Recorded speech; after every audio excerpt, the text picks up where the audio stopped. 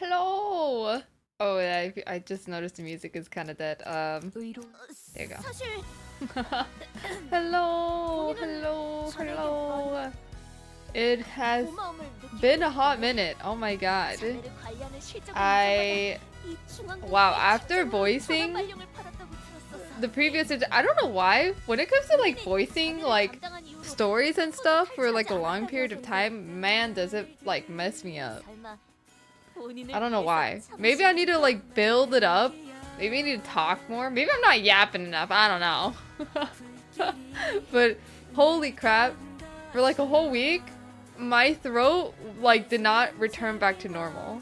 Yeah, I might have to just build the endurance. Holy crap. Like by the way, my throat, it's not even fully healed from the previous run.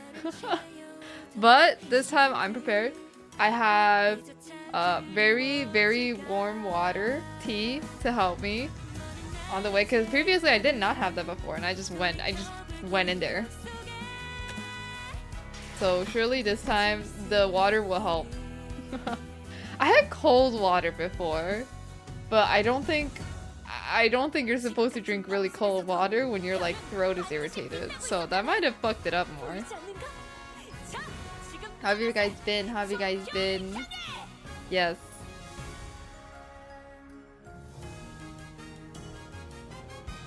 I drink some water. Right. How is everybody? By the way, I was told that this is what, as long as the previous interlude, but I'm gonna see how far I can get, because I want to see if I can try to finish this, but if not, it'll just have to be the same stretch last time, where I'll finish the first half and I'll finish the rest of the half tomorrow. Yes, yes. Consultation session. No wait. For this one, we should go about it like... Hey. No, he's been in the vanguard for too long. I should pull him back and let him... Dante. Huh? Oh, sorry. Did you say something? I provided you an answer to your question, but you exhibited no observable response. Is the sinner's combat performance deteriorating beyond manageable parameters?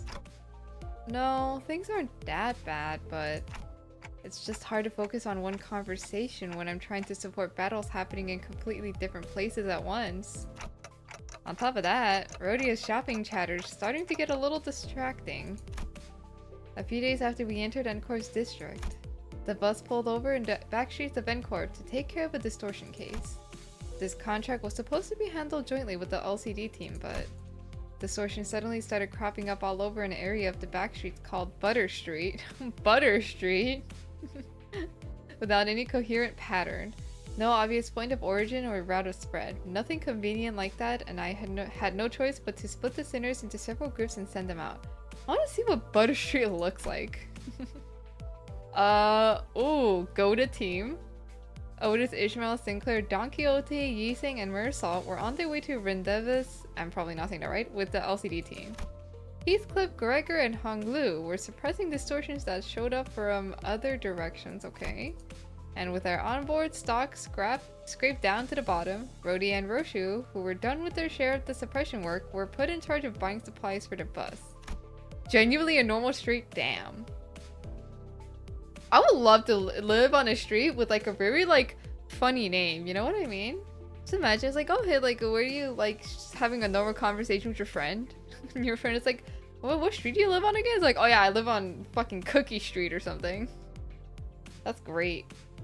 I know there's like interesting names around the world where people like live in interesting named cities and streets. I'm jealous. I'm jealous of them. Hood Street? What the fuck? Oh my god, I have a street. It's not, I don't think it's near me, but I know like time to time, like I'll like pass by a street called Mariposa Street. That shit is like memories for me because what is it? It reminds me of like, I know this is like kind of geeky mode, but then like I really like Barbie movies. and there's a fucking, it reminds me, every time I pass by the Mariposa Street or I hear about it, the first thing I think of is literally the Barbie Mariposa movie. So, I don't know. I also love how, very random as well, I love how like the Barbie fandom is still strong, by the way. Did you know that? We still got a really strong Barbie fandom out here. The Barbie community is real strong out here. They really know. Honestly, kind of based though, cause I still enjoy my Barbie movies. That was my peak childhood. Watching all of them, man. There were some that I didn't like, but most of them, man, did I love it. I love it.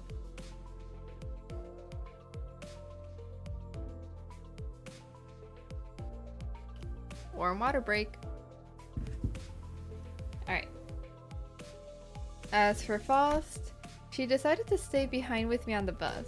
I wanted to get through the consultation sessions I've been putting off and thought I might as well get myself some much needed practice with handling the new golden bow power I'd acquired. Also, Lamb, I'd like to know what your childhood movies were. Like any, like, did you watch any like animes? There's some friends that watched anime, Yu-Gi-Oh, Pokemon. I think like, I definitely did watch a bit of Pokemon and some Yu-Gi-Oh. Winx Club, oh my god. But Barbie movies were the shit. I remember I used to like have the DVDs for them. Bleach? Damn. That's actually crazy. Wasn't Bleach like, I don't even think we were allowed to watch Bleach as like kids. No? How the heck did you watch Bleach? That's crazy.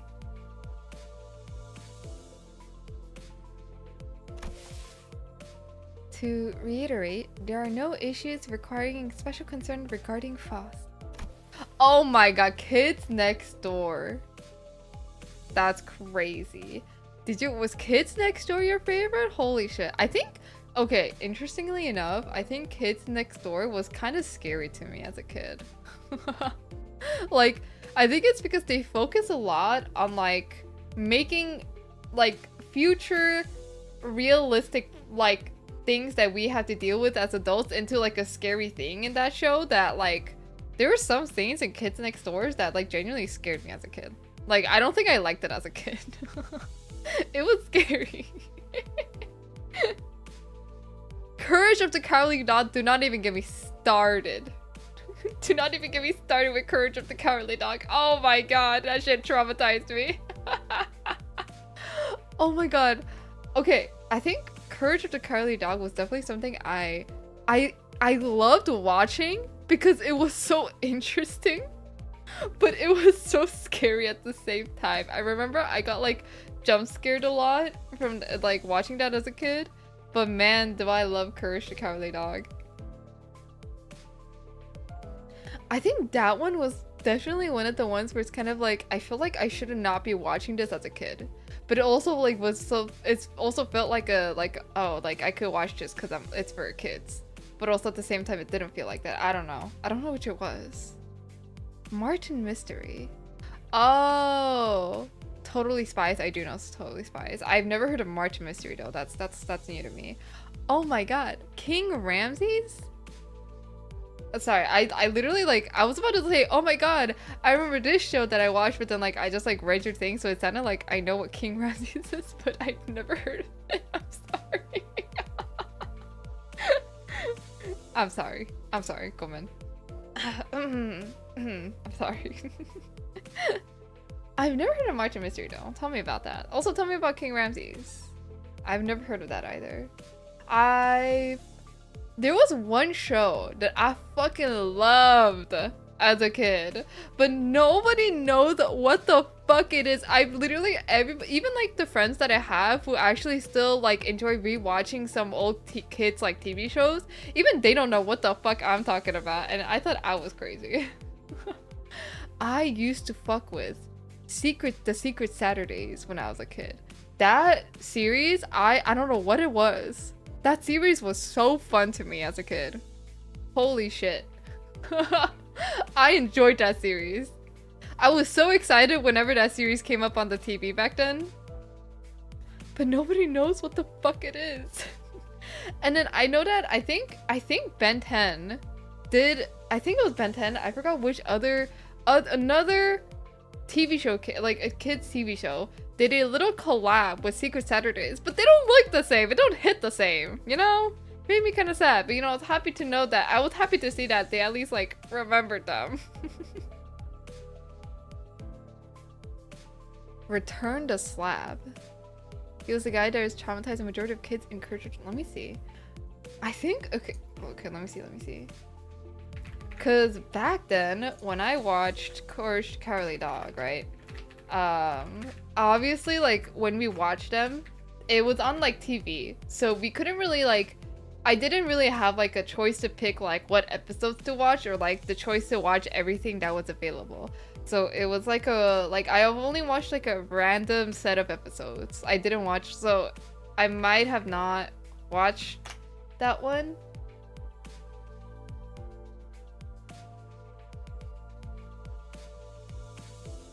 Yes, I actually did not watch this one, but I do remember like people talking about this one, how this one really traumatized them. I remember this. I remember.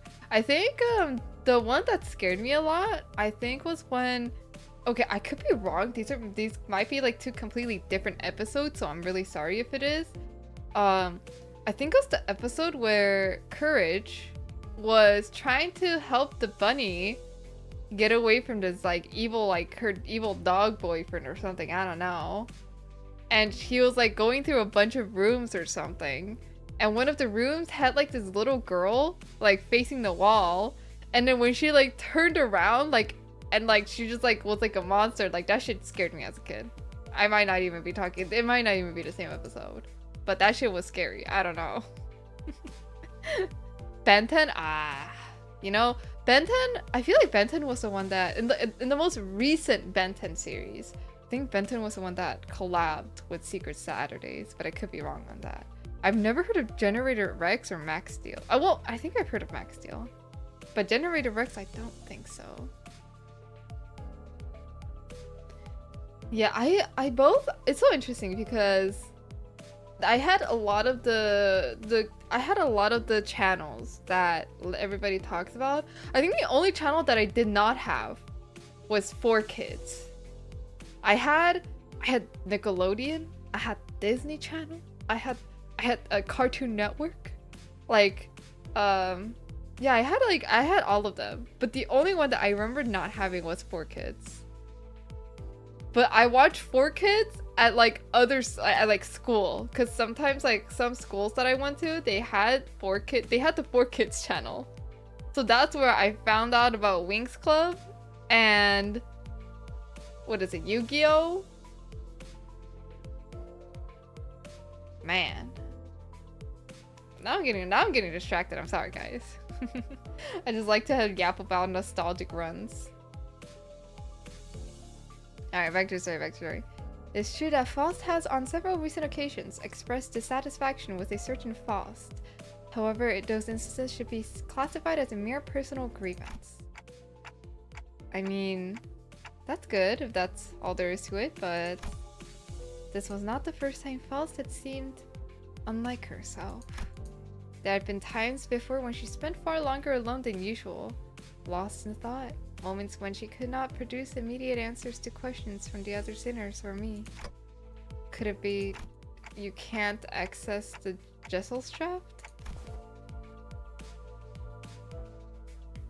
Building up voice endurance? Yup, I gotta build it up. May I ask your basis for that inference? Cause you're acting a lot like you did back on the warp train.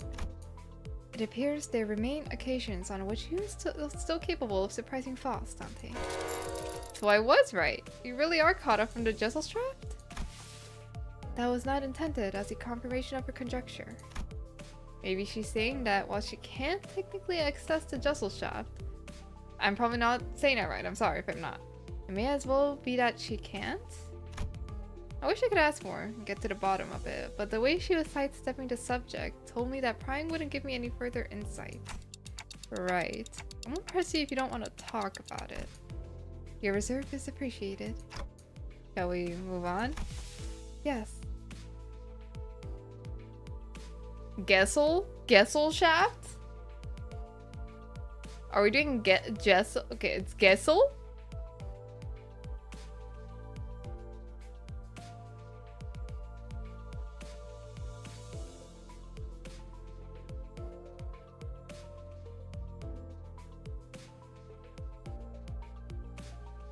Yes, please. Yes, please.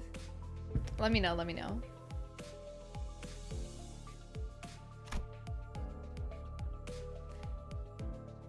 Limbusing. Yes, we are limbusing tonight. Hello, Rosie.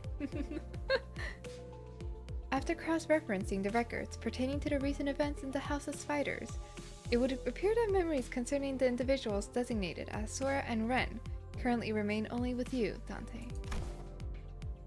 As such, should the influence of Roshi and her sword lead to further omissions in the official records, the manager will be responsible for supplementing the necessary information.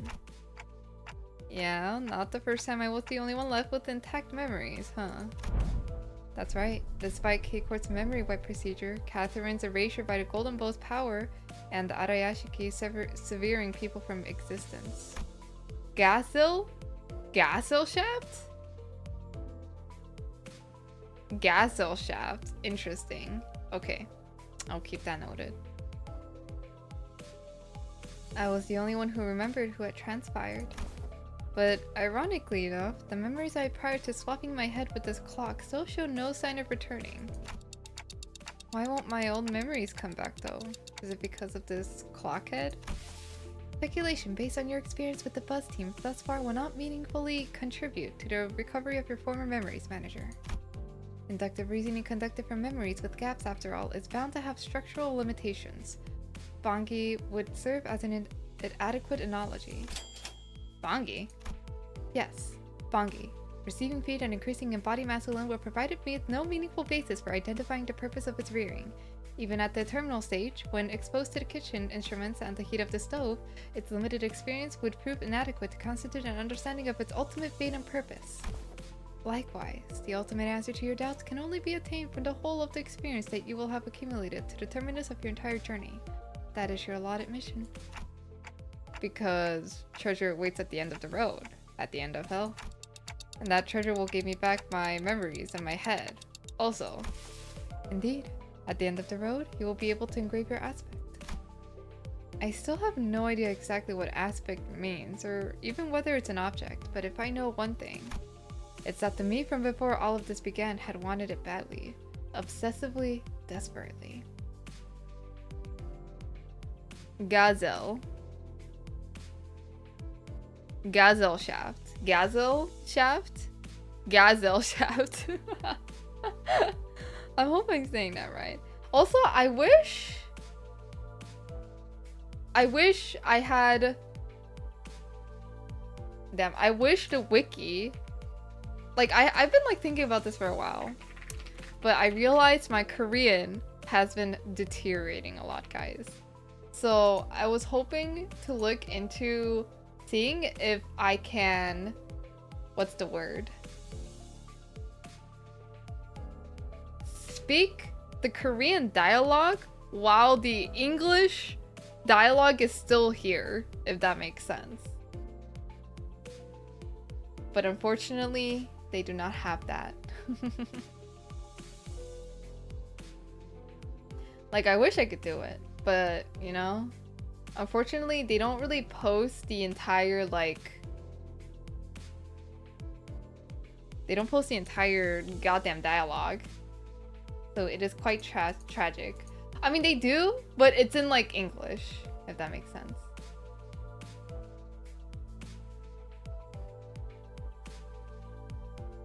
Oh, 07.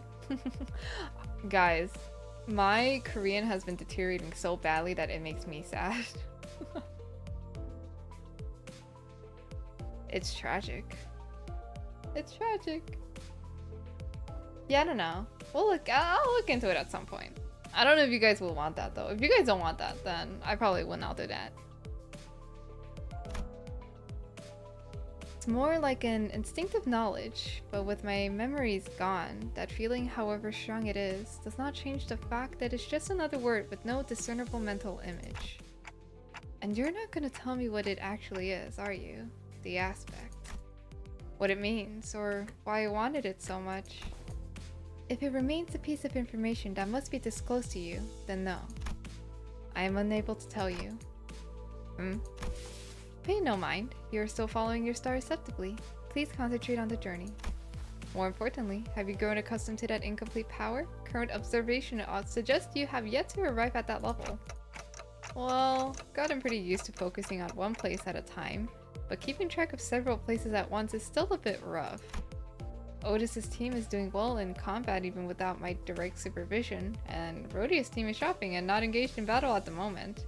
Taking my mind off them would prove much easier. But that wouldn't give me the much needed practice, so I'm doing my best to keep an eye on every sinner's status. Sufficient familiarity should result in substantial tactical value. You will be able to cast a wider net when information gathering and employ previously unavailable tactical patterns. Right, and I'd also be able to tell when it's a bad time to call someone in too. Even as I continue talking with Faust, I make sure not to stop observing the places where each group is and what they're doing. Yep, pulling Heathcliff to the rear was the right call. I don't see any injuries. His team's still doing pretty well even without my directions. As for Rhodia, wait, did she just stuff all of the pastries and bread she brought into her pockets? How did she manage that with a huge baguette? And Otis's group, let's see. Looks like they joined up with the LCD team without any issues. LCD? Then that guy over there must be... Hang on. Faust. There's a dude I remember I seen before, but he seems a bit different from what I remember.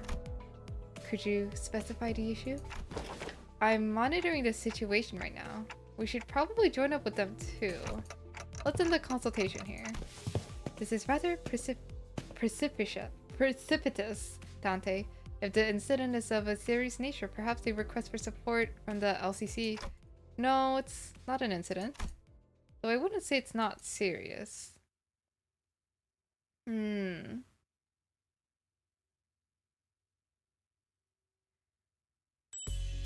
Well, we know it's Bamboo Hat Guy, right?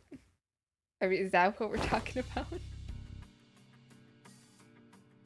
This is going from bad to worse, really. Dante seems to be tied up helping the other groups. Otis's command calls have been working out well enough, I'll give her that. We've managed to hold the line better than expected, but we're definitely starting to feel the strain. Why are you waving your hand all at arm and hand signals? What signals? What's swinging the arm sideways even supposed to mean? You don't know? It's scatter, damn it, so scatter! Ooh, Butter Street, guys. That was close. We almost got flattened. Damn it. Even Ricky's been nothing but the most rudimentary of military training would have recognized a hand signal that basic. Well, we're not all trained soldiers here, are we? Verily, the flourish of a single hand doth indeed make boast of a chivalric elegance, yet when thou suddenly wavest thine arm about, clenching and unclenching thy hand in that mystical fashion, only to suddenly turn tail, forsooth, I am left bereft of understanding what thou meanest to say.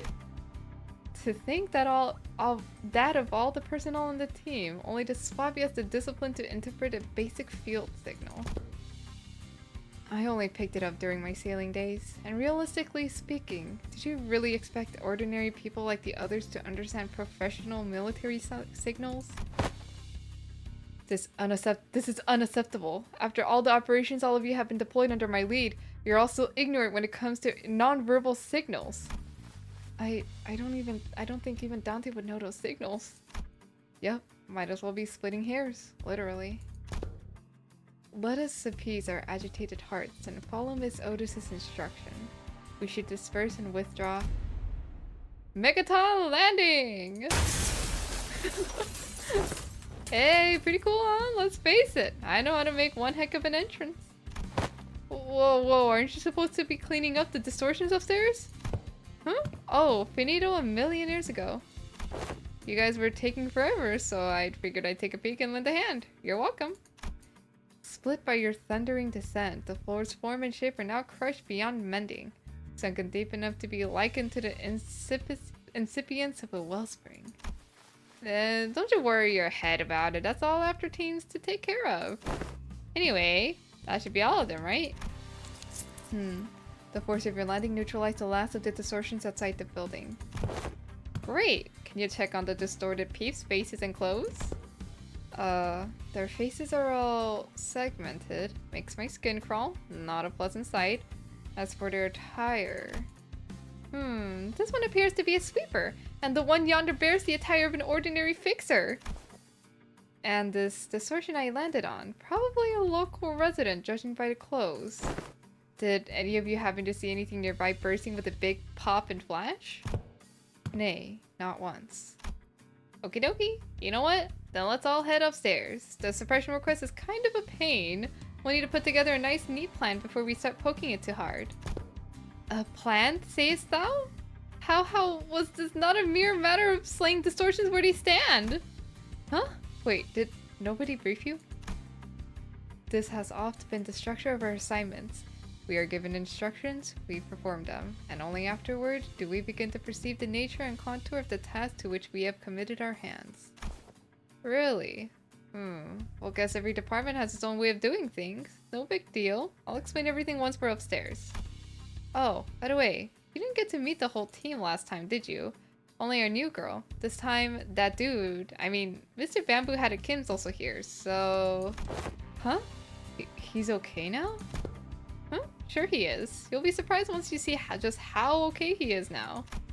But last time you said he was still under treatment. To be precise, I believe Miss Angdu stated that his mind is yet to regain its former tranquility. Aha, that. You'll get it once you see him. I feel like we'll just end up having the same conversation twice if I say anything about it now. Ah, you have arrived. It's blinding. It's so bright. The midday sun is pouring in like crazy. Yet the warm tickle of the sunbeam is rather agreeable.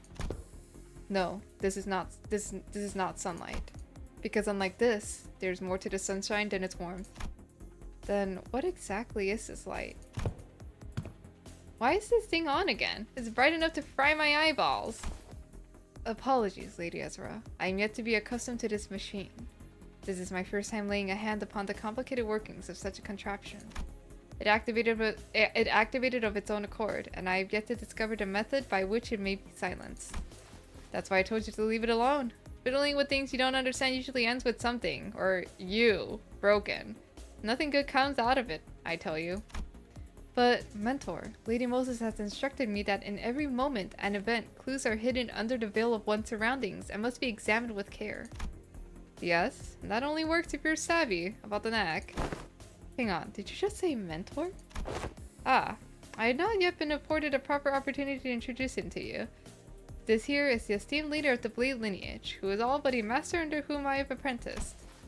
Do you really have to dress it up like that? I told you I only took on the role because there wasn't anyone else around to take the job. Switch, switch. Where's the switch? Aha, gotcha.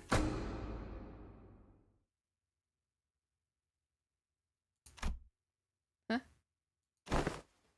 Goodness. Goodness, mapsopsa.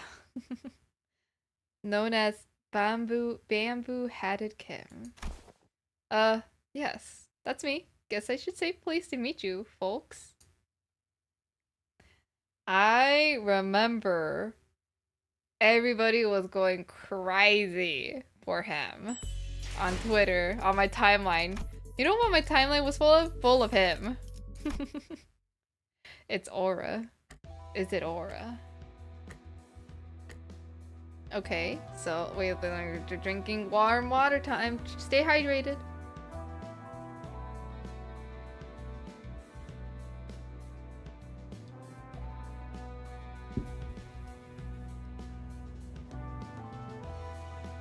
Let's see.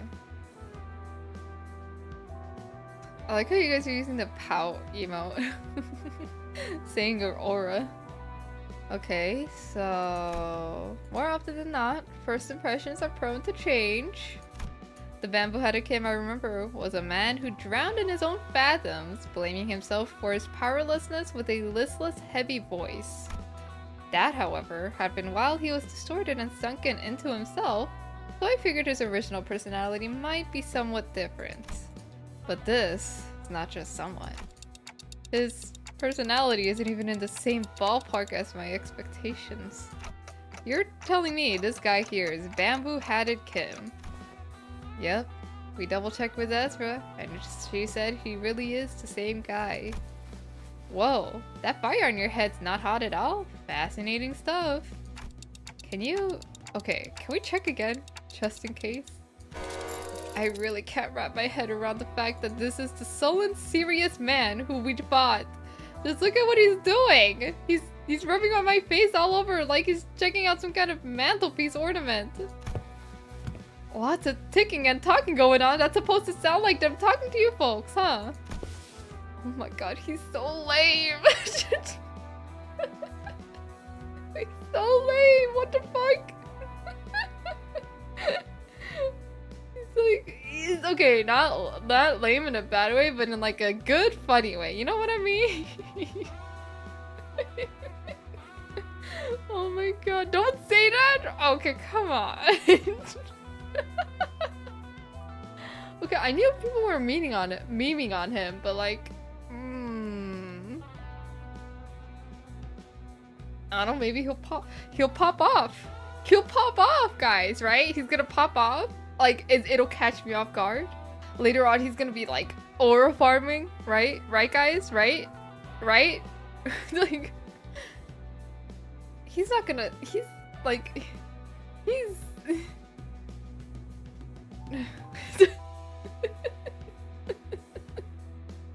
Okay, you know what? It hasn't even been a minute. Like, I'll give him. Like, I'm gonna give him a moment. I'm gonna give him a chance. I'll learn it myself. I'll wait. I'm sorry. I'm judging too early. Further confirmation would be redundant, Dante. This individual is conclusively identical to the one designated as Bamboo-Hatted Kim. I've got no idea what you folks are so suspicious about. Engdu, just what exactly have you been telling people out there about me? They're all staring like they've seen a ghost. I told them you're a gallant and formidable warrior, Mentor. But they don't look like they've heard the most flattering things about me. Don't you hear it? The faint undercurrent of disappointment at the ticking. Ugh. I also told them that you were a man of few words, but with much affection for the followers under your command. Engdu. Yes, Mentor. That's a complete and utter lie. Man of few words is definitely not something you can say about a guy who's as talkative as me, don't you think? Yet I spoke no falsehood.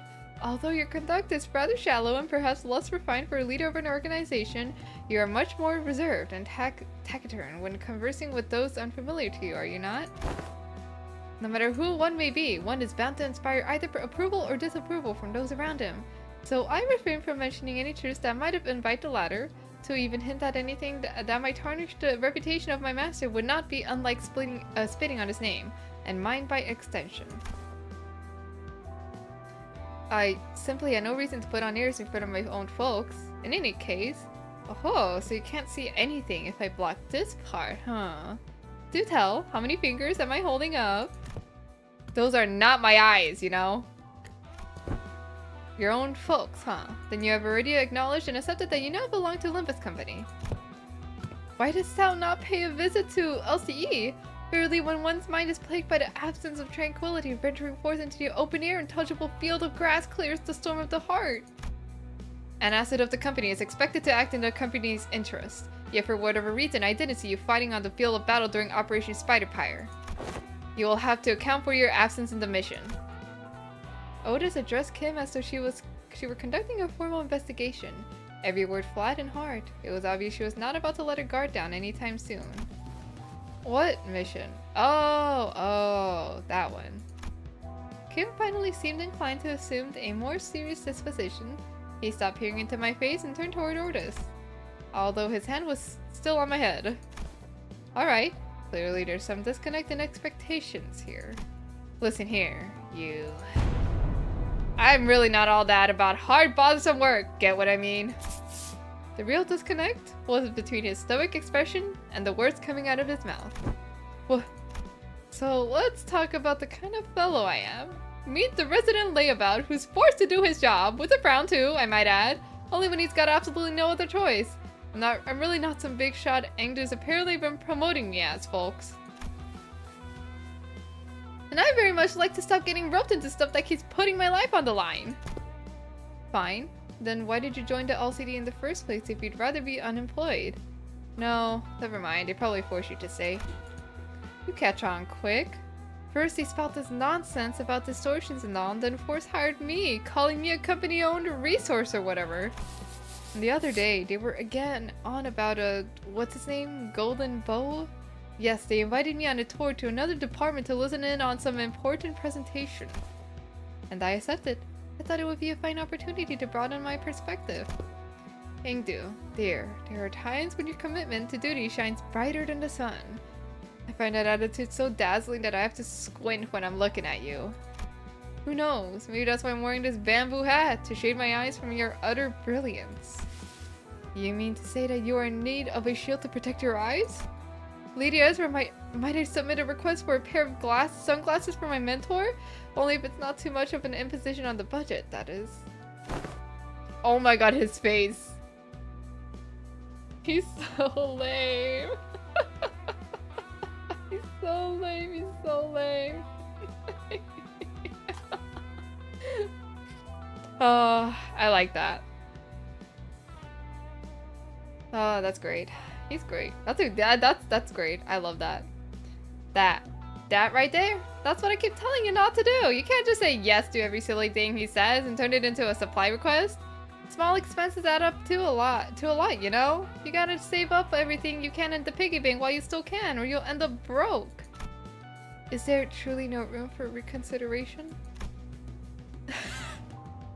No means no. Then pray make the purchase for me. I shall cover the cost myself. No can- wait, what? My poor mentor is in a state of great discomfort, yet I possess neither the wisdom nor the knowledge to navigate the silver tongue of merchants and the maze of stalls to locate the very best item, so I must beg this favor of you. You're giving me a freaking headache, girl. I am aware that you and yours are no strangers to such dealings. There's no one else I can trust to complete such a procurement with the swiftness of the wind. You know what? Never mind what I said. I'll just get you what you want. You heard the gentle lady mentor. Your suffering shall soon be alleviated. Right. My apologies for interrupting you at mid-conversation. Pray continue. You had reached the part where they invited you to tour another department? No sooner Angie's words left her lips than her eyes glinted with something I couldn't really put my finger on, but it was a strange intensity that sent a chill down my spine. Yeah, so that day I was just gonna relax here and watch some TV. Well, good on you for showing up to work today, I guess. Let's say there's a debt to be repaid. At least you understand that we are indeed indebted to the company. Yeah, I suppose I do. Kim's gaze lingered on Engdu's prosthetic arms as he answered. Oh, Miss Engdu, your arms. Only after following Kim's gaze did Sinclair seem to notice Engdu's brand new prosthetic arms. The last time we saw her, Engdu had lost both her arms, and I remember Ezra asking her to sit tight and choose what type of prosthesis she wanted. Those arms are probably it. It's not just the arms. Even her clothes are different now, and that sword. I had these arms fitted anew as soon as the operation was concluded. The gracious host and one of the LCD's teams had prepared them in advance. With evident satisfaction, Engdu held up her dark metallic wrists as if to showcase them. The components fixed along her arm clicked and rattled, unfolding for a moment before neatly falling back into place. Oh, such graceful smoothness, what to machine articulation! 'Tis as though I am beholding the marvelous prosthesis of the illustrious Siegfried himself! Yep, the showcase would have gone lackluster without that trademark reaction. Those are strikingly similar to Schwartz Industries' N7 lineup, but I thought that model was discontinued. Nah, not theirs. One of the prototypes developed by LCD's phenomenal deciphering team, and they put them on her for trial. Thought you'll find another like them. They're based on technology spun from distortions. Oh, I see. For a brief moment, Sinclair's eyes lit up as if he had glimpsed something that brought him back to a memory. Then just as quickly, he fell silent, whatever he'd wanted to say next catching in his chest. Does something trouble you, Master Sinclair? It wasn't hard to understand what struck the tender memory for Sinclair, and why it cast a shadow over his face. But... sorry, just reminded me of something from a long time ago. My dad used to work with prosthetics before he passed away. I thought this was the exact same model I saw back then. It appears I lack tact. These arms have stirred a painful memory within you. For that, I apologize. It's alright, I'm fine now. Sinclair's voice still carried a faint tremor, but beneath it there was a firmness that had not been there before. He really had grown to a great deal. Blah, blah, blah, blah.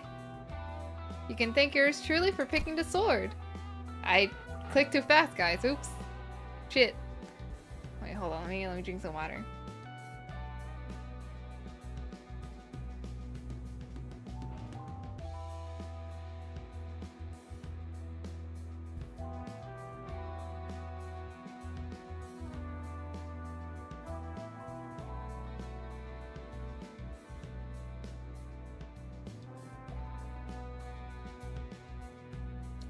I did inform Lady Esper that any blade that could serve as a weapon would suffice, but she insisted on browsing the goods.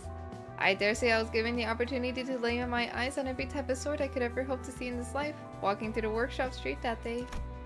Oh please, girl, we walked just for just 4 hours. That's nothing. He's so lame. He's so lame. Oh my god. LCD. Hello, Armageddon. LCD. While everyone was distracted in taking in Antu's new outfit and equipment, Kim had quietly slipped away from the crowd and crouched down in a corner. He was rummaging through things scattered on the floor, picking them up. Is he pocketing them?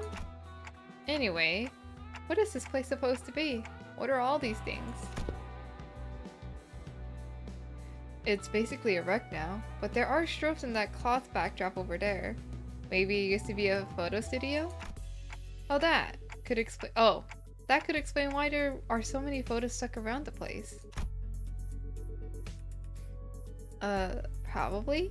This thing definitely looks like a camera, at least. Sinclair picked up a small cylindrical object and turned it over in his hands, studying it with curiosity. What do you suppose this is? A battery, maybe? There's some kind of strip inside. Let me just pull it out. No, that's... Oda shouted a sharp warning at Sinclair as if she had realized something. But Mersault's hand shot out before she could even finish, clasping over Sinclair's wrist before the strip could be pulled out. What did I do? Exposure to sunlight damages these objects. I already pulled a little bit out though. It can be rewound. Carefully rotate the rigid section on the cylinder. I'm currently blocking the sunlight from reaching the exposed section. Damage is of no concern. Oh, okay. You mean this one, right? This is the part that rotates? Yep. It went back in. With a quiet nod, Mersault took the object from Sinclair's hand. It seems to be a film roll. There's something written on the outside. Experiment number 4? It appears to be a compact roll for a film camera. You seem to have handled one before? Yes. Mersault's answer came without any further explanation, but the way he adjusted the camera on the table certainly didn't look like that of a first-timer. I once received a report containing photographs taken on film cameras during the war. Film rolls used by N-Corp are particularly difficult to falsify. They were often used to collect intelligence during secret operations. The film fixes light directly onto the medium from what I've heard. A peculiar expression flashed across Ezra's face as she regarded Otis. Perhaps it was the mention of war that caught her attention. Anyway, you managed to recoup in one piece. Let's come up with a plan to deal with these distortions, guys. Where should we begin? Then in the next breath, she returned to her usual bubbly self and steered the conversation away from the subject. Both Ezra and I, we were both still trying to be free of the misconception we inflicted on ourselves. For all her unfailing perky disposition, Ezra too may be carrying traumatic memories every bit as devastating as Gregor's. Does there yet remain odd deserving elimination? Yeah, wait, you're right. Haven't we cleaned up the distortion already? I couldn't feel any more traces of distortions nearby, and it didn't seem like any of the other center teams elsewhere were actively engaged in battle at the moment either. Dante is asking whether the distortion separation has not in fact already been concluded. Oh, not yet. Those people we fought just now? They only caught up in the distortion. They didn't actually distort themselves. We haven't even gotten close to the distortion's inflection point yet. Inflection point? Anywho, finding an inflection point without the team leader around is gonna take some time. Maybe it won't be too bad with your help. Ezra swept her eyes around the room with a look of frustration, as though she had just been handed a puzzle box with half the pieces missing. By inflection point, are you referring to the point on a graph in which the directionality of its curvature changes? Calling to mind it with the present context. It may less be a mathematical term, and more a specialized polyseme. I'm probably not saying that right. Referring to the point on which distortion occurs, the motive, intent, or indeed, the point in which inflection of the mind occurs. Yeah, that's about right. That's the kind of inflection point I was talking about. So in our department, we use that term to mean the source of distortion, the inflector or cause behind it, stuff like that. You know, distortion's hard to treat if you don't know the core cause. Treat the symptoms you see on the surface all you like, but if you never find a root cause, the distortion's never getting solved. Though I guess you guys never really had to look for that kind of stuff, huh? Your boss clock opens a door into their fathoms or whatever, right? You mean the dungeon of the fathoms? Yeah, that's the one. From where we're standing, distortions are really high maintenance, time-consuming headaches. It's one thing to somehow manage to locate the inflection point, but curing it is another thing. But you guys can just march straight into someone's heart, knock the snot out of everything in there, and then ta-da! Patient ready for discharge. That's how it works, right? Not gonna lie, I was so jealous when I heard about it, I almost bit my sleeve off. Barely, I had thought your team would set about resolving distortions once the foe was vanquished, as we are wont to do. Was that not so? Of course not. Why would anyone come to us with a distortion suppression request if it were that simple in the first place? But yeah, most of the time, Peach tried brute force approaches to it first, and when things go south, they send requests to the company or to our detective's office. That means the client this time must have been... Bingo. Apparently the residents of Butter Street had all chipped in to commission all kinds of agencies like the Zwei and the Combat Specialized Fixer offices, but none of them could actually do things right, and the job got passed on to us. Meaning, the distortion phenomenon related to this kind of photograph is still occurring unchecked somewhere on the streets. Exactly. That's why we gotta find something. Anything that might count as a clue. Ezra gazed down at the people lying on the floor with a complicated expression. Neat ash gray suits and the logo on the collar of their uniform and briefcases. Hey, isn't that N-Corp's logo? Come to think of it, wasn't Mersalt... I was once employed by N-Corp. What, you used to work with those people? Yeah, he did mention that he used to work at N-Corp. Maybe you can offer us some insight. Do you know who these guys are, Mersalt? Yes, manager. These are N-Corp, Class 2 staff members. Given their camera briefcases in their possession, they are likely members of the pinframe team of Service Day Clue. I don't know. Wah. Mersal recited the information as though he were pulling it from a file he had already sorted and placed in the back of the shelf in his mind. Okay, pinframe team, huh? Anything you can tell us about them? Yes. It is one of N-Corp's many field departments related to information gathering and processing. Their primary duties include the handling of N-Corp's internal information, analysis of N-Corp's internal intelligence, the sorting and arranging of N-Corp's internal information, and intersector... That'd be enough. Whoa, is he a talking encyclopedia or something? Yeah, another thing to be jealous of. You think it'll be okay if we borrow him sometimes? Might be an issue for us if you just went and borrowed our team's encyclopedia. Looks like everyone agrees that he's an encyclopedia. Anyway, your encyclopedia's right. They're from N-Corp's pinframe team. Seen them a few times before in N-Corp's nest. But why would people already busy enough dealing with Ned's affairs come all the way out to a shabby back street like this? Got any guesses? I am unable to determine that. Huh? The possible range of connection between two pieces of information is exceedingly broad. Listing every relevant reason as to why they may have come here will require a considerable amount of time. Therefore, I will not present a determinative answer to that question. Ezra staring holes into me with an unspoken "is this dude always like this?" wouldn't pull any answers from me, you know? Because aside from combat situations, I've still got no way to figure out what's going on in his head. Okay, then, Mursal, maybe this will be easier to answer from an objective point of view. And that was when I noticed something I never imagined would happen. Mursal's eyes widened, his gaze fixing me with such force that I could almost feel the faint tremor in it.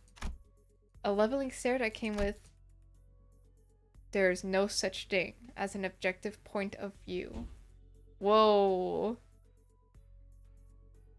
That's new. Manager. A clipped tone and a look almost bordering on rebuke. A given judgment may seem infinitely close to objectivity, but ultimately all things are subjective, without exception. I fell silent for a moment, lost in thought. Part of it was because Mursal's reaction had caught me off guard, but I also wondered whether this response might be connected to why he would always refuse to make judgments for himself. And if this has something to do with his turn, which I know is just around the corner, got it, then tell me 3 subjective reasons you think are most likely for why these people had to come all the way into the back streets. I need to understand who he actually is as much as I can. Because I'll never know when I'll get another chance to really get to know him if I brush this off with a simple, "Oh, I see, my bad," as usual. Yes, manager.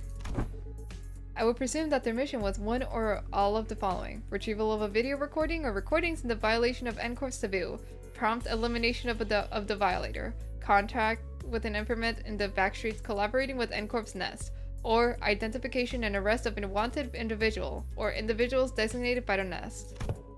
Taboo? You mean these people could be with taboo hunters? Nah, no way. They don't send out taboo hunters for every single violation, you know? Like, wings usually leave minor taboo violations to be handled by subcontracted fixer offices or employees of the department in charge. I see these guys here on NCORP's staff. Miss Ingdu, what are you looking for in their pockets? I am looking through their belongings for enlightening clues yet to be hidden in the sleeve or the fold of their garments. Lady Moses has been gifted with the art of discerning the truth from what lies before her with but a single glance, yet my eyes are foreign to such a feat. Let me take a look too. This is an employee card, and okay, this one's a wallet. Let's put that back. We don't want to be robbers. Aha, this might be it. It's an order missive. Ezra pulled a sheet of paper out from an NCORP stock code and read its contents out loud. Work details. Elimination of the individual of a Category 3 taboo violation. Address, Butter Street. This is the place. Which means all of this might be pointing to something. Whoever used to work in the studio and the distortion phenomena might be connected. Yeah, now that you mention it, when that whole pop and change thing happened, it did kind of feel like a camera flash. Alright, let's start combing through this place. Let me know if you find anything suspicious. Oh ho, at long last had to have her arrive for my debut as a detective, forsooth. Don Quixote's must have been missed for not getting to play detective back in T-Corp. No matter where she'd been keeping them, but she immediately pulled out the detective props that had been given to Rodia, Roshi, and Honglu back then. Surely I had foreseen the day that the day would come. Fortunately, Otis wasted no time putting an end to Don Quixote's badly timed shenanigan. A sharp dressing down from her was enough to make our dejected chivalric adventure stuff the costume away. Okay then, we should get moving too. I gotta drink water. My voice is already dying and it's only been an hour. This isn't good.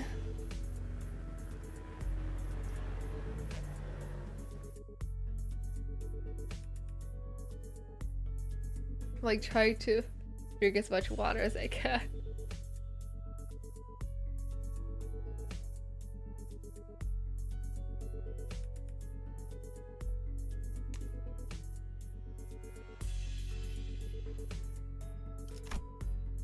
It's only been 3 chapters.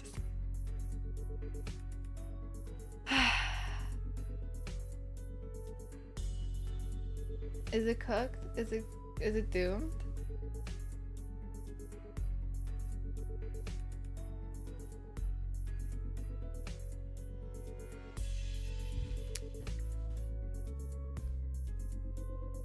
Okay.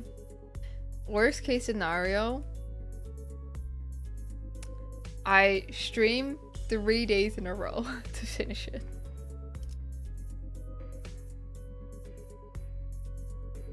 So that's like the worst case scenario. But you know, that might have to be what needs to be done. I want to know how people like are able to do this. Maybe I don't know. Let's do one more though. Okay, hold up.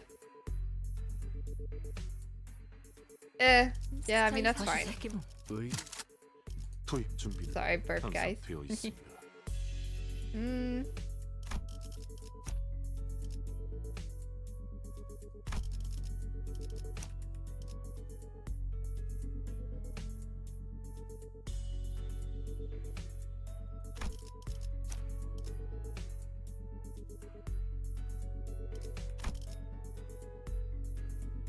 Yeah, we'll just take this. It's fine.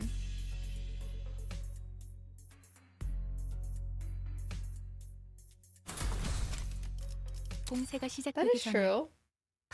I might do that so that my voice doesn't die for a long period of time and I can like come back real fast or something. But I still like, there's so many other games I want to stream. And I can't stream them if my voice is dead. We'll see. I'll see how my voice feels after this chapter, and if it's actually cooked, then that's what we will do. We will do 3 consecutive streams. 3 consecutive streams. Like, I'll do it tomorrow and the day after tomorrow. Like, it'll be the same situation. People are used to talking, I guess. But I feel like maybe I don't yap enough. Oh my god, do I not yap enough in my streams? Like, do I need to talk more? I need to ramble. Like, I need to yap more. I don't know. I need to like train my voice because I can't have my voice dying every interlude that I like narrate. This happens every time I voice an interlude. I need to go stronger. I will train my vocal cords, guys. A warm-up? I did actually do a warm-up. I actually did do a warm-up. I like literally searched up a voice warm-up. Hoping that it would help. Because, I don't know, I'm just like, I don't want to be gone for another week, you know? Damn. Okay. Let's see for now. Let's see. Honestly, from seeing how my voice, like how my throat is right now, it might have to be like, oh yeah, short stream and then tomorrow and then the day after again. Just like 3 consecutive streams. Day after day after day.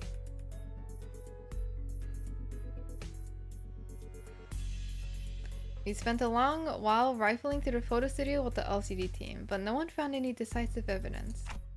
There sure are a lot of photos around, but almost all of them are just pictures of buildings. Nothing much to tell from that. Aside from the canister containing the film roll Sinclair picked up, there are no remaining items here that can count as proper clue, Executive Manager. I confirmed that the rest are all empty plastic containers. Then it's probably best to check the contents of the film roll directly. Yes, Executive Manager. I will find a way to develop the film. Did you guys find any sort of photo development room or equipment nearby? Let's search a little more before we see what's in that film roll. Mentor, you make up this object. For the yes timing do, I have no idea. If I had wits bright enough to understand all that lies before me with a single glance like that team leader, I would have passed the royal examinations long ago and secured myself a lucrative position as a court official. But, Mentor, hadn't you already passed the royal... One swung, a sword does not retrace its arc, Quangdu. So it is with life.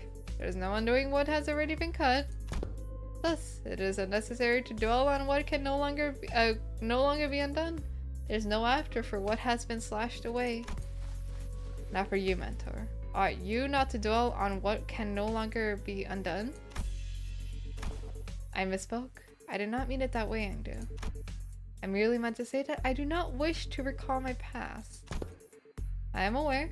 You have told me as much since long ago, whenever you were placed in a position to retrace the past.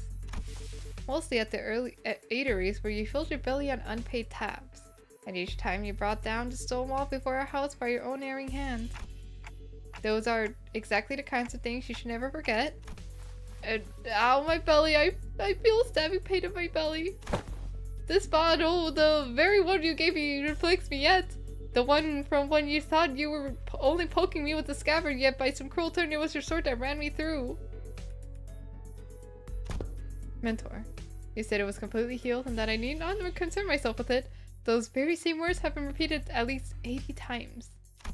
But it still aches every now and then. Chiefly when I hear your sharp or cutting words that I really don't want to hear.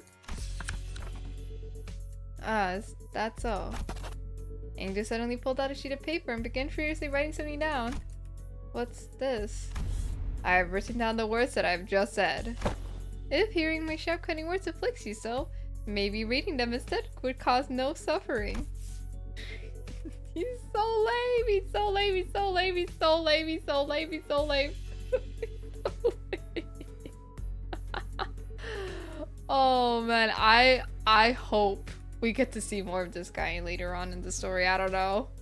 I hope he's a very often reoccurring character as we continue Limbus Company. Cause holy shit, this guy is, I love this guy. This guy's great. He's a comfort character. Oh yeah, he's 100% a comfort character. Kim's face began to contour like a wet dish towel being run dry. I really can't believe this is the same mentor Ingdu follows so devotedly. Where's all that dignity and forbearance Ingdu said he had? Young Ingdu, there is a matter I would ask thee. Apparently I wasn't the only one who felt that way about him. Pray, speak freely. This may perhaps be a discourteous inquiry, but I too, when speaking to the others of those whom I serve, often ornament my words with a laudation of an acceptable degree, and yet... I understand your concern, Lady Don Quixote. I suppose this is your first time seeing Mentor with his shoulders so unbraced and his bearing so loose. In truth, when I first beheld him, I also wondered whether such a man could truly be a leader worth placing my faith in. However, upon my honor, I assure you that I have never once uttered a falsehood when I spoke of him to you.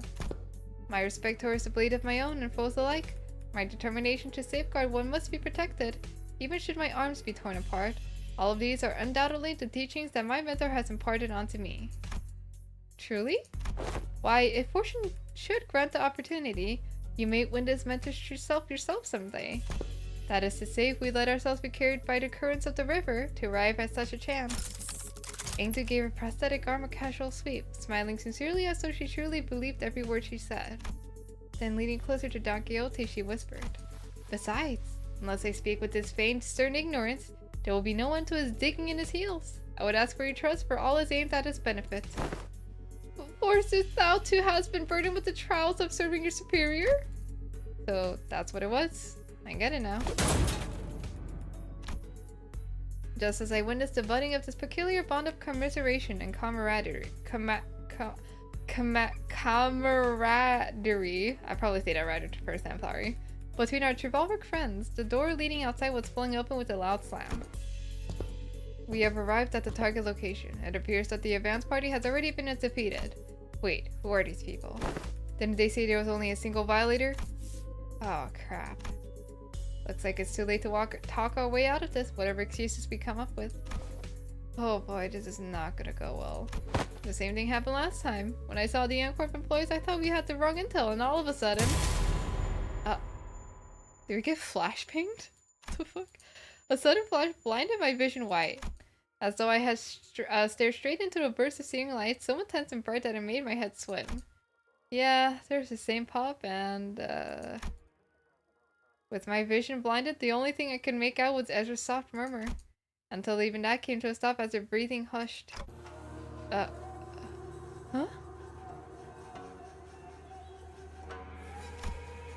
It didn't take long for me to realize what was happening. Seeing it again doesn't exactly warm the heart. What did you say, Ingdu? Though Escort may indeed be passing through hard times, this alley was not quite so wretched in form, was it, Mentor? That right. Looks much the same to me. This place. Did we just get teleported to S-Corp? No, Dante. Though it generates a considerable sense of verisimilitude. Similitude. This is... I think I know what this is. This is a presence. I haven't been able to detect it until now. But somehow it was now surrounding us, saturating every corner of the space where we stood.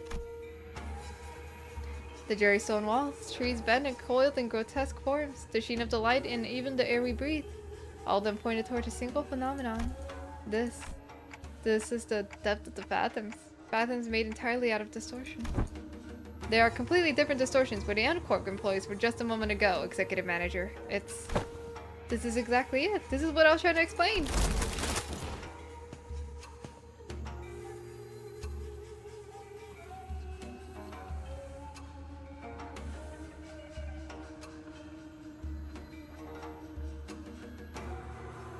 Oh, I don't like how they look. Where Ezra pointed, the people in smart neat suits had vanished, and in their place, figures clad in bloodstained dopo robes were approaching us with dragging uneasy steps. Alright, let's fight first and talk later, right, Ingdu? My blade is poised to strike, Lady Ezra. And wait, where's Vampire-Headed Dude? I'm afraid he has already taken his leave. He said he had no desire to cross blades with the Chunokuns of the S-Corp twice. Come on, man, not again. He's a repeat offender, that's for certain. Executive Manager. Whoever Kim's gone off to, this definitely isn't the time to be asking trivial questions. Right, let's do what Ezra says and get ready for battle. On your orders, Executive Manager. Men, prepare for battle. Just ran away? Fucking kidding me? He's so lame. He's so lame. He's so lame. He's so lame. He just ran away? Whoa. Why are we not clashing this?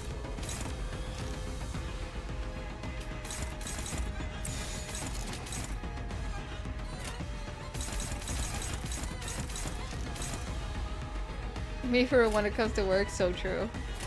So true.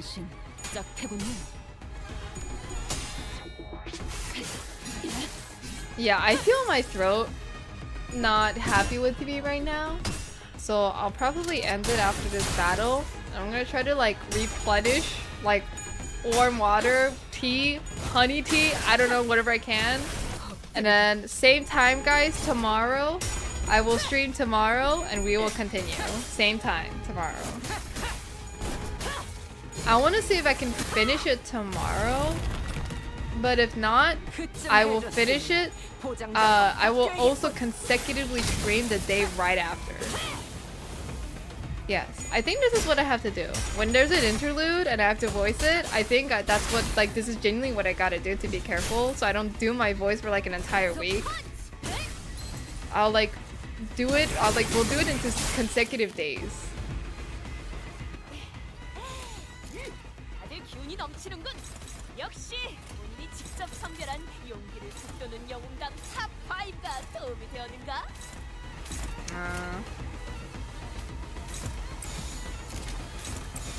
당신 짝패군요.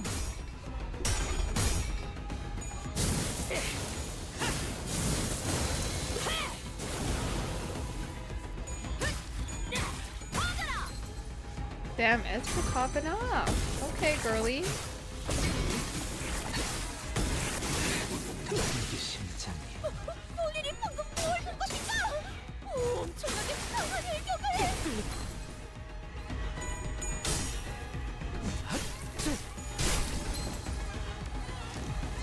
나비가 날개 타듯 실력을 굉장해요.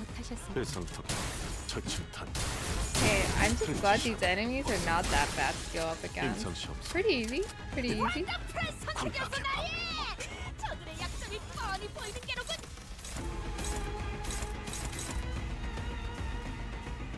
Drink some water. Clash dash. 그대는 어디까지 각오했을지.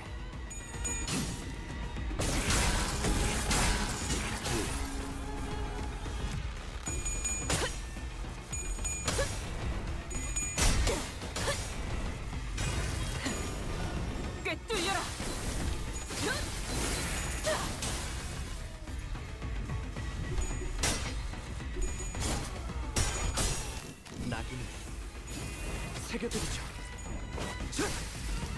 약점을 잘 노리셨습니다. 네, 해결사. You know, I wonder if the boss in this interlude is gonna be hard. Should I be concerned, guys? At least spoil me that, guys.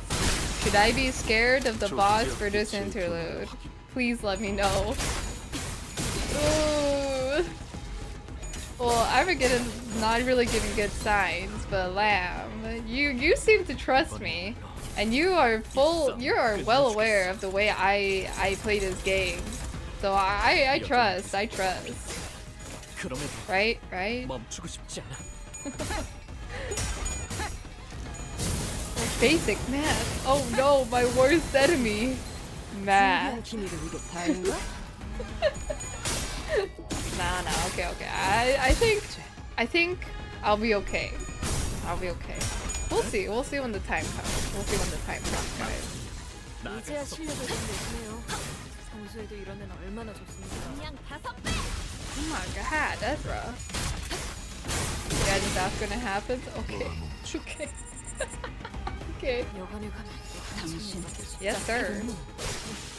Yes, ma'am? Oh my god, I'm sorry. Dem? Yes, Dem. 그대는 I'm sorry, I don't know 어디까지 your 가고 pronouns. 있을지.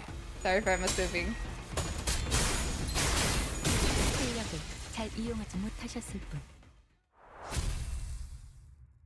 Yes, lamb. That should be all of them. Surveying the area with measured alert, aim to cast the blood from her sword with a few sharp flicks before sliding it back to its sheath. Oh, they're not changing back. Doesn't look like beating up the disordered ones reversed them immediately this time around. Perhaps a fortunate turn of events in a way. Let us search for clues while time allows us. Right. You take that side, Angel. I'll search here. Ezra and Angel moved about as though they were used to this kind of situation. Without even taking a moment to catch their breath after the battle, they began searching the space. Prithee? Don Quixote was the first one to voice their doubt in this surreal, unfamiliar situation we found ourselves in. We battled distortions upon our arrival hither, yet never before have I behold our surroundings change with so sudden a flash. Prithee, I cannot make sense of the situation. Couldst thou render a detailed account of this distortion phenomenon? Apologies. It would appear I overlooked the briefing due to the urgency of this predicament. This is according to the definition presented by Lady Moses, a location type distortion. It's basically when a whole space distorts, and since places and buildings can't move on their own, the distortion gets fixed in a certain space. As for this one, looks like the distortion's already progressed pretty far along. Middle stage probably? They don't usually get this big, but this one's here covering almost an entire street. Then, those people. They entered this space and got caught up in it. And our job right now is to get to the bottom of the phenomenon. What exactly gets people caught up and what happens to them once they're in? Of course, we can't really rule out the possibility of a powerful distortion that's encroaching upon its environment. Oh, by that I mean when a distortion bleeds into the space around it and warps it. Oh man, I'm actually talking like our team leader. Rubbed off on me, I guess. As we continue with the sheepish giggle. Anyways, we won't be able to suppress or cure the distortion even if we whip these guys' asses 100 times. We need more clues to help us locate the inflection point. Maybe we should examine these people over here too? With a call, Ezra directed our attention to rows of Colossus people all around, all of them clad in dopo robes. And these are the glyph emblazoned upon their headbands, Chu.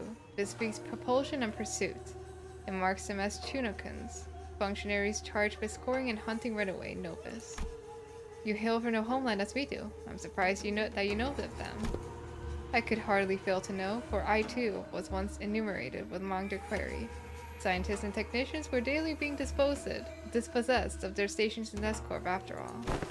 There was no idle tale. Scientists who plied their cries without fattening S-Corp's coffers are seized forthwith and made novice of the corporation. Indeed, I count myself fortunate to have absconded with my friends aboard a brand of Novi could be impressed upon us otherwise. Novi, the wretched appellation conferred upon the people for the convenience of those in power. A wild practice and an excuse for their power-mongering, nothing more. These, the so-called taboo hunters of Escort, operate by much the same anatomy. Does the breaching of taboo summon the hunter, or does the hunter first seize its prey, that thereafter frame the capture with invented transgression? If the powerful so desire to chase a man down, to take possession of its very being and keep him caged, then they need only decree that he should bear the lot of a Nobi, such as what S-Corp has become today. My mentor, too, is one of the victims of that accursed practice. Then could these people have been sent out to capture your mentor or Yixing? Or me, perhaps, or none of us. You mean to state that they may be conceptual forms of Tunokins generated by distortion? That is a possible conjecture. We are getting nowhere with this clue hunting. With a heavy sigh, Otis pressed her fingers against her brow as if her head were starting to pound in frustration. Still further into the matter, it is necessary to determine why the S-Corp and its Tunokins have appeared as the motive of this phenomenon. Considering the course of events we have seen so far, it would not stand to reason that the distortion stains all nearby things with memories most foul. The presence of Tunokins suggests a possible correspondence to Yixing's memories. Conversely, however, the absence of T-Corp's time collectors weakens that hypothesis. In which case, the most plausible theory is that this particular distortions could have stemmed from Bamboo Hadakim or Ingdu's memories. Ingdu furrowed her brow and fell into thought, as though she couldn't grasp the full picture of the problem. I've seen a few distortions that show trauma or affect their surroundings, but this one, I'm getting that pop of inspiration. Can't even guess at what this distortion wants either. The white flash of light suddenly drowned my vision again as Ezra clutched her head and cried out with annoyance. Ugh! Only the team leader was here! Cracking this would have been a piece of cake! And we're back. But this is why you kept asking whether we'd seen anything bursting with a pop. The N-Corp employees must have it rough too, getting dragged into distortion like this. I mean, what else are we supposed to do? It was self-defense. They were about to attack us. I suppose finding the root cause and taking care of it would be the fastest way forward. Let's just do what we can for now. Okay, first, we need to develop the film we found here. We'll head to the nearest darkroom and... No, actually, let's drag this slippery hat-wearing cult back here and get him talking about the Tunokins. That's probably our best bet. Ugh, every time we take a job, that slacker just slips off without telling anyone. As one part of me watched Ezra stamp her feet in frustration, I was also carefully following Heathcliff's team through the other part of my vision. Oh, I think I can help with that. Have you located him? Huh? What? Boss Clock found something? Yep, I found where Bamboo Hadakim is right now. Ooh, he ran into Heathcliff's team. Oh man. Alright. That's for tomorrow. We'll figure out what Heathcliff will do to Bamboo Hadakim. I don't know. I 100% will bet you Heathcliff is gonna find his ass annoying. I know Heathcliff is gonna find him annoying. I would not be surprised if, like, okay, even if he doesn't, I would not be surprised if he, like, was annoyed by, like, Bamboo Hadakim. But also, I love him. Like, he's such a... It's like such a... It's like a nice, like, comic relief character. You know what I mean? Who would have known he... It's just so weird. It's just so weird because it's like how we all first encountered him a long time ago. It's like, holy shit, he's aura farming, right? And then you fucking meet him and he's so lame! He's so lame! He's so lame! And like, he's so lame in the best, like, funniest and best way possible though, which makes it even better. Oh man. I really hope he's like a very like oftenly occurring character later on too after this interlude. Yeah, he literally gets wet cat energy. Also, thank you for the posture check, Trout. Thank you. Ah. Yeah, everyone. Yeah. So true. So true. Like, honestly, he deserves it. He deserves the love because that's great. He's a great character. Like, he's not great logically, but he's great in a different way. All right. I'm gonna rest my voice. so I can be ready for tomorrow. Tomorrow I'll see you guys the same time that I started today. And yeah, I thank you guys for coming by. I'm sorry it's short, but I promise you we will do it we'll do this consecutively through the days. So we will finish it. We will finish it. Like in a span of like at least 3 days. 2 to 3 days, guys. Alrighty, guys.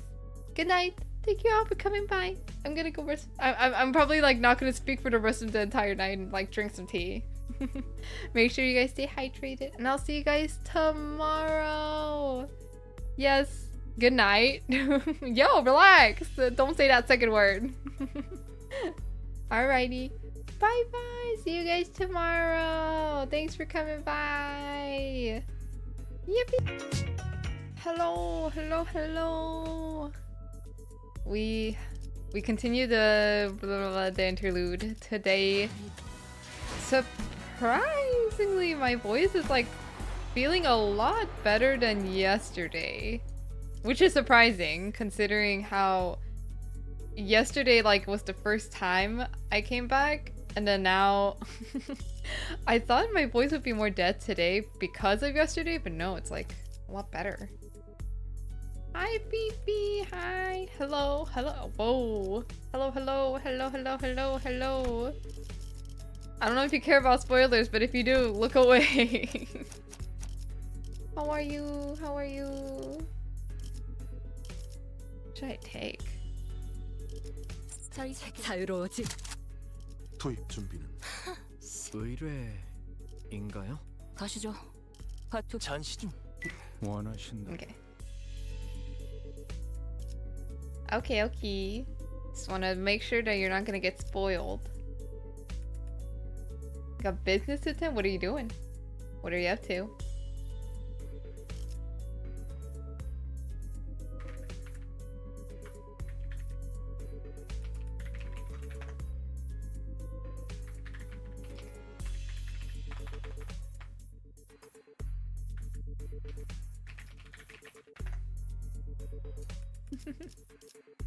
What business is it that you have? 서두르지 말고 느긋하고 여유롭게. See, meanwhile, Heathcliff's team. Ooh. Ooh.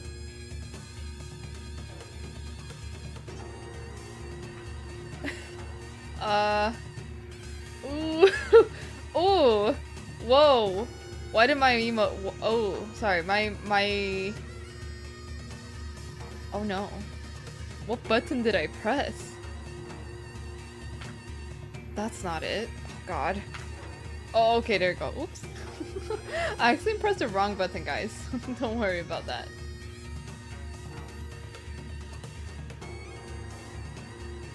That matters? Okay, okay, well. I'll be have fun. I'll be have fun. Hearts. Hello, Arquins.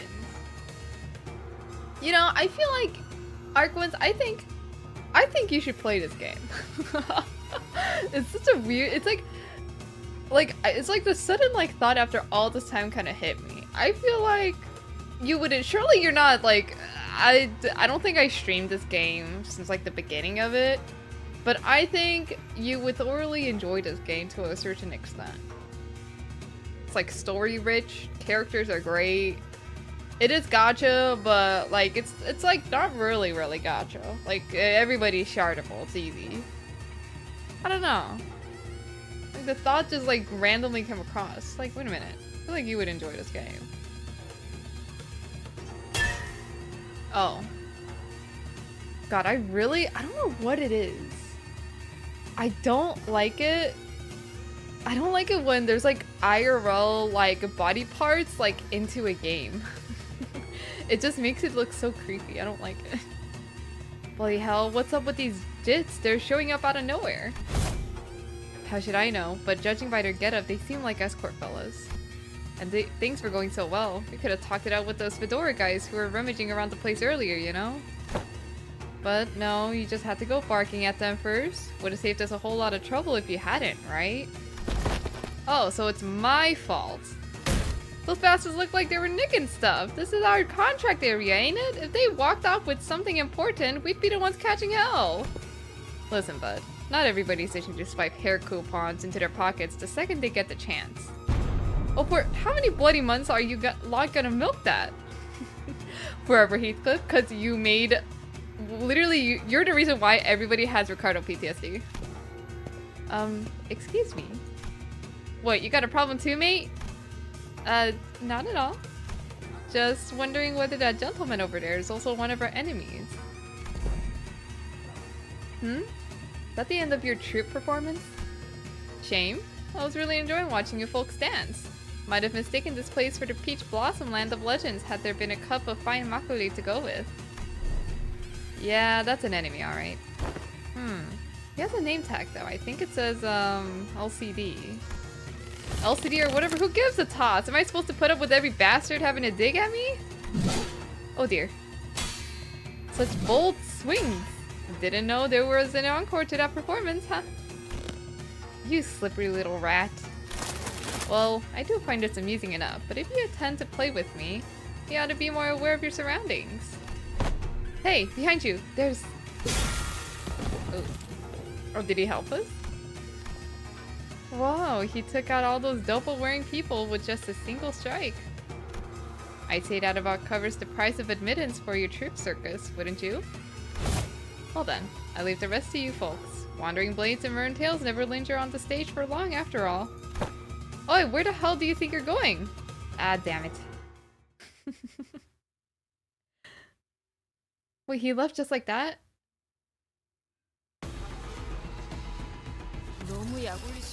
Wait, I'm assuming we caught up with them considering how everybody's available in the fight. So we were like, what, just too late? He like left the moment we arrived?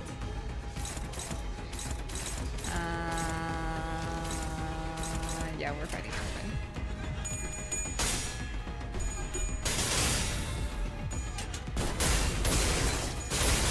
Oh my god.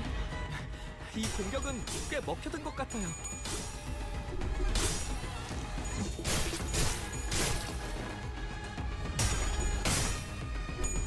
I mean, considering how he dodged Heathcliff without really batting an eye, he's probably pretty, like, I think he's like, the way he acts is kind of lame, but he's like actually genuinely strong. He just doesn't like show it off, maybe? I don't know. So weird. He's like aura farming in like, the most weirdest way possible. Like the lamest way possible. Okay.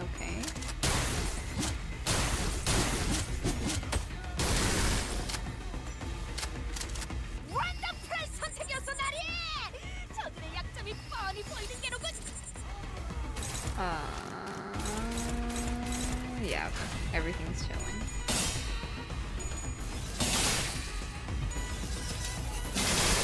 Oh my god. 관리자님.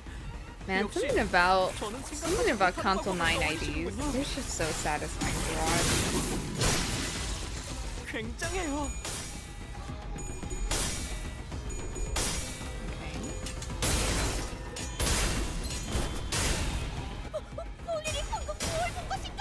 Oh, no, we're fine. You guys hear the game? Okay, you guys hear the game. Just gotta double check.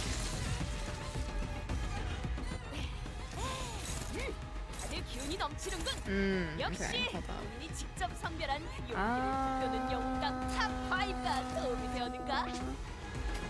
You should do that.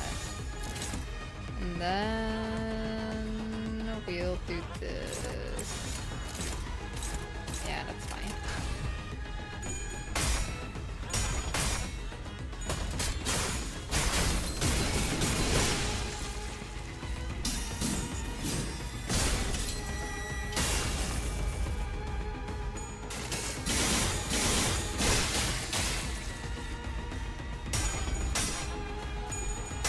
Oh no.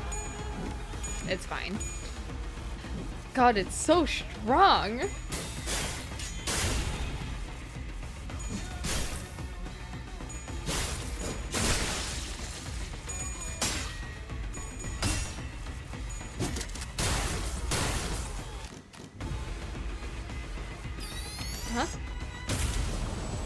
What the fuck? 엄청난 공격이었어요. 어떻게 저렇게 강하실 수 있죠? Okay. I mean, that's kind of cool, but huh? So it just randomly happens? Question mark. I thought the last time we talked to Ezra about it though, it pops back once we defeat all the enemies first, no? From what I remember. Unless I'm remembering that wrong completely. Is it not random? Cause like I remember when it popped, they're like, oh yeah, it's the pop thing. And then they're like, once after we defeated everybody, they're like, oh, we have, like, usually it pops right after. But then it didn't pop this time. So maybe we'll have time to investigate. Not random? Maybe like it doesn't matter how, if we defeat everybody, it's just if we defeat at like a certain amount, question mark? I don't know. No? Okay. So it's not random, there's a certain requirement is what I'm hearing. Like what I'm getting. Also, hello, Lamb. Hello. Tonight, guys, I have a feeling that I'll be able to finish the interlude today. My voice is feeling a lot better today.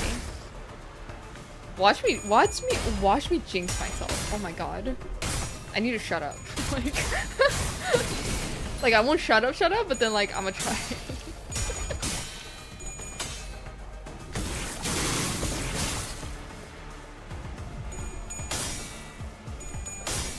Is this true? What do you mean is this true?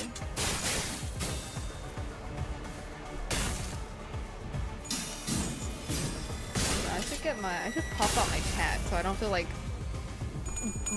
turn my entire neck to the right side of my screen. Is this true? I don't know.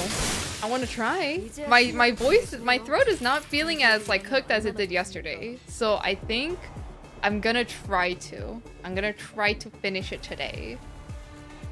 We're gonna, let's see. I'm hoping I do. Sit down.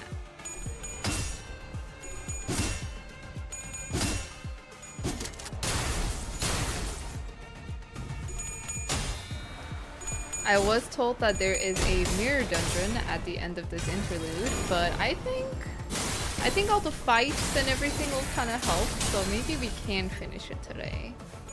I'm gonna try.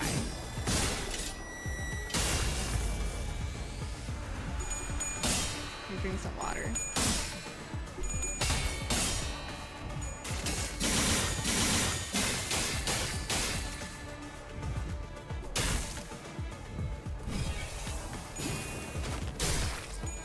Oh my god, did you guys see the maybe it's kind of old news because it's been like maybe a week or so for this news, but like the way the calamity, the people in charge of the calamity mod for Terraria got fucking shut down.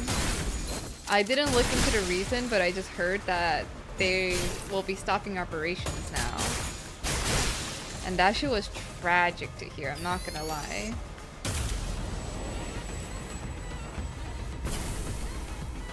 Every 3 turns. I'm assuming every 3 turns it snaps back and forth. I think it's every 3 turns. It has to be. Oh, I see. Yeah, I didn't look into it. I don't know why, but I just know that I was very sad because I think the Calamity mod is like it's such a nostalgic thing for me because like back when I was in like middle school and high school, or like in the past basically, I used to play the Calamity mod with friends all the time. So it's so sad to hear that it's gone.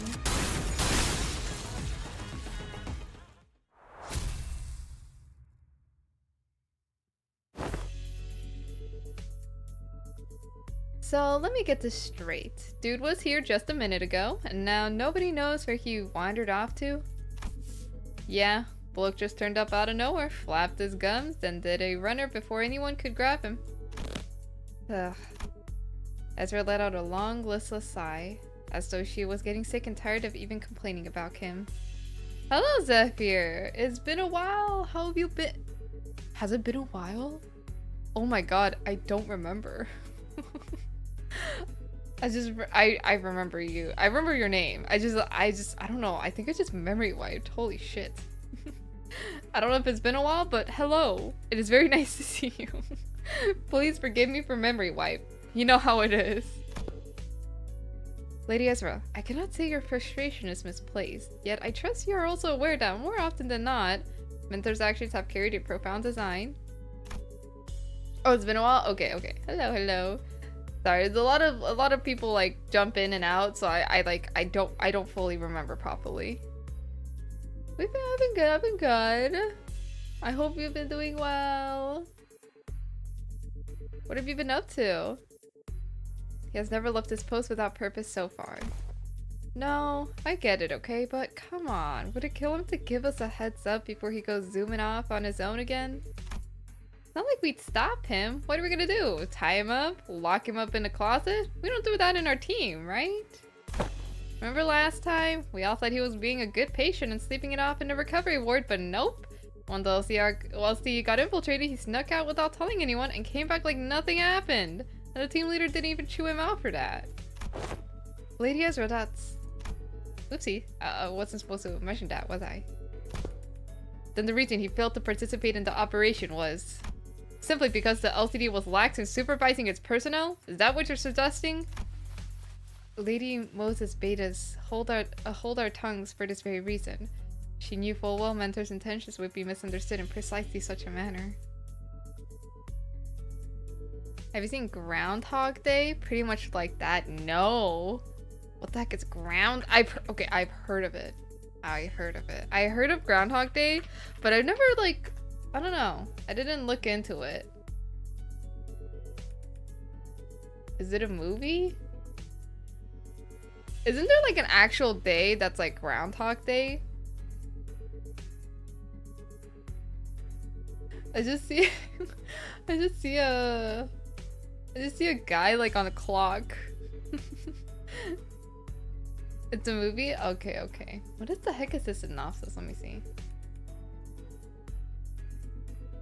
Groundhog Day is a 1993 American fantasy romantic comedy film directed by Harold Ramis, who co-wrote the screenplay with Danny Rubin. What's the plot? This is a long-ass plot. Holy shit.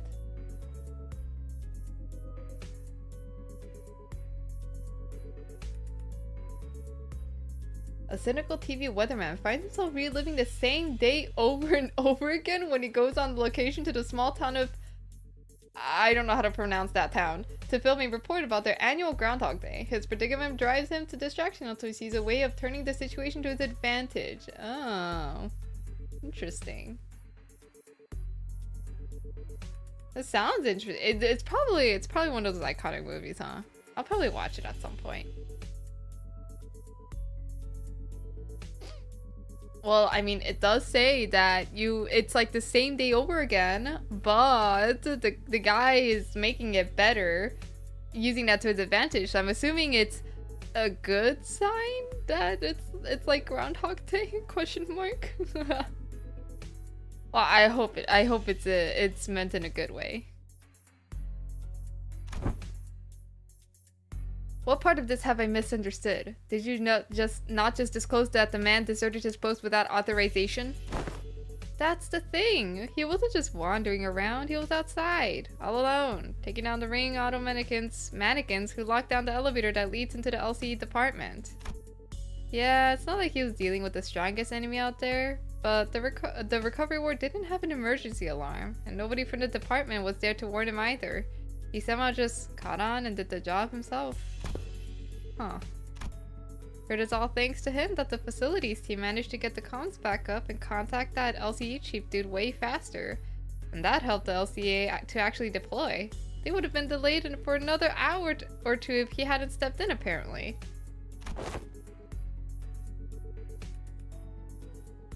Oh, hello, Roland. Oguri. Oguri Cab from Uma Musume. Sorry, that's like the only thing that comes. Is that what you're referencing to, Roland? If you're not, I'm so sorry. Thank you for the stretch. Thank you. Is it a good way? Yes, the guy speaks a bit. Okay, okay. Alright, alright. I'm glad, Zephyr. I'm glad. I hope it continues to get better. That's a good stretch. Make sure you guys are all stretching too. Interesting things you could do in a time loop? Yeah, honestly, a time loop is scary in its own way, but I think like if you know how to take advantage of it, it's like it goes crazy, you know? You could do so many things like beneficial for yourself and avoid all the bad things. Tamamo cross reference? Oh my god. It's from the anime, is that why? Is it the fucking Cinderella Grey anime, Roland? God, by the way, that anime is like is great. I only watched the first season though. I didn't watch the second season, but I heard the second season is as great as the first season or even better. I gotta watch it. And he went fighting even though he still wasn't fully recovered. So he came back looking like he'd been processed through a meat grinder. So yeah, he did end up staying in bed like a good patient. In a lot of pain. Then the soldier is not entirely deserving of reproach. Nope, he's a less talking, more doing type, I guess. Anyway, we were all stuck inside the building back then during the incident, so fine. I suppose there was no helping it. Today though, never mind. It's always like this with him. He always slips away and pops back in saying it's done. My point is, what happens if one day one of the solo missions doesn't go his way and he just drops dead in the street somewhere? How are we supposed to help him then? Actually, how does he even know what's supposed to be done in the first place when nobody gave him any instructions? Bloke's gotta be relying on his gut feeling, innit? Gut feeling? Look, I only saw the bloke for a bit, so I can't say I've got him all figured out. He's an annoying bastard, but he didn't strike me as some clueless sot who doesn't know where he's stepping. He scratched his chin, then kept talking as though he were stating an obvious fact. Today's proof enough. He's not one of us, so Clockhead couldn't have reached him from that far and sent him back to back us up. And there's no way he just happened to run into us just when we were about to get into battle, innit? Then, well, could be bloke's got some stupidly sharp head on him and pierced things together. Could be that. But I've got these moments when I get a flash of that gut feeling, however you want to call it. My boss man Matthew said he could hear that kind of shite too. That I can hear them gears turning, or I think I hear rats scurrying about. He'd do things you couldn't make heads or tails of. Listen, there was this one time when we were expecting a life and death fight. Matthew says he can hear them gears turning, walks into a random pub, starts throwing back drinks like he lost his bloody mind. That does sound like someone who's lost his bloody mind. Back when I was on the ship, some sailors used to drink the barrel dry before battling whales to blunt their fear. Only to stumble around on the deck and fall overboard. Yeah, and boss can knock it back like a whale. Still the point is getting plastered right before a turf war is not what most sane people would call a good idea. Had us all crossed, so we went stopping after him. And guess what turns out? That pub was the secret hideout where the opposing syndicate was holed up. They were crowding around the gaffer, running their mouths about how they'll kill him and put an end to dead rabbits. That's when we came storming in and had them surrounded instead. Not a single one of them got away. We beat them bloody every last bastard, and boss knew it'd play out that way. Sorry, but this really sounds like Barstool bragging to me. You sure that wasn't just a coincidence? I should think it was no mere chance. If you are saying as much, then surely this was but one among many such coincidences, is that not so? Yeah, every time Matthew pulled one of those stunts, our lot ended up growing bigger. Wouldn't have kept working so neatly if it were just a coincidence. It is likely what is often referred to as indeed an instinctive sense or experience-based precognition, more accurately an unconscious process by which information accumulated in the subconscious is sorted and converted into sensible conclusions. Let's see. How it feels to be hit by a train or jump from an airplane headfirst. No. No, Zephyr, I had never thought about that. I think thinking about that is kind of scary. Like, I can't even fathom how that would feel. Two-handed longsword with a black shield with the blade being black by chance? Nope. Nope. No, honestly, I feel like there's even if you're what is it, referencing to something specific, Roland, I think there's way too many swords that would look like that. No. We drink some water real quick.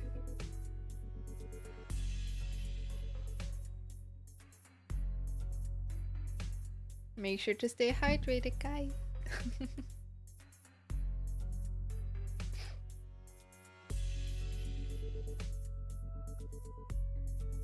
It's unbreakable?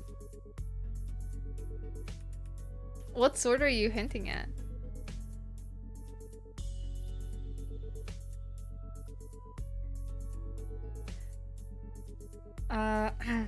There have been some extremely rare cases in which Heathcliff has demonstrated the ability to arrive at coherent conclusions that surprise even Faust.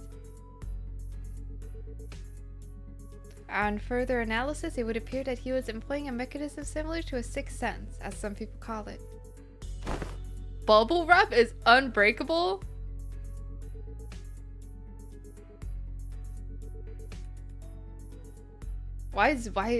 Well, how is bubble wrap unbreakable? Question mark.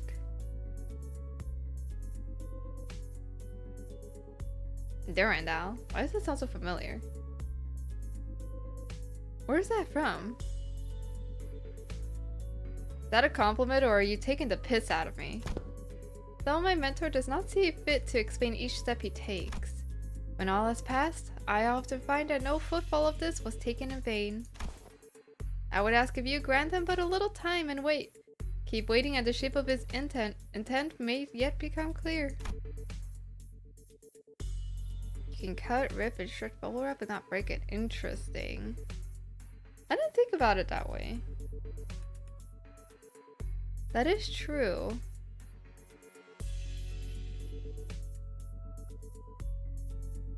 Do you mean like break it in like a literal sense then?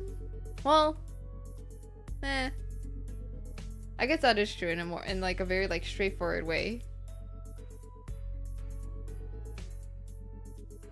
Though I confess I have also been concerned about him as of late. His recent silence is far heavier than what I've noticed in the past.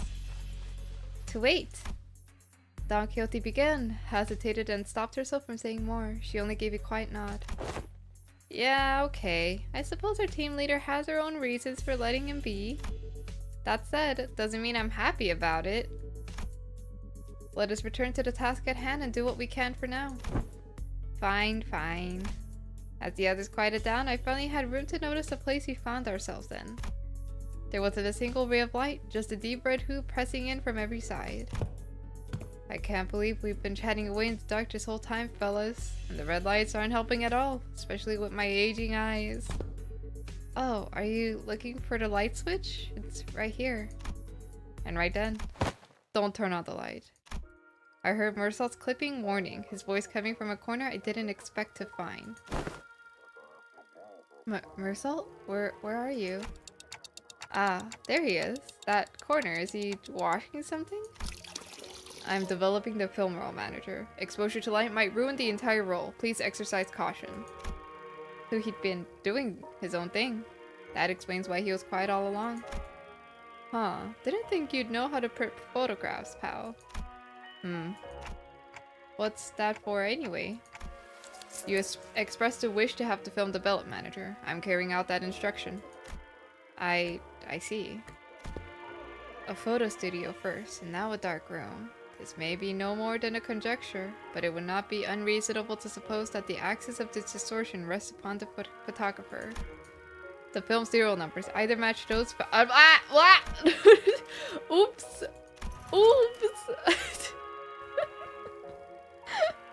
I accidentally clicked. The film serial numbers either match those found in the photo studio or deviate by only a single digit. It is certain that this darkroom is connected to the studio in some way. The images bear a striking resemblance to these photographs. I also believe this building and that photo studio share a strong connection.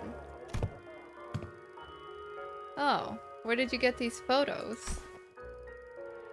I brought some from the photo studio. I cannot name the locations in the picture with certainty, yet they all appear to have been taken at various places in Encorp's district.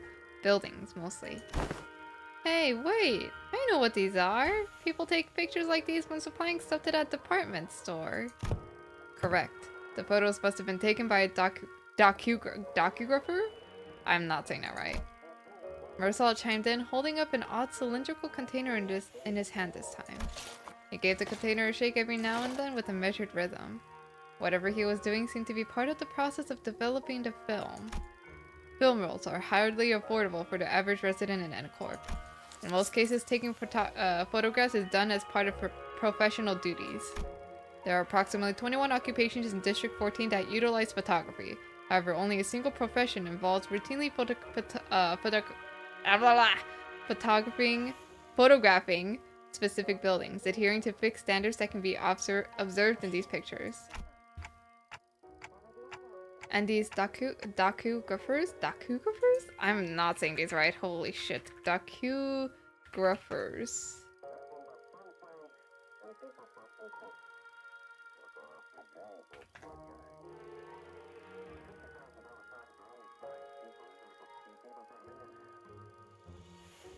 Well, whatever.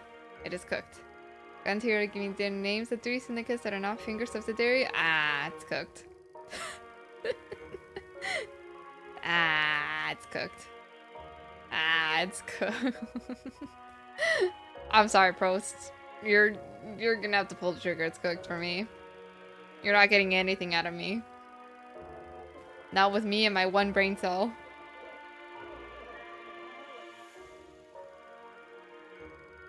Look, at least Zephyr's putting it down. I don't know if that's if any of them are part of a Limbus, but... Oh, I see.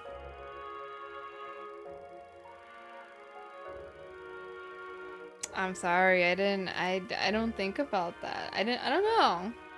It's like, it's weird because I don't remember that kind of stuff. It's like, oh yeah, I remember those people. I'm sorry. It is what it is. Yes, they photographed the information to be poured into canned experience. A docugrapher. How could a person of such a decently lucrative profession fall into distortion?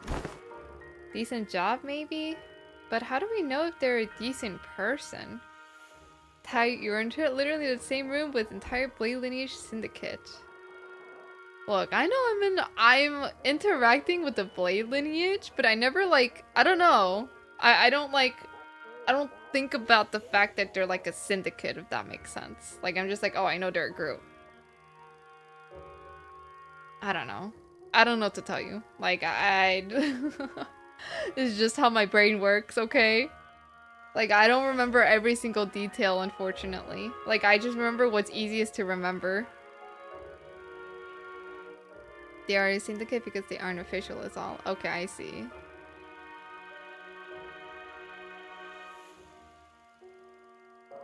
Oh, is that what syndicates mean? Hmm. Well, now that we had this conversation, surely I will remember. Surely I will remember. I don't know. My brain just doesn't really remember that specific stuff because it's just like, I don't think it's like that relevant. And 3 fixer offices.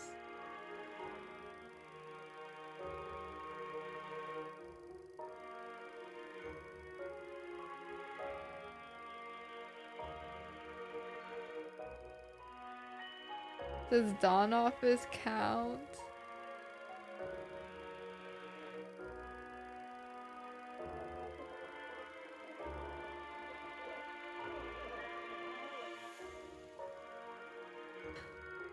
Damn. I don't know what to tell you.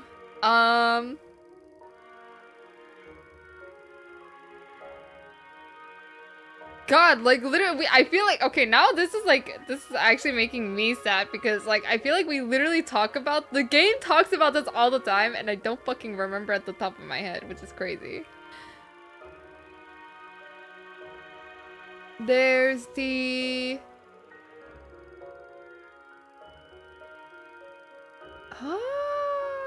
like, I could describe to you like what they look like? I don't remember the name. I don't remember the names. I don't remember exact names, but like didn't we like encounter some like in La Mancha Land at the beginning of Canto 7?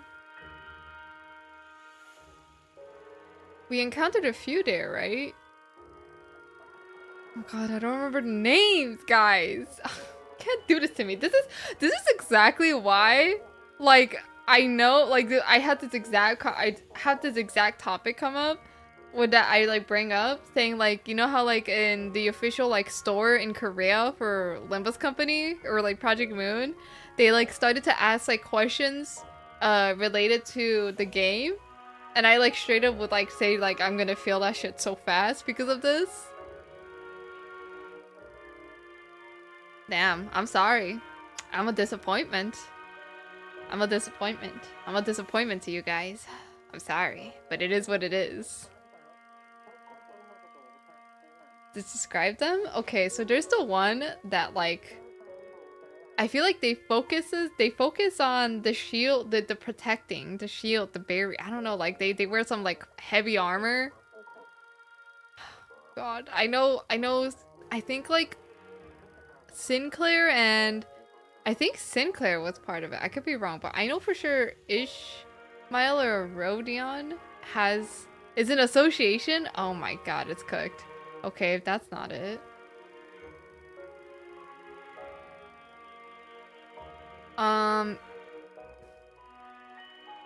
What about the people that we encountered in the interlude before Kanto 5? At the beach episode? LARP level over 9,000. I know! It's so cooked! This is exactly what I'm talking about. They're gonna think, oh my god. They're gonna think I'm a LARPer. I at this point, I am a LARPer. Like, I don't even have an excuse. Holy shit. Like, I had this exact conversation, like, in another stream, like, the other day, where I was literally talking about, holy shit, I'm probably, like, everybody's gonna think I'm a LARPer, because, like, I literally played these games, but because, like, because I get memory wiped all the time, like, I don't remember anything.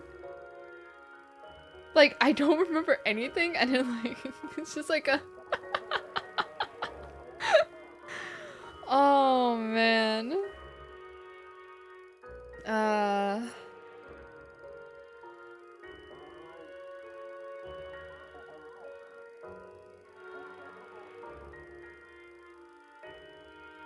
Yeah, you know what? Just put me in the LARP. Just put me in the LARPer areas at this point. Like, it's doomed. It's fucked.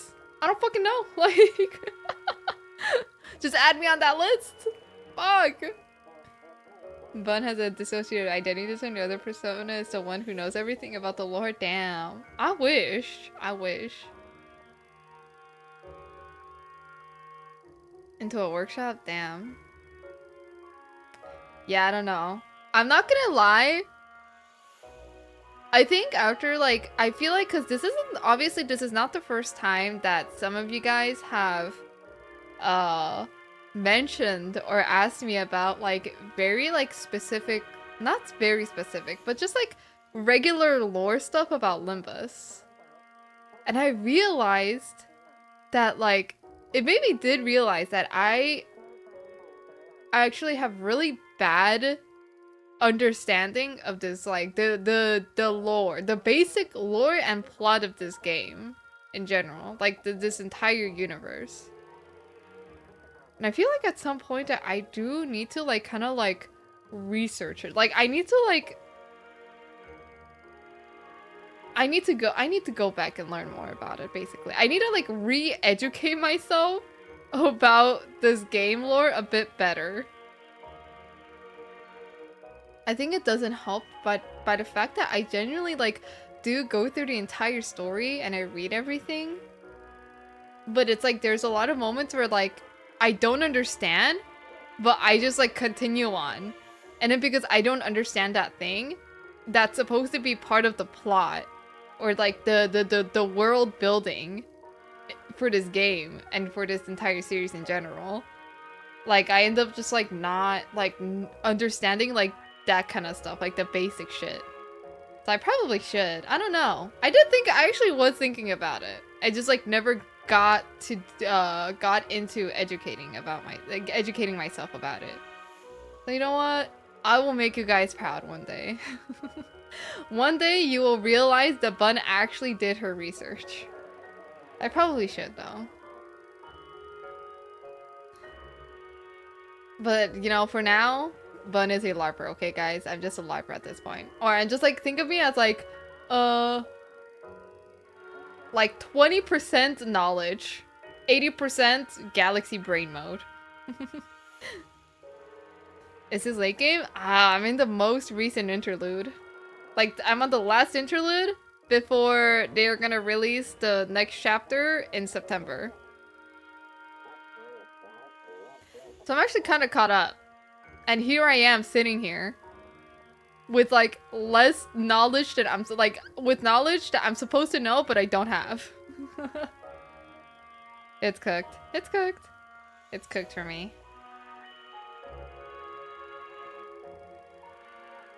Decent job maybe, but how do we know if they're a decent person? Ezra replied with a clear-cut answer after only a brief pause. What makes you say that? The photo studio we were at didn't have any dark rooms, right? Oh yeah, the story's still ongoing. No, it didn't. My team leader said there are other ways of processing film rolls, but in N-Corp, you have to go to a dark room to develop and print them. Correct. Film rolls are usually immersed in developer solution to be processed. Which is why photo studios have these dark rooms equipped with red safe lights right next to them. But this place? Pretty far from that photo studio. Huh, yeah, now that you mention it. Check out these windows. They're only covered by newspapers, all messy-like. If you consider how sensitive film rolls are to light, it's really super suspicious that this darkroom doesn't have any proper blackout panels. And you know films can cost a fortune in some places in the city, right? Who in their right mind would print photos in a room patched up with yesterday's newspaper? Oh. This probably isn't even a legit darkroom. Someone just hauled in the bare minimum tools needed to develop film and threw them together in a hurry. Someone who didn't want to be seen printing photos. And people who don't usually avoid scrutiny unless they're doing something not so decent. If that's the case, then I can see why they might have distorted. Right? Manager. Marisol came to my side quietly, still giving the strange cylinder the occasional shake. I have a request regarding your instruction to develop this film roll. What is it? Please ensure that the light in this room is not turned on until development is complete. Aren't we already doing that? Yes. However, engaging in battle opens the door to uncontrollable variables. This is why I have judged it necessary to make a separate request. Battle? There's no need for concern. I'm capable of participating in combat while maintaining the development process. But wait. Can you slow down? A battle, you say? Surely there must be a cause for you to believe so. At the photo studio, reinforcements arrived exactly 11 minutes and 34 seconds after N-Corp's pinframe team staff were defeated. Deductions based on the events thus far make it clear that the photo studio and this darkroom share some kind of connection. Furthermore, Sinner Heathcliff, Sinner Honglu, and Sinner Gregor have battled N-Corp's pinframe team in this very location. I hear footsteps rushing up the staircases, approaching closer and closer. I have a feeling I know what Marisol is getting at, but I ask anyway. Meaning? The initial rinse is finished. The process is now halfway to the completion of the second agitation. This indicates that 11 minutes and 30 seconds have elapsed since the start of development. A battle is imminent. Please withdraw to a safe position, manager. Marisol, you... You should have warned us way earlier. Understood, manager. I will follow that instruction going forward. Marisol is acting so weird, but to be fair, we're in his area, so probably has some sort of memories.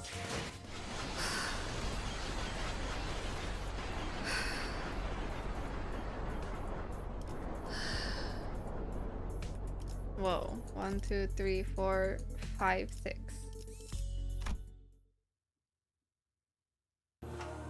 After the battle, when the gang is facing reality and you're next. Something sits ill with me. Amid the sprawl of escorts, backstreets distorted with the flash, Ingdo had her gaze fixed somewhere high overhead. And at the end of her gaze...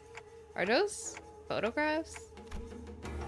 A long line stretched across the open air, photographs hanging from it like laundry clipped to a clothesline. I mistook it for a kunju at first and gave it little attention.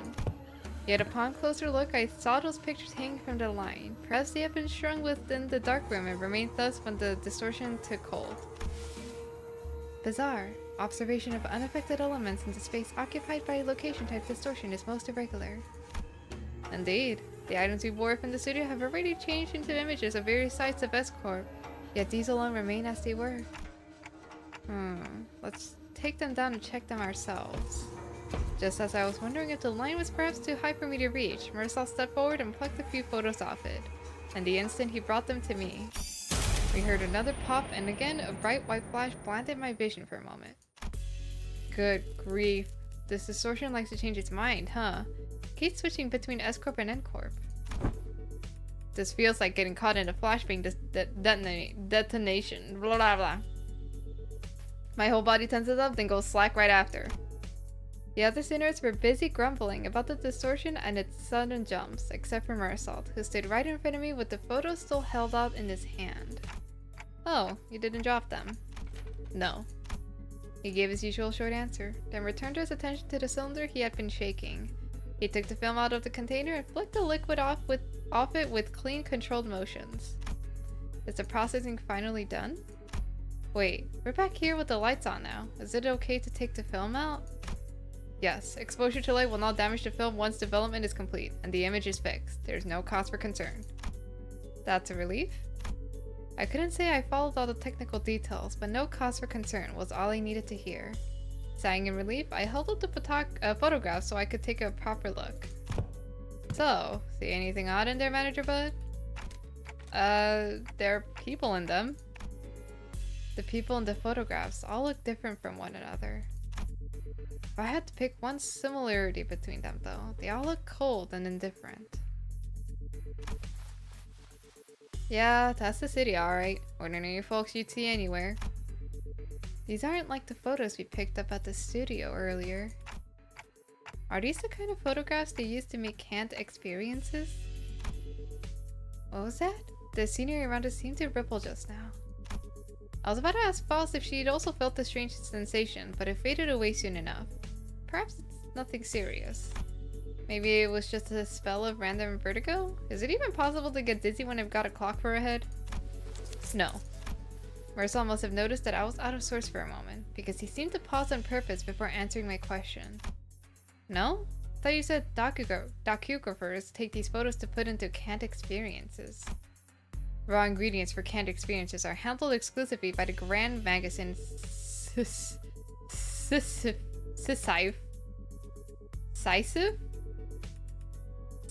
I don't know. There's no known method for external parties to access them. I'm probably not saying this right, oh god. Sisive? What?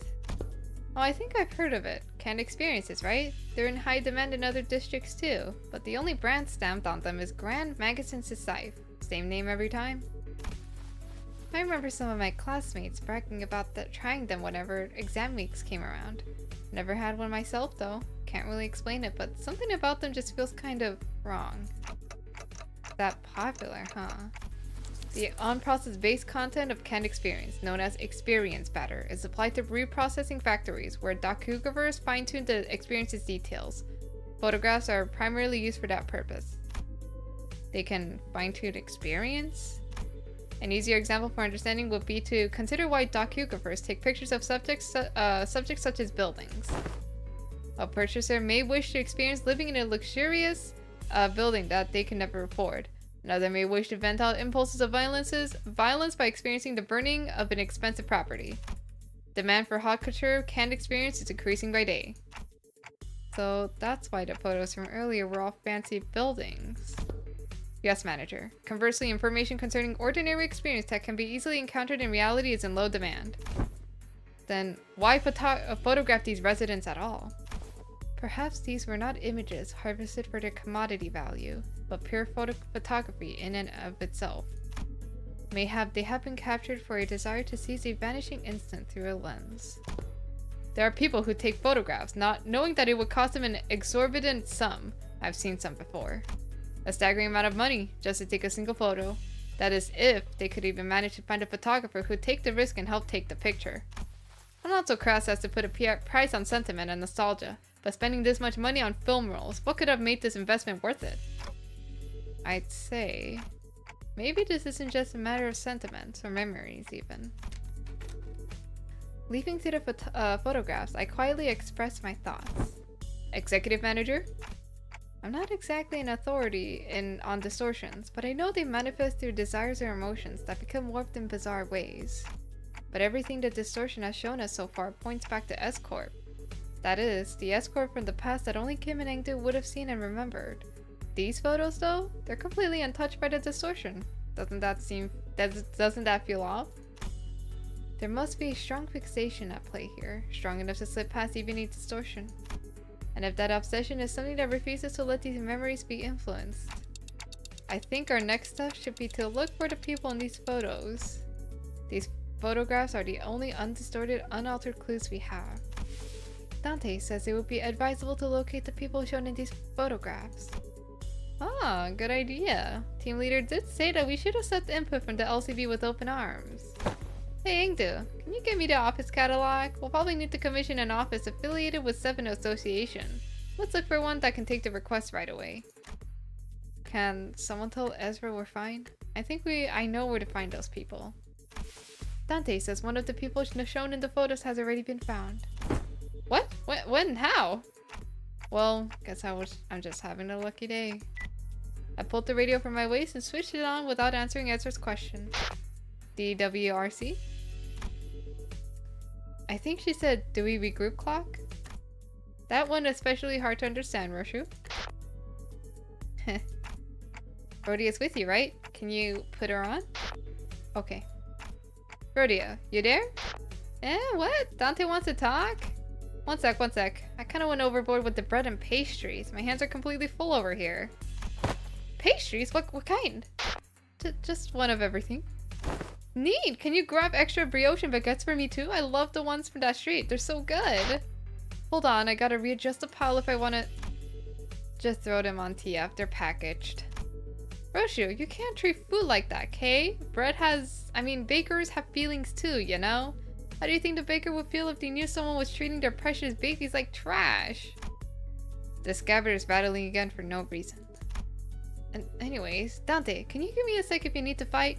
If you need me to fight, I just need to cram these into my pockets real quick. No, it's not a fight.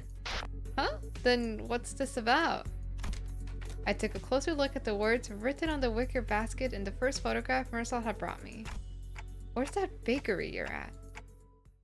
Oh, it's we're gonna meet the baker first. Yippee!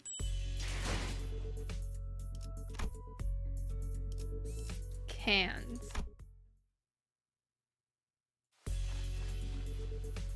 Ah, I know who you're looking for. The owner of the bakery was a woman holding the same wicker basket as the one in the photograph. She took one glance at the picture I held up for her and gave a quick nod. This man, he works in Cannery 17 right next. He's a regular. He used to drop by every morning to buy sandwiches to share with his coworkers. Haven't seen him around lately though. And those coworkers, I assume they were wearing the same uniform? Asking the question on my behalf, Oda showed the baker another photograph. Probably. He was always wearing one too. I guess it's the cannery uniform. This confirms our lead, Executive Manager. A few inquiries at that cannery should bring us to the information we need. Yeah, you're right, but it's just that she doesn't seem very concerned at all. She's one of the people in the photos that weren't affected by the distortion, right? Thought she'd be a close acquaintance. Allow me to verify, Executive Manager. Do you know the name of this regular you spoke of? His name? Am I supposed to know that? Though I wasn't expecting her to actually know his name, the apathy evident in her voice gave me a pause. He took a photo of you. Wouldn't it be reasonable to assume that you're well acquainted with him? Oh, that. The baker's demeanor changed when Otis pressed a point. She gave a strange, unsettling smile before pulling something from her apron pocket. A thin and round can-like object. He said he'd give me 5 of these canned experiences for free if I let him take my picture. He even said he'd throw in a docograph of the building of my choice. He docugraphs buildings, right? I hear he even takes word trips to the nest every now and then, so I asked him to get me a docograph of this lovely mansion I saw by the nest suburbs. I know I'll never get to afford a beautiful place like that, but this way I could at least experience what it's like. And gosh, it was everything I'd hoped for. I couldn't quite put my finger on it, but there was a distinct eeriness to that dreamy, blissful smile on the baker's face that sent a chill down my spine. Young Mersalt, are these canned experiences truly possessed of such marvels to pluck out a semblance of reason for one's countenance? They all maintain high demand across the city. District 14 is only one of several markets. Does that mean that those who indulge in canned experiences may experience venturing on an expedition to the Great Lake and bungee jumping off the summit of that skyscraper yonder as they remain seated where they are? They may, however. Oh, magic can allow one to pursue any dream that the heart may conceive. Verily I confess my no soul is much tempted. It differs from pursuing a dream. Huh? Mass-produced canned experiences are made from base experience batter mix with various modified information. The resulting end product enables intense simulation through altered memory. Therefore, it is unlike the dream as expressed by Don Quixote. A piece of memory refined along the numerous processing stages of the cannery's production lines is not equivalent to genuine experience, meaning the usage of experience in a previous statement must also be amended. Memories altered for intense simulation. That does sound quite shady. How doth this cast a shade upon the boons granted by the can? Adventures and tales are forsooth inclined toward a little grandeur. It is because the memories provided by canned experiences are extremely vivid. Statistics have shown that users of cans interpret them as authentic experiences and become dependent on them. A possible cause of the formation of dependence patterns is that canned experiences allow one to feel as if one has achieved a dream that is, in reality, impossible. Art thou implying that the users are made content with devouring forged dreams stored in instant-use cans? Yeah. Worse still, the user may no longer strive to chase dreams in the waking world. For the sweeter and more splendidly a dream is embellished, the more impossible it will appear to be grasped with one's own hands. To become a cause for surrender instead of inciting one to march forth. Verily doth it not annul the significance of dreaming itself, if the resultant dream rouseth not the spirit to gallop toward it? Whether that annuls its significance, I cannot know. But they so well. It's a dopamine bomb. It is. It's like, what is it? It really is a dopamine bomb, honestly. There's no other way to put it. It's kind of like, oh, this is good enough when it's not really good enough. You know what I mean? In mentally, it's like good enough for the person, but in reality, it's not. Because it's not the same thing. Yep, instant gratification. Almost like the internet. Oh, you know what it is? It's like one of those things where it's like you watch like somebody like I don't know if I'm the only one that does this, but sometimes like when I'm what is it?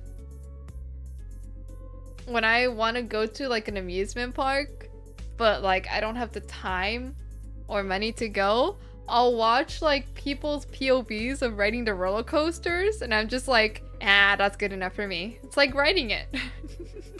Like, it's like I can feel it happening. Is that too sad? Also, Rosie, sniff sniff. You smell, you stink bad. You need to go take that shower. Oh, it's in Korean. Ooh. In Korean? Rosie. 너 냄새나. 너무 냄새나서 넌 지금 가서 샤워해야 될 것 같아.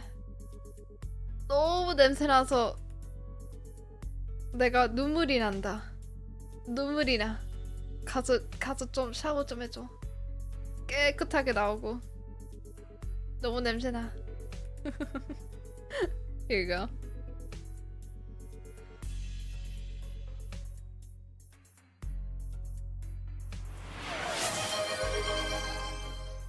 Twist yourself 90 degrees?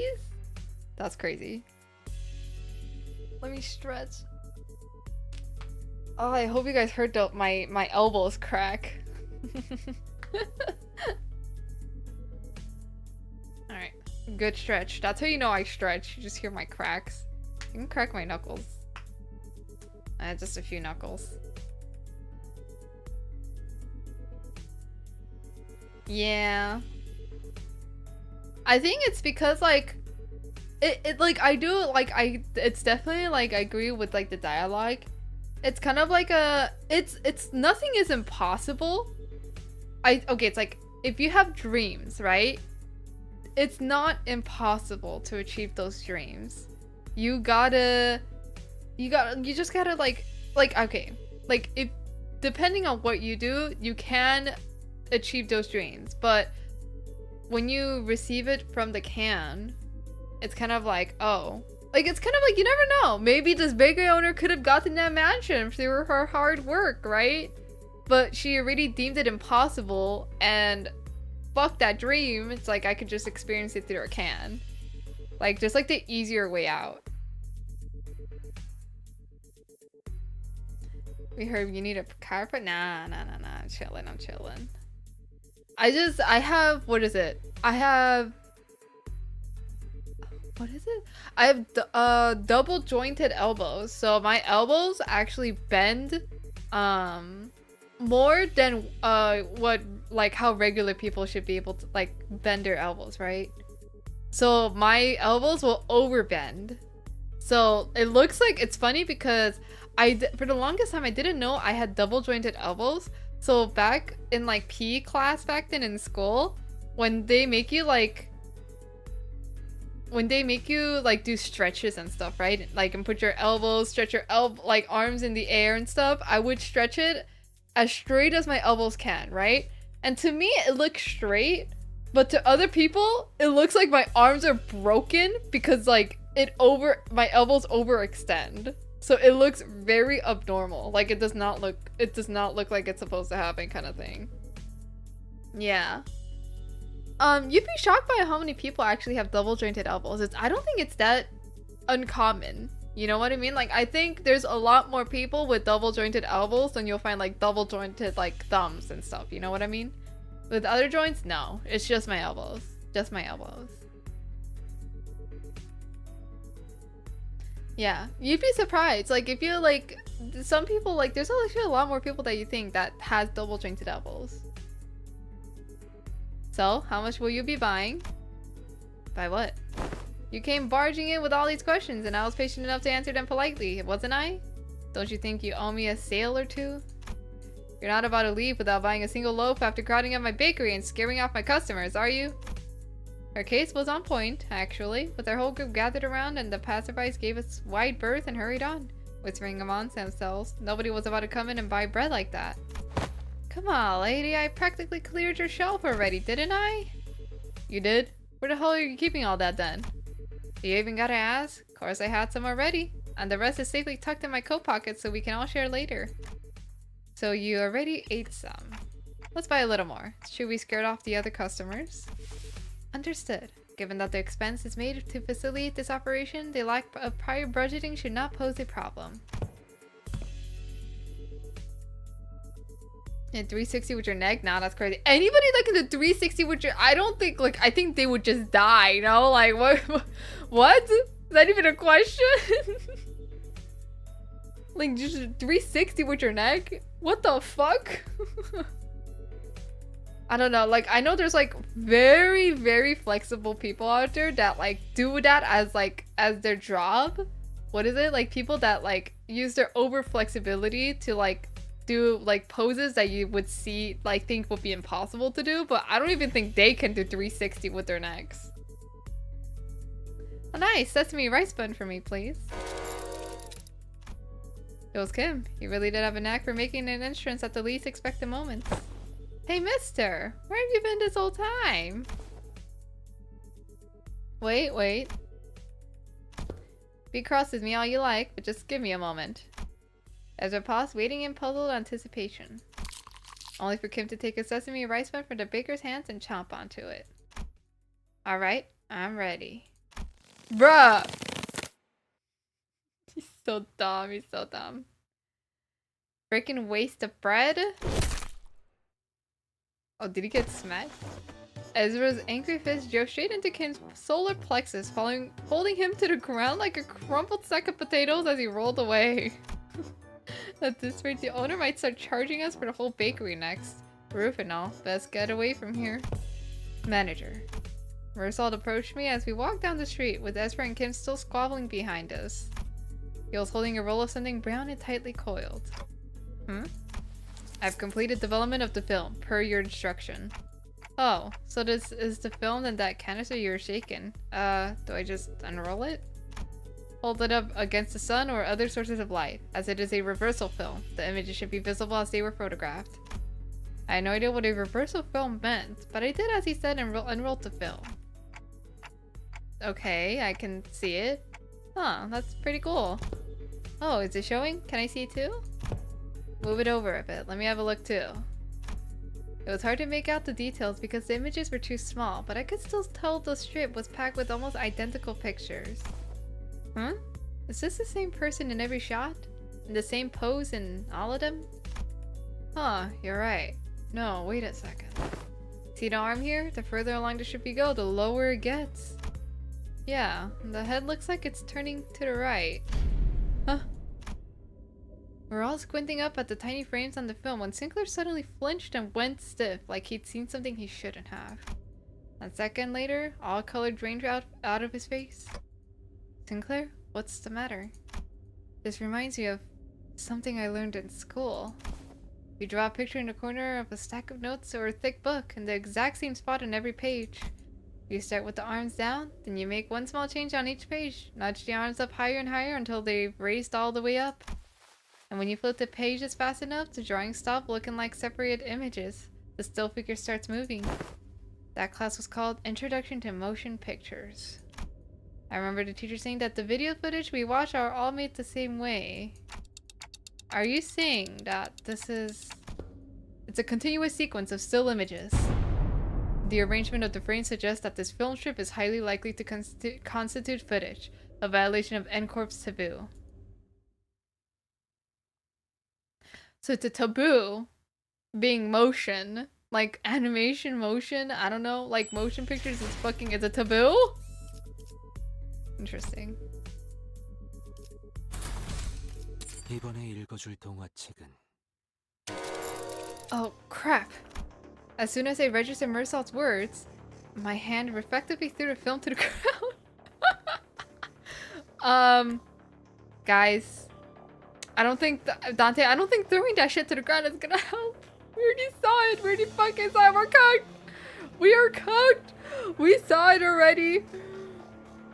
Oh my god. I mean, like, who's gonna find out? Like, I think as long as we keep quiet. We're so cooked. We're so cooked. We're so cooked. We're so cooked. Okay, but we didn't make it. We just wanted to see what it was. We're fine. We're fine. We're fine. We're fine. Are we gonna be okay? We might have just broken a taboo.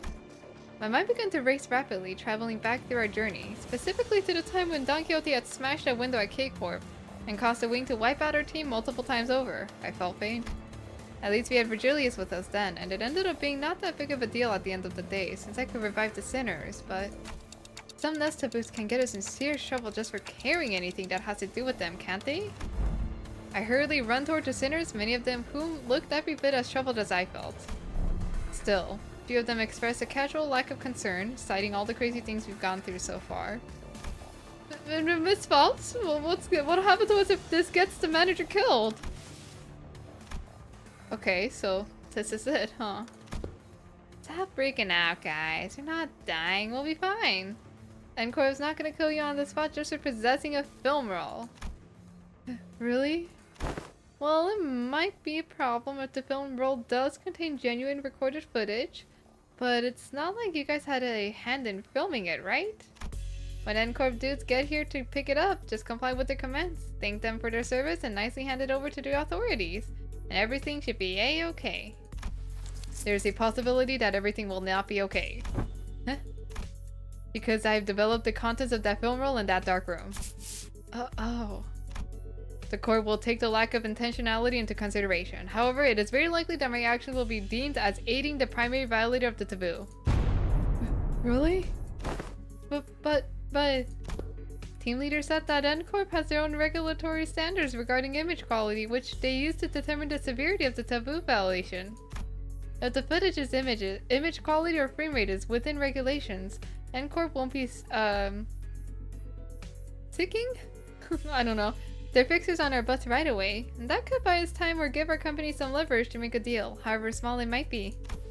Cause what they're really sniffing around for is how close to reality the video is, or how close of an experience it provides to real life. So even if we're really, really unlucky, and they actually come after us, it's going to be fine as long as the footage is low fidelity. Probably. So what exactly does frame rate within regulations entail? It means that the interval between each frame shouldn't be like super brief. Think about photo slideshows. They only show you one image every few seconds, so it doesn't feel real or vivid, right? You can technically call them motion pictures, but there's no vividness required to violate the taboo. Then let us analyze this film roll and see how vivid it really is. Mersault, I trust that you are knowledgeable in subjects concerning N-Corp, yes? Cooperate. Could this film roll be considered a violation of the taboo? Otis picked up the film from the ground and showed it to Mersault. That cannot be determined, unless each frame is thoroughly analyzed and compared with adjacent. Without waiting for Mersault to finish, Otis unrolled the film roll and raised it against the sky. The rest of you, get over here. We must analyze these frames. The film canister was labeled experiment, so I assumed the culprit had created this as a test run of sorts. An experiment to see how close they could get to violating taboo and testing the limits of the law. It may even be a mere collection of similar photographs that are pretending to be recorded footage. The sinners all gather around Otis and looked up toward the unrolled film in unison. Here, the flower pot moves between frames, doesn't it? The docugiver couldn't possibly have moved the pot while also holding down the shutter button. I don't see any difference. See here, the expression written on the subject's visage appears rather stiff. Maybe they're just a glimmy sort. Perhaps, yet observe closer. The stiffness arises not from gloom, but from strain to maintain it. Well, if that's the case, maybe the subject really is trying to fake an actual footage by moving very, very slowly. That's a pretty convincing theory, but I'm not sure if that's enough to conclude that we're in the clear just yet. That's when Bamboo had a Kim, who had been sprawled on the ground ever since Ezra punched him, stepped into the conversation. Let's see. Look at the shadow cast on the windowsill. See how it noticeably shifts between each frame? Whoever made this knows their craft for sure, but I can't imagine a Backstreet's dweller would have any way to mess with the sun's trajectory. Then the likely scenario must be that the creator of this film roll deliberately made its subject move very slowly from frame to frame, creating a series of disconnected photos that, when played sequentially, will look like footage that violates the taboo. In which case, this film roll does not violate the Nest taboo, correct? That is highly probable. So he says, Executive Manager, we should be in the clear for now, at least in regards to aiding the violations of a Wings taboo. Huh. But if he was willing to go through this much trouble just to test N-Corp's patience, it's hard to believe that he'd have stopped here. Based on all available evidence, Executive Manager, it seems reasonable to conclude that the inflection point of this case is the taboo violator on the run. Huh. But what motive would they have to do with that? Sure, working for a Wing subsidiary has nothing on being an actual Wing employee, but it's still pretty up there when it comes to careers available in the back streets. Work for a subsidiary long enough and you might even get transferred to a factory job in NS. That gives you a pretty okay chance at a better life, so... maybe he was just tired of living that kind of life. Everyone has one of those days, don't they? The sudden feeling that you could be doing more than live the rest of your life in 9-to-5 hell. The drive to do something that takes you away from the pressure of trying to make a life. Something about what Ishmael must have said must have tickled Bamboo Hatter Kim, because he suddenly whipped around toward her and shook his head. Maybe, but how many of those people do you think are capable of throwing away everything they've built on a whim? From what I've seen, maybe our culprit just likes to play with fire. Play with fire? Yeah, must have started by doing something that technically doesn't count as taboo, and inched on and on until he brushed thrillingly close to one. One thrilling shot down through his camera, and another with the next. Until eventually he ended up recording actual footage. Cool, then that leaves the question of what the heck was he trying to do with it? Might have been trying to screen it using a projector for all of this part of the backstreets to see. What? But wouldn't that make everyone here, even those who unwittingly came across the projection? Right on. It'd have made those folks violators of the taboo. But why would anyone... So why would you care to explain how you know that, Mr. Bright Brain? I asked around on the opposite street, and apparently some guy's been going around asking the workshops if they could make him a projector. Seemed like most of them turned him down, but they also said that he stopped showing up after a certain point. Fair to guess that he got his hands on a projector somehow. Alas, is it not a taboo of the N-Court to view recorded videos? Pray tell, why would any insane mind? Well, it ain't taboo if you only made a projector, innit? Backstreet blokes are down for anything long as there's coin. Huh, so how do we track this guy down? Multiple individuals in the same garb as the pinframe team have just been identified in the vicinity. They're all carrying the same briefcase. Oh, well, isn't that convenient? Maybe we can play this like a festival or convention and just tell people who look like they're involved with what we're looking for, so it'll lead us to wherever we need to go. Indeed. At architecture conventions, there would be those in formal plate shirts and suspenders milling about, and I could always trust them to lead me to the convention venue. Aha. And was it common for those plate shirt fellows to look around like they're scanning the area?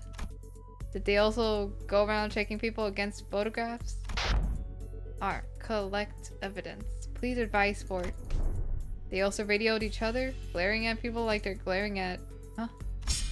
Perhaps you could answer that series of queries yourself. Nope. This crowd sure don't look like they're gonna let us follow them. Was it a stop motion movie? I think that's the issue. Like, I think like in general, like anything that would look like footage or like motion is like a taboo from what it seems like.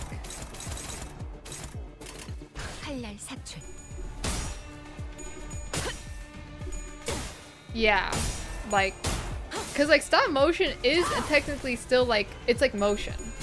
And I think like that's why like in the scene, like when the pictures, like even if it was just pictures, it looked like motion, which is why they got scared.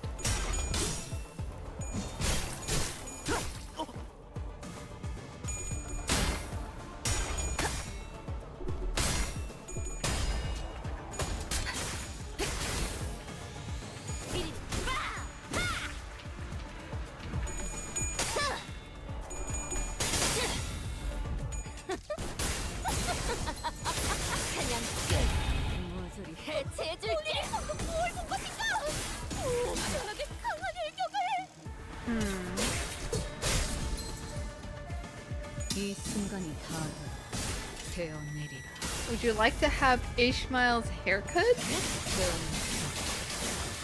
굉장해요.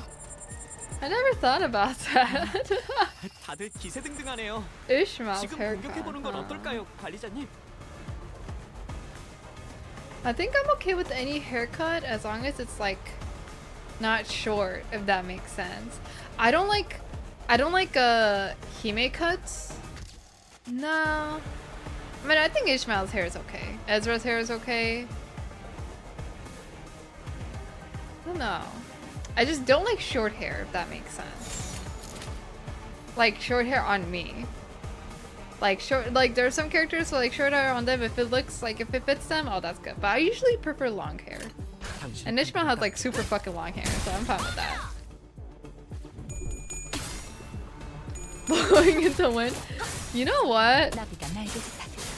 I think I wouldn't mind that. Think about it, guys. It's better to have hair than no hair. Wouldn't you guys agree so? Dazzling the bystanders? Yeah. I'ma use the restroom. I will be right back, guys. Let me just play this. 공격이었어요. What the 어떻게 fuck? 저렇게 강하실 수 있죠? Hold up. 그려. BRB restroom break.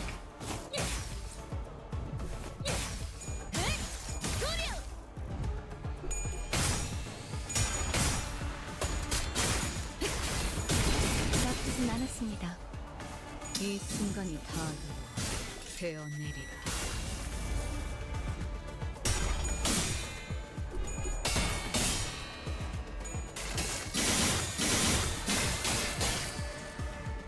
낙인을 새겨드려. 괜찮은 공격이네요. 앞으로도 그렇게만 해주세요. 꿰뚫려라.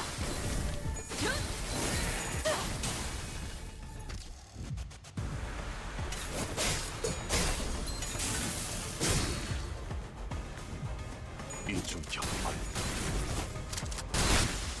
완전 여유탄 횟수. 방금 전에 위대한 일격을 기록하는 중이라네. 이따가 버스에서 회고해야 하지 않겠는가? Animac. 필수 의지만 있다면. I think there's people that like rock really short hair, and honestly I do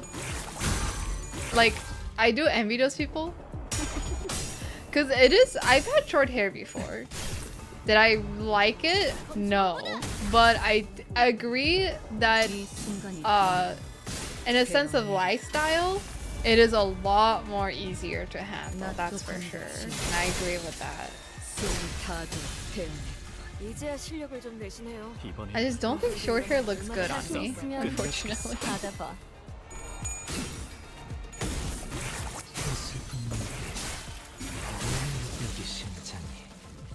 대상 철침탄. 마비 교환 여유탄 횟수. Oh, did we finish? We 감동적이지 않을 finished. 수 없네. 해결사 영웅기에 이런 Bald 구조까지. bun? 어디 보자. No, no. Not bald bun. Maybe like a very short wolf cut. Like the shortest I've gone.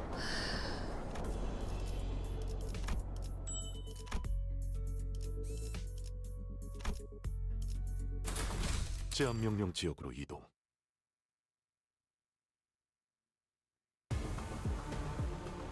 너무 약. I've done a lot of... Okay, the thing is that whenever I don't oftenly get a haircut, if that makes sense. But I definitely know that every time I do get my haircut, 조준. I like for a while, for like my entire life, I've done so many different types of haircuts because I'm not really picky, but I've never really left like, oh, I love this like hairstyle. This hairstyle looks great on me. Until like I finally like I was like, there was one hairstyle that I ended up really, really liking. And it is a wolf cut. But it is not a short wolf cut. It is like the longer. Well, the short ones don't look that bad either, but I just prefer long hair because I always like tying my hair up. So, I always get like long wolf cuts, and they're like the ones that like just fit me the most. It's also because my hair is like, it's like, you'd be surprised, it's a little bit similar to my model in a way. It's like, it's supposed to be considered straight, but it's like a little bit more on like the wavier side. So usually when you get wolf cuts, right, what a lot of people don't realize is that if you have very straight hair, you have to, when you get a wolf cut, right, you have to style it like every morning if you have very straight hair to make it look like a wolf cut, if that makes sense. Because like those pictures you see online, it's because people use like an iron, like a hair iron to like style it to make it look curvy and everything, right? So if you have really straight hair, it is not gonna look like the pictures that you see online or how you imagine a wolf cut to look like, because your hair is gonna just be straight, right? And you have to style it. Whereas because I have like very like wacky hair, I say wacky because like my hair is not like, it's like straight, but it's also not straight. So like when it just get a wolf cut, like it just, because my hair is naturally like kind of chaotic in a way, it just naturally looks like a regular wolf cut. So that's why I just stick to getting a wolf cut every time I go to a hair salon, because it's like what naturally fits like the type of hair that I have.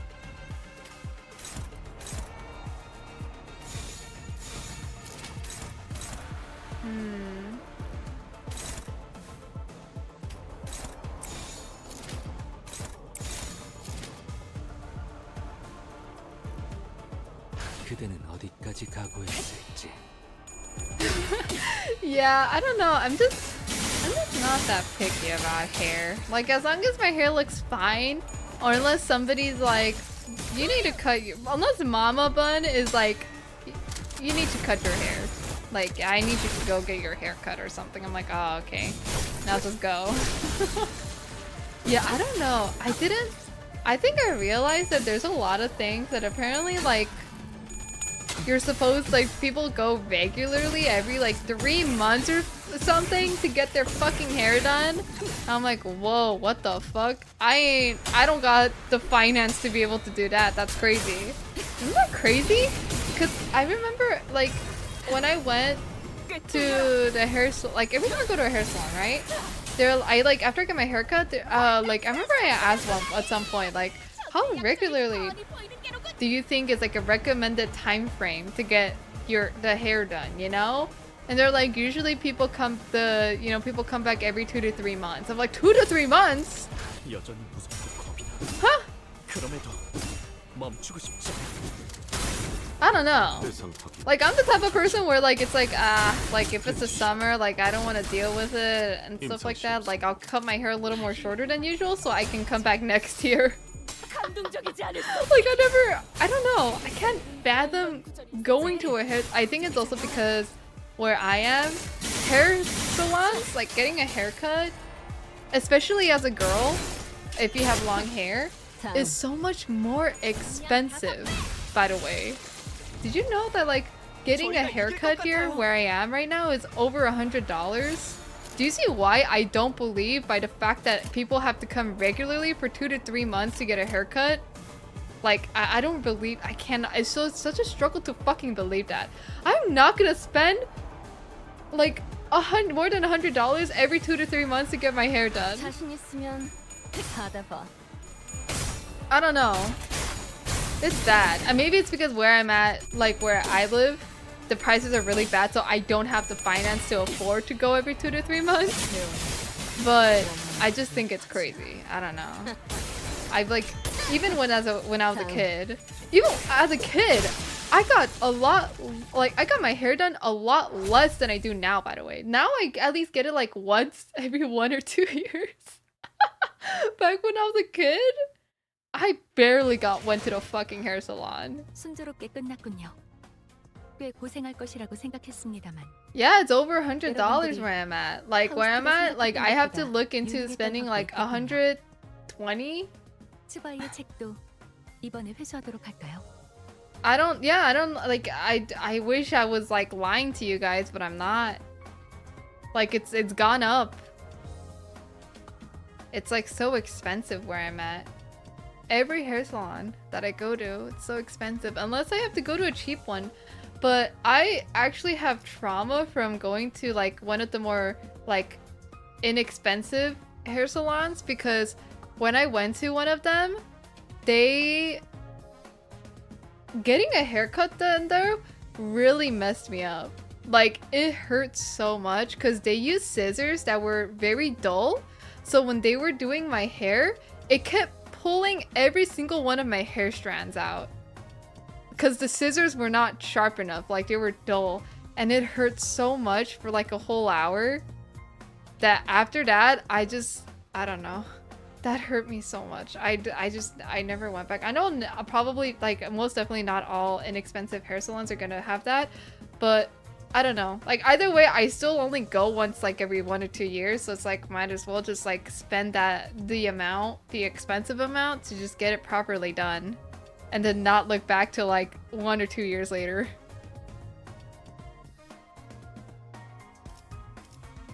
Yeah, it's expensive, guys.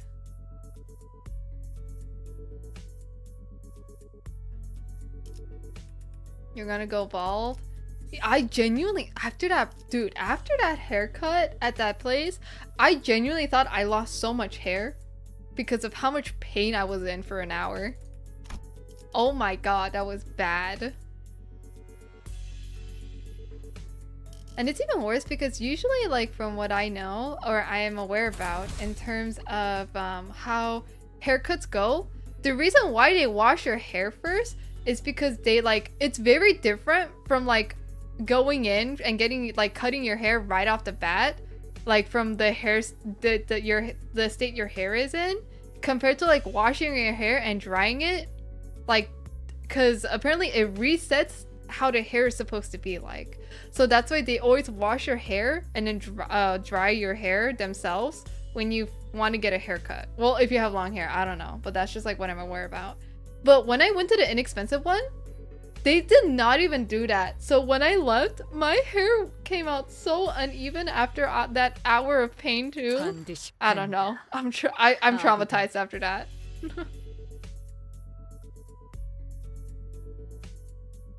3 months of growth? Damn. How much? I don't know. Like, is it? I know $100 plus is crazy. How much do you guys pay for your guys' haircut? I'm kind of curious now. How much do you guys pay for it? Yeah, like my hair came out so uneven that even Mama Bun and Papa Bun looked at it and they're like, we're gonna go to a different hair salon and get your hair done again because what we're looking at is crazy. 1.5 that. What? That's crazy. What? Really? You lucky bastards.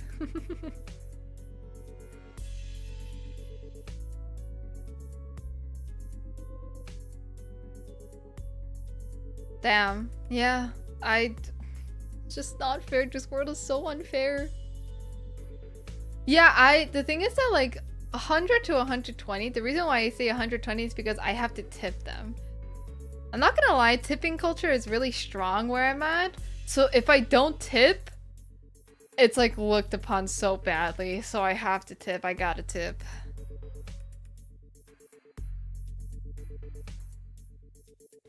Hardly a challenge. What a WOT. Phew. Well, at least they're not much of a fighter one-on-one. Service de Clue is not a combat and specialized department. While they have all undergone basic combat training for exigent circumstances, they are not prepared for head-on conflicts such as this. Yeah, I noticed. They kept taking pictures of us with their briefcases. I'm guessing that's their primary job description? When you used to go to the barber? Damn. I know men's haircuts are a lot cheaper than women's. And that's probably because, like, it's like, you know, it's like probably a lot easier. In a way. I'm assuming. I don't know. I don't know. I'm just assuming stuff. Really? Damn, you guys are fucking lucky. Holy shit. Imagine, guys, imagine being in my position spending $120 every fucking haircut. Surely it's understandable why I only go to the hair salon every 1 to 2 years. Fuck. Fuck. Shit. Whatever. I think it's even worse because it has been a while. So I kind of probably should go at some point this year, towards the end of the year, but honestly, I'm willing to wait next year to go. I'm not in a rush. What are they snapping away for then? Whispering behind our backs like a load of crepes. Collecting photos to include in the report for their higher-ups, I'd wager. I can kind of see how they could think we're involved in this somehow. Every time they followed a lead, they ended up encountering us. Entirely a surprising rationale. Rosal stood a footstep away from the rest of the sinners and watched in silence as they tried to come up with an explanation. What is he thinking? What is it that he wishes to say? Or is he simply contemplating or observing without any preconceived notions in his mind? His silence should have been any different from his usual reticence, but as though by some chance or whim. Hey, Mersalt? I was struck by the sense of brief yet distinct strangeness and was compelled to speak with him. Yes, manager. Don't hesitate to let me know if there's something you want to say. but aren't sure if you're supposed to say it. Yes, manager. I will do as you ordered should one such circumstance occur. As always, his reply was as deflating, concise, and direct. As though he had some rule of his own that told him this was the specific response to situations like these. Okay, but I'm talking about right now, actually. Do you have anything to say right now? No, I do not. It did not appear to me that he was trying to hide anything or choosing his words in response to my question. His reply was simply that, an answer, nothing more. Yes, a prepared answer written down in a list of responses. That's what it felt like to me. As though this particular answer had always been the only one he had available for situations like this.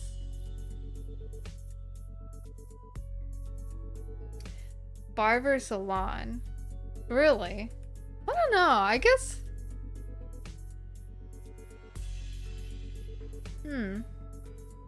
It's so interesting because, like, if it's still as complicated as women's, I wonder why men's are always so much more cheaper then.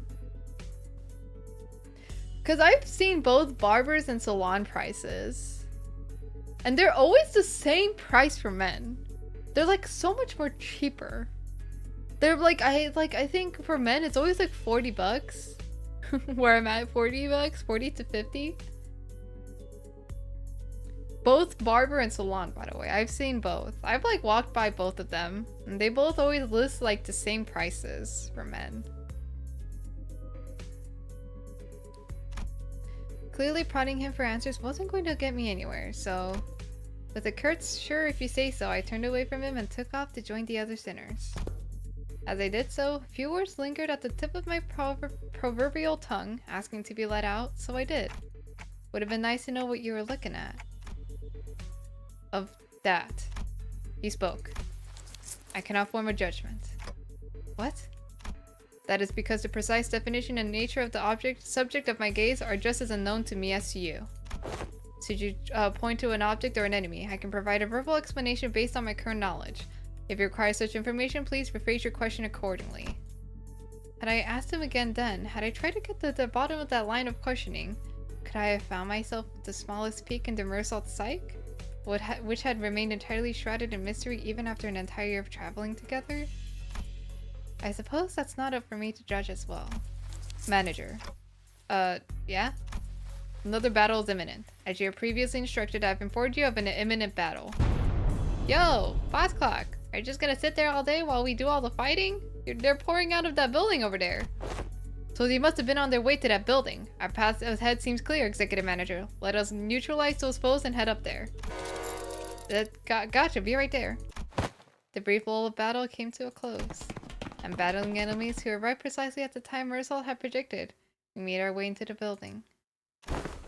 Bloody hell, them blokes we fought downstairs must have been the weaker ones of the bunch. How does N-Corp have so many guys on their payroll? There's no end to them. Haha, it is a wing after all. Are these the taboo violators? I thought the culprit worked alone. No, I'm quite certain they're the ones from the subsequent reports. The N-Corp fixers appeared just as confused as we were. It was clear to me that they were expecting to find a taboo violator here, not a big group of a dozen or so people. What were they thinking sending fodder like us to deal with an organized taboo violation? They should have sent taboo hunters here instead. Why do you think they told us to consume canned experience containing mass melee combat? They must have thought our current manpower would suffice to deal with this. I don't know about that. Wait, wasn't there an extra report? That's one of them, so... All of a sudden, with a click, the room began to buzz with the metallic whir of some kind of machinery. And immediately, I could tell what it was. Distortion. Standing in the middle of the shabby room was a device I wasn't sure I'd seen before. I do not like whatever the fuck I'm looking at, let me tell you that, guys. Oh my god, I just don't like looking at that. I have such a big fear of eyes. Is it just me? I'm so scared of like big round eyes that I can't even look at myself in the mirror sometimes. Like I can't even stare at myself in the mirror for a long time. Even though there will be no like reason for that. Sometimes like when I like, oh, like I got something in my eye. Let me like look in the mirror to like get it out. Sometimes I get so creeped out looking at him. So this thing, oh, just it's like so unsettling to me. Oh my fucking god. Yeah. I don't know. I can't stare at it. I can't stare at it. I think it's like one of my fears actually. I know that's a little bit more on maybe a little bit more on the weirder side. I don't know why. It's not like I don't like I don't like attention. I just don't like how they look, if that makes sense. Like it's so fucking creepy. The exterior was plastered with strange shapes that look similar to what we saw in the Chunokin's spaces in our earlier battles, making it difficult to grasp its full shape. The round object affixed to it began to rotate slowly, with the dull, worn-out groan of a thing past its prime. Men, shield your eyes! The moment it began to emit a faint ray of light, Otis thundered a commanding voice. Gah! I quickly turned away as well, making sure not to catch even a glimpse of it. The device could be playing a recorded video, Executive Manager. Even a brief look at it could constitute a taboo violation. Shit! I saw that. I'm so finished. Just as panic began creeping into the voices of several unlucky individuals. Oh man, folks, this is starting to get a little embarrassing. A sleepy voice breaks through the darkness past my metaphorically speaking shut eyes. Mentor? Eyes opening, dude. What's wrong with everyone? Got dust in your eyes?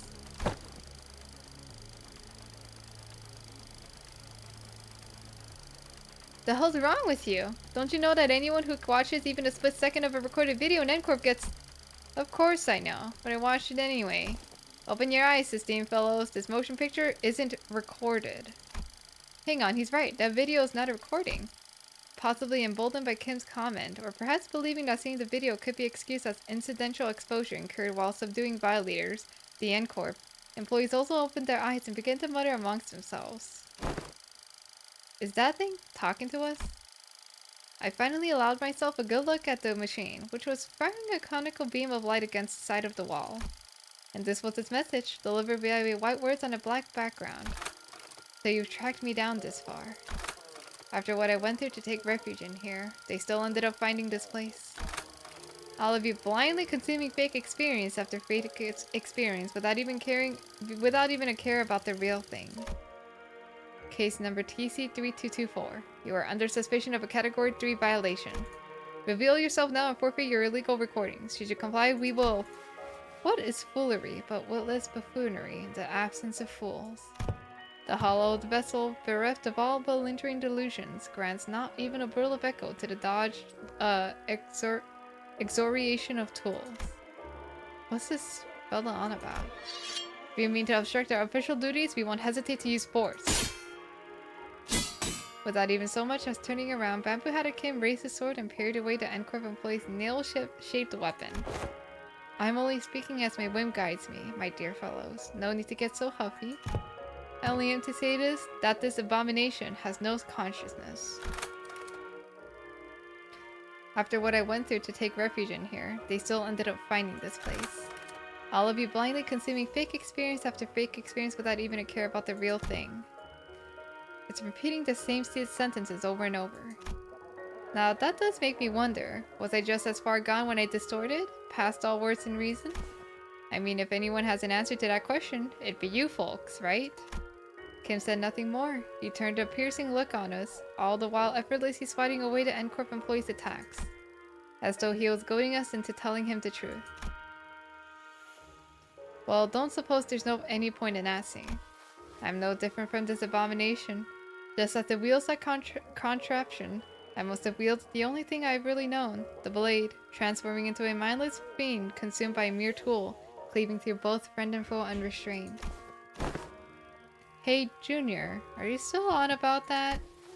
I tried to avert my eyes, I truly did, but such disregard is easier said than done. How can I, when that distorted being has no qualms showing me the... Doesn't he know how rude the unsolicited reflecting of the fathoms of one's heart is? That's got to be illegal or something. Illegal, I say! Turning a customer into a thug on a protection racket run, a mere ant before a car in motion into a serving driver. Conjuring dead followers before the eyes of their mentor. Simply unconscionable, rude as hell, as some might say. My poor heart almost burst out of my chest courtesy of you.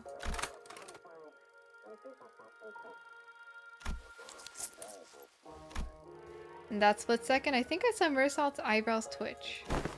A battle is imminent, manager. Just a natural response to sensing an imminent battle, perhaps? Ah. A blinding flash followed by an explosive bang. My vision immediately went white and decided to take its damn time coming back. And when it did, the first thing that came into view was a particular unsettling landscape of S-Corp, followed by bamboo-hatted Kim surrounded by a small army of Chunokun. Mentor! Keep that up and you'll shout me deaf, Ingdu. Isn't it about time we both grew accustomed to such sights? Mentor, still do I wake from these dreams drenched in cold sweat. That they might bind and drag you away. This isn't so bad, is it? It's just these folks so far. Unlike earlier when... Ah. What was that? Everything went dark.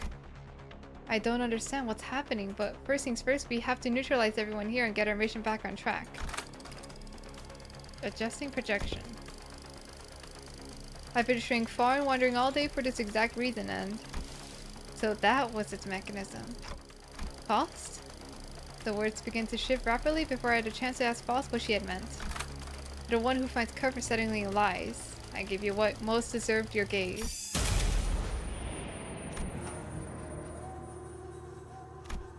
Bollocks.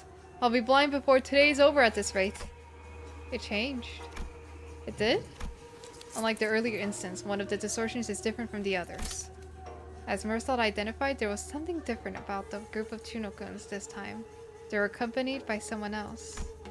A warrior, impressive armor, wielding a sword that was just as tall. That armor, and the great Hando of the Sol Circle, to be reunited in such a manner.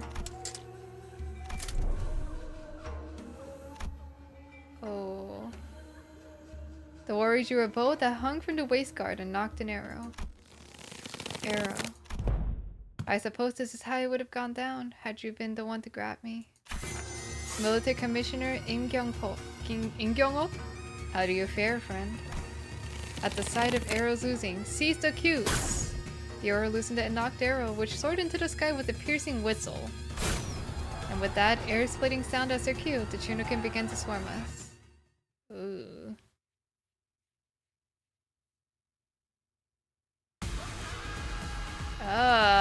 이상한 기분을 두르고 있어요.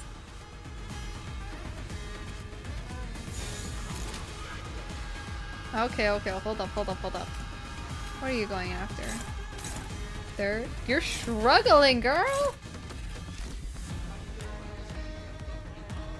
Okay.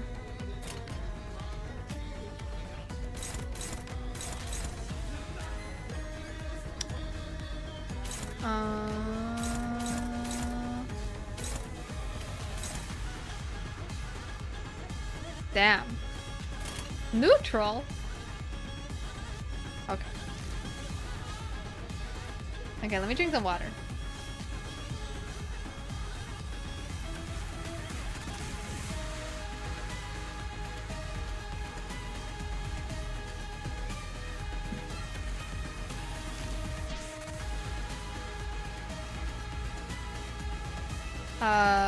Why is cinema illegal? I have no idea.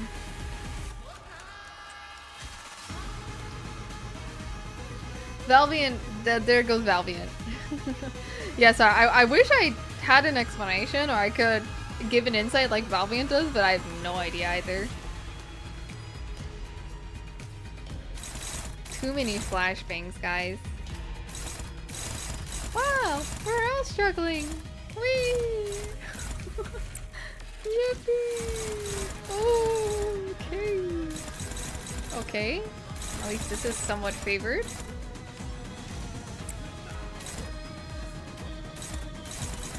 Okay.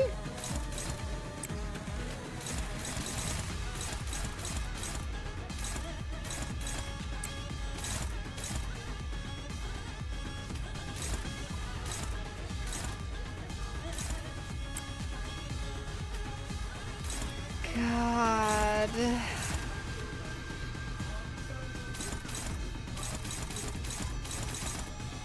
Oh, you got that. Um.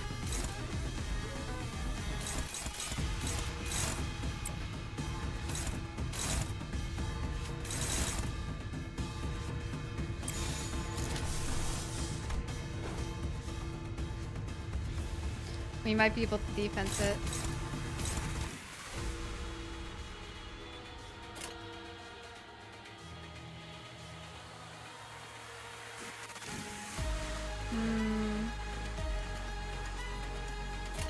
그대는 어디까지 각오했을지.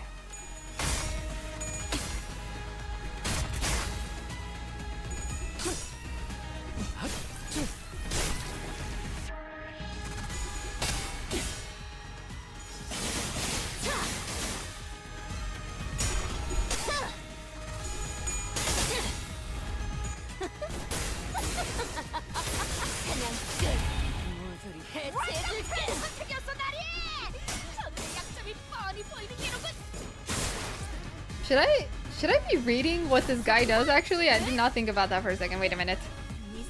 I just realized I did not read anything before we started fighting. Really, it's fine.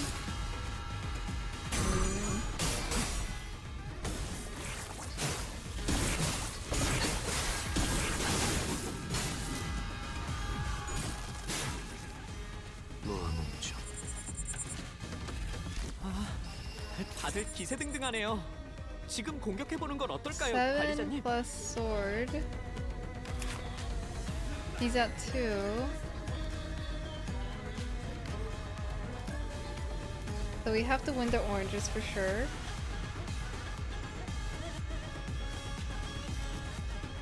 The blue ones for sure.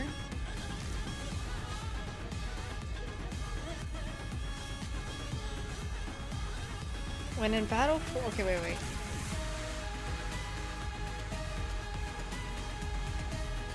Based on the current battle form of the homeland, gain or lose.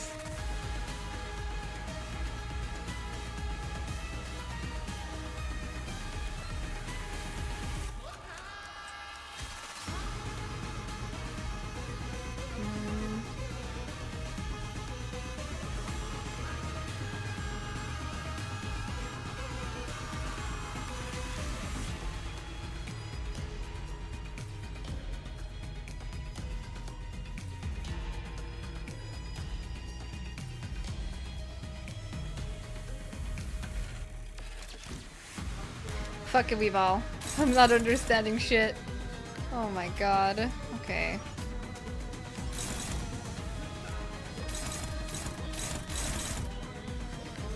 I just know we should— god damn it, Ezra, you're not even clashing with this.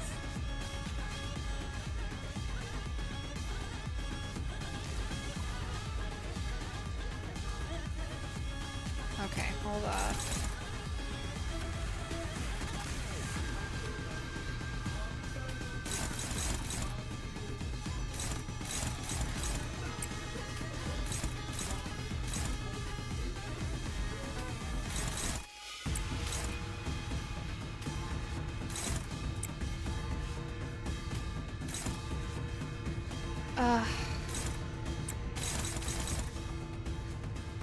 Unaffected by surplay of the homeland sale.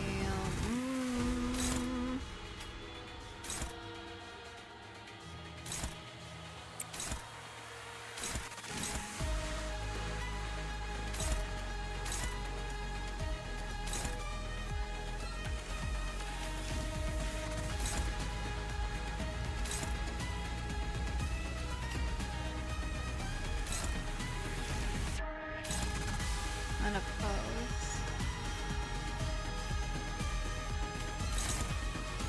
Okay, so that— we can't do much about that. That's not clashable.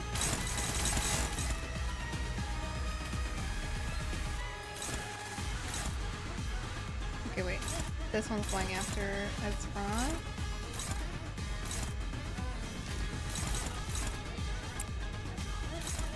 Okay. 그대는 어디까지 각오했을지.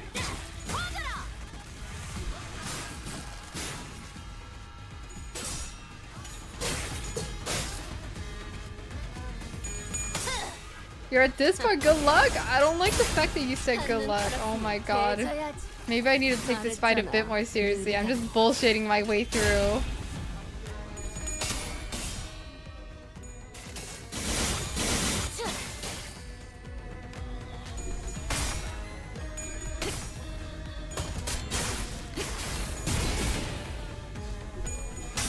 Oh no.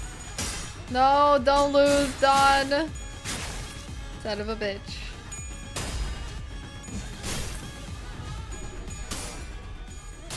Okay. Oh my god, Mirza, you scared me. Don't do that. 임상시험 성공. 관리자님, 역시 저는 생각하지 못하는 방법을 떠올리시는군요.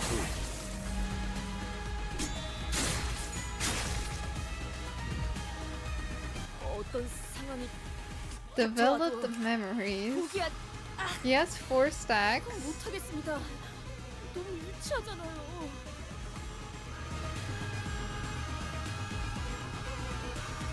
I'm so scared. Fuck it, we ball. I don't know. Okay. Okay.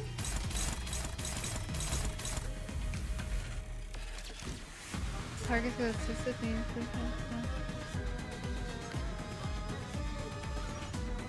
On hit as an info, use. Wait, blah, blah, blah, blah, blah. It has an.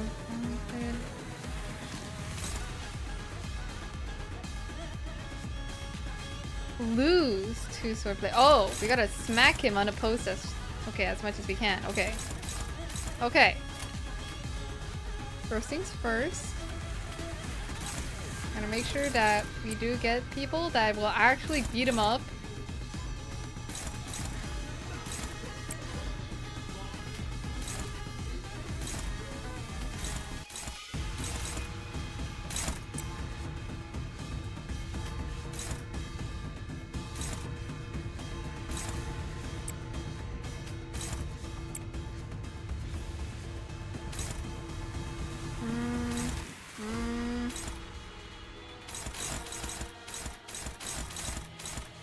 Wow.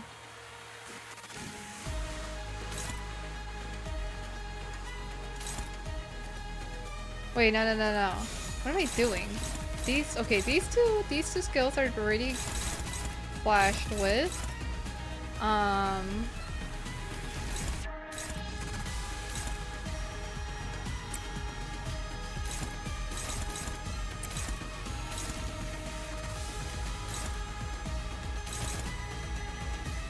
Most bleed.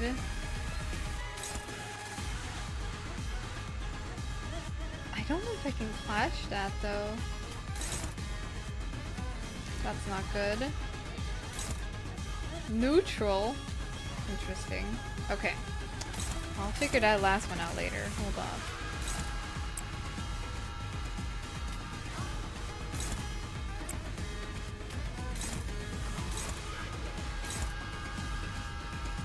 Wow, wait a minute. Okay.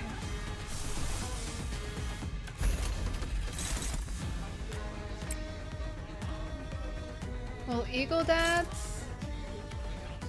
But we gotta... We're gonna have to avoid the counterattacks, honestly. We gotta unoppose it.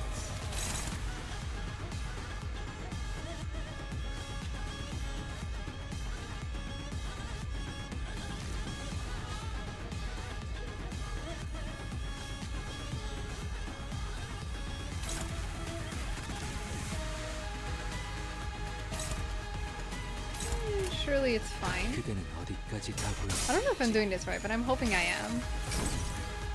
이상이 무엇이라 생각하시오?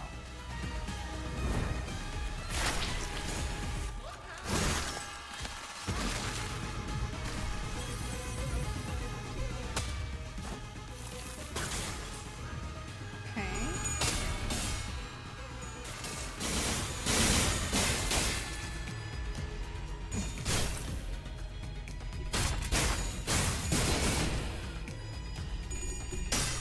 Result?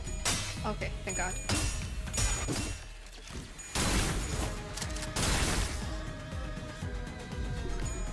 Oh. you're supposed to win! What happened?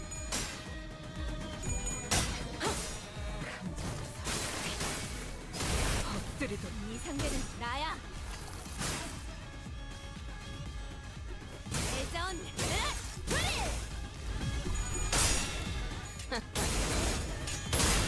한눈 털었으면 되져야지. 내 차례네. 아. 그쵸. 어떤 상황이 닥쳐도 포기하지 you. 마세라. 저들의 공격은 우리의 투지를 꿰뚫을 수 없을 테니. Okay. I'm gonna beat the shit out of this thing, right? Oh.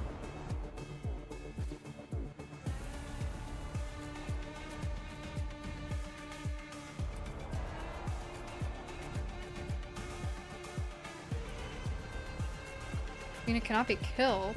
Does not take any damage from sources other than skill damage from skills attacking this unit as the main target. We wanted to reach there. Yourself and Redcore plus.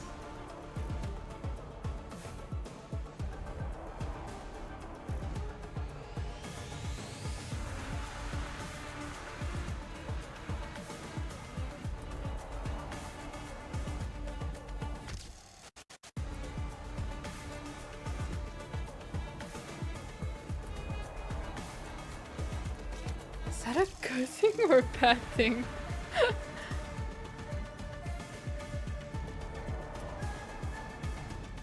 I'm so confused.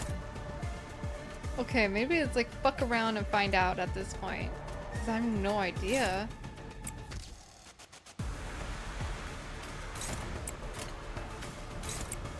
Fuck around and find out, I guess. Because I cannot. 당신의 판단을 따를게요.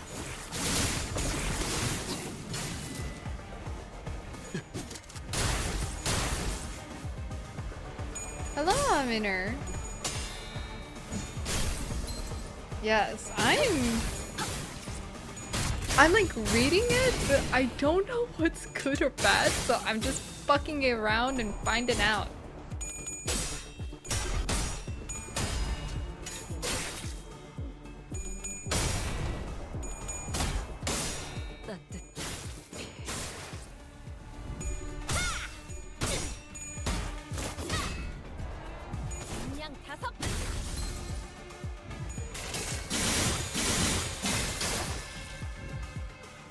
무기를 만드는 것만큼 이 내가 싸움을 어버이보다 뛰어. 끝내주겠어.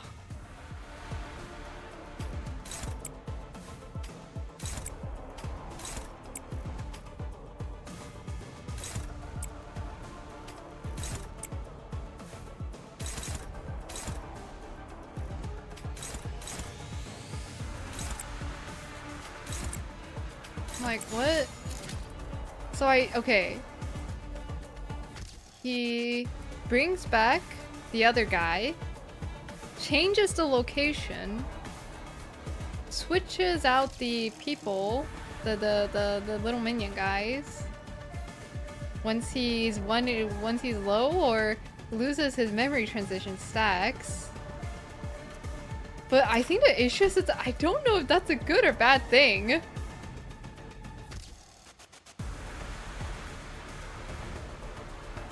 I know it can't be killed.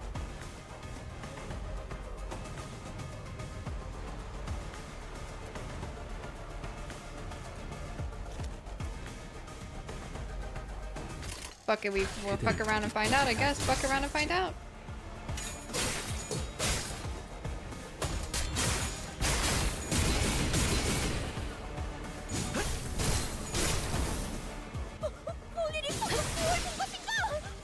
엄청나게 강한 일격을.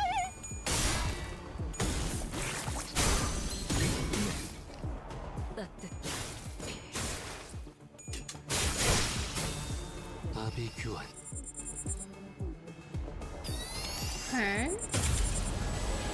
영원히 가면 또 한참을 떠드시겠다. Silent inform poised 다리에게 to 해줄 이야기가 또 poised to 있군요. God damn it.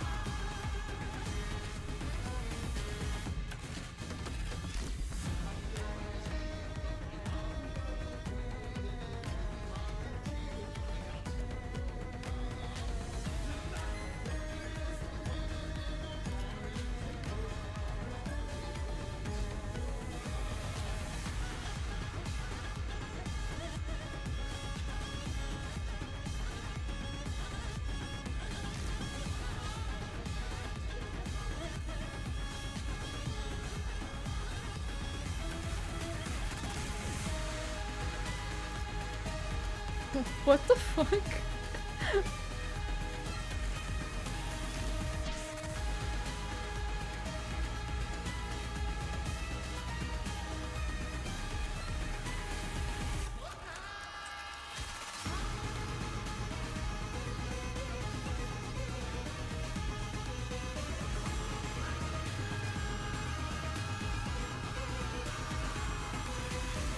Yes, I would like a TLDR actually. I'm a little confused. Maybe I'm not doing this right. Maybe I'll just get rid of everybody first, honestly, at this point, because I'm so confused. I feel like I shouldn't be confused, but at the same time I am confused.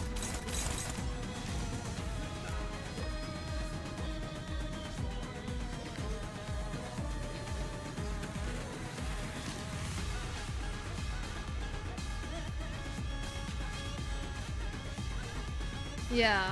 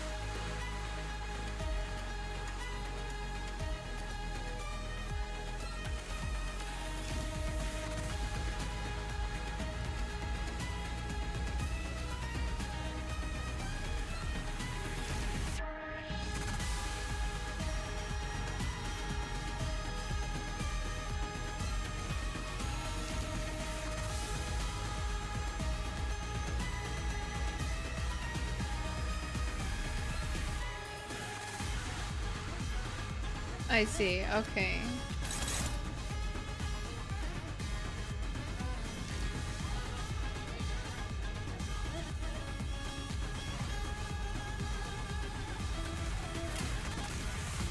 So...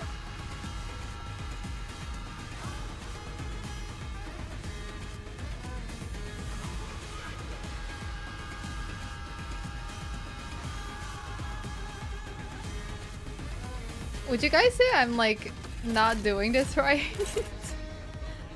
Oh god. Okay.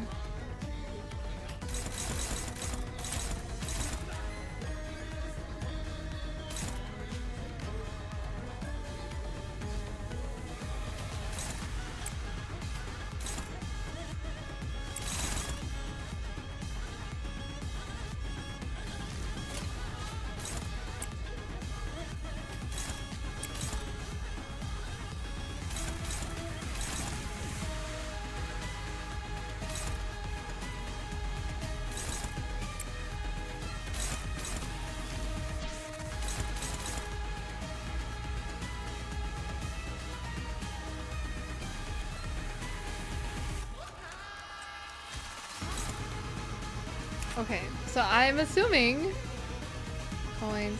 This one wants it high.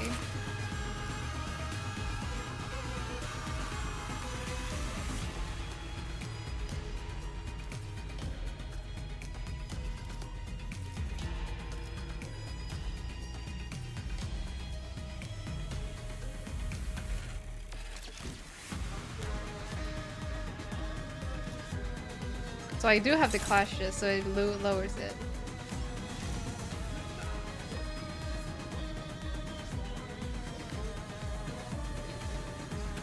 No. No? You do not want to clash it, okay. No clash.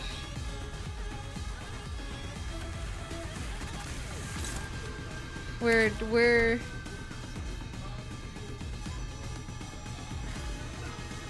Oh, okay, okay, lower stacks, okay. Lower stacks is what they like, okay.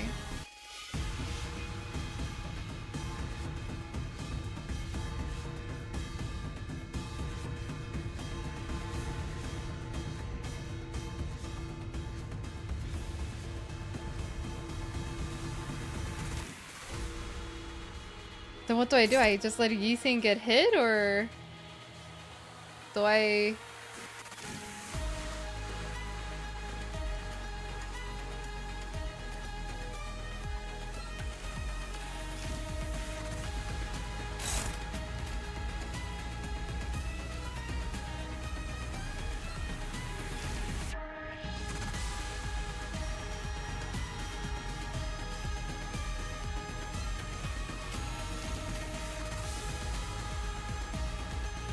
Okay, so I don't have to worry.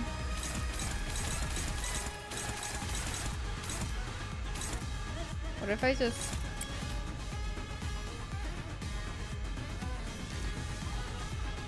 Okay, I see.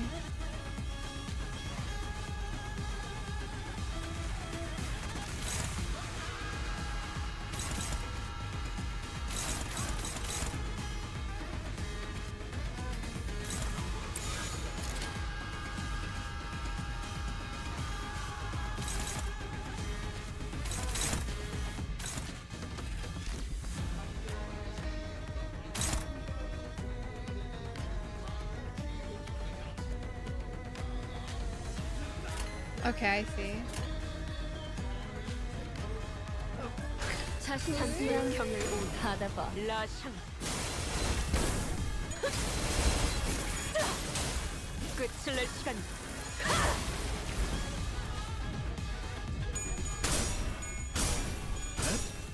이 격정 속에서 타올라라.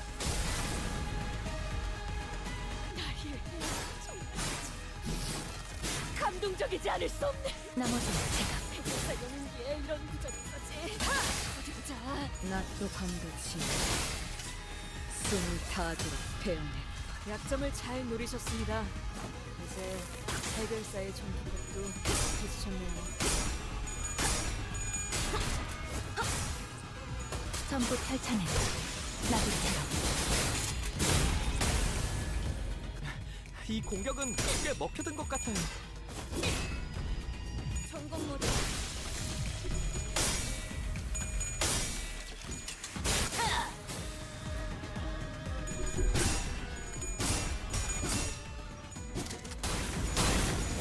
조준이 필요 없지.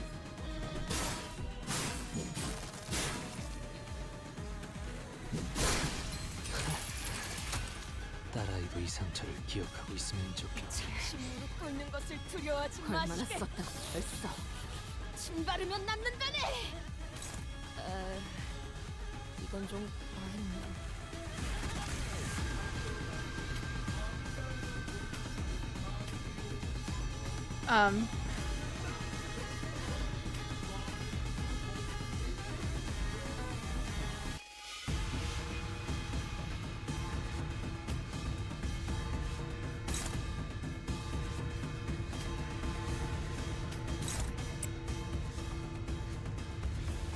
Disposal? No, I do not actually. I feel like we had this conversation, but I actually like don't remember shit. 그래서 전쟁도 안 겪어본 것들은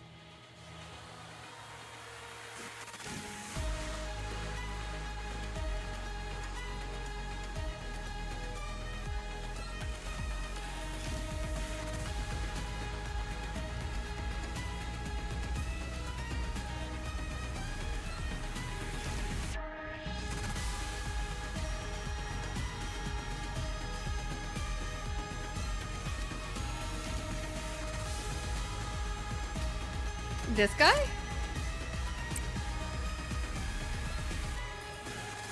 Okay.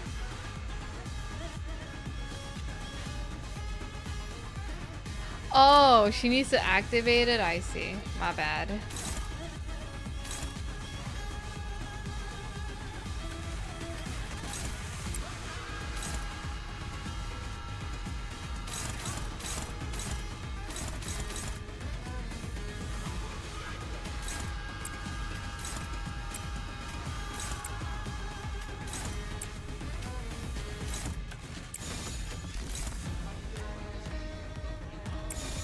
Why is it so high?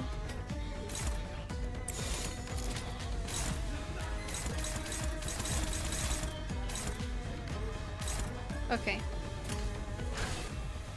필주 의지. 필요하지만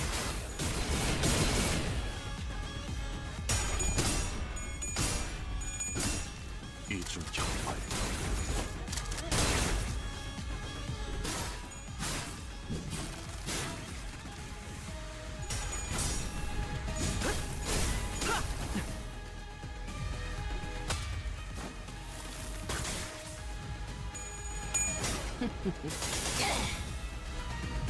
원망하고 말고 빌어먹은 패밀리고 너네들도 상대는 나야.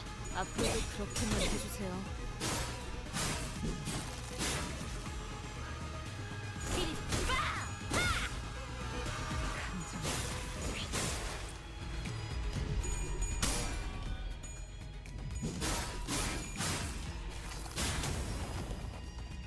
이 순간이 다도 되어 내리라.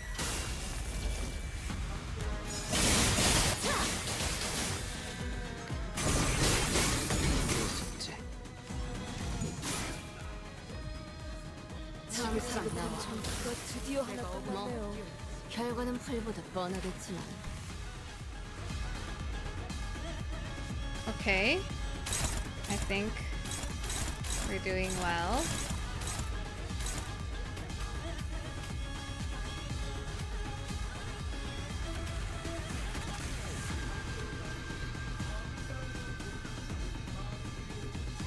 So now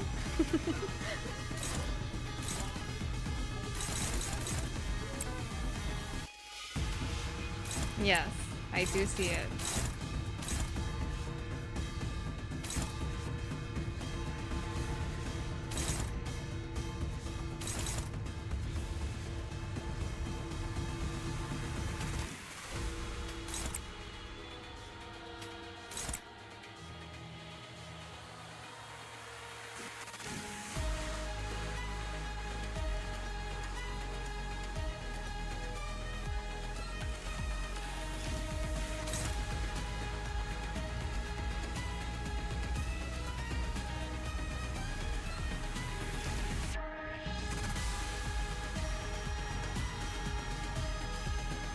On our last turn attack.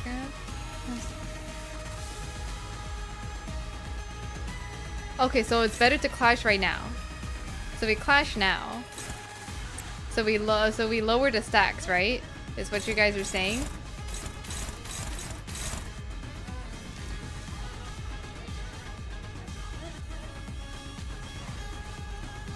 Okay.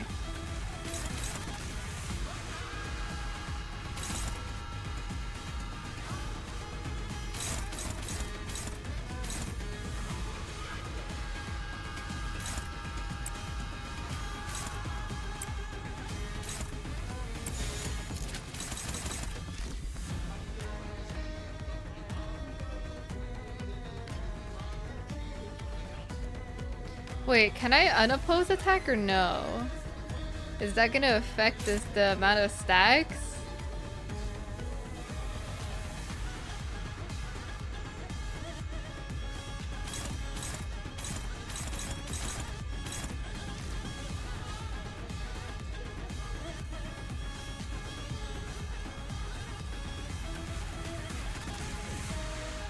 Okay. And then I could just use the disposal thing now, right? I don't need to save it. Don't S1, I mean? Oh, like, okay. So you're just telling me not to S1? Use all the strong stuff? Dawn's S1. For what?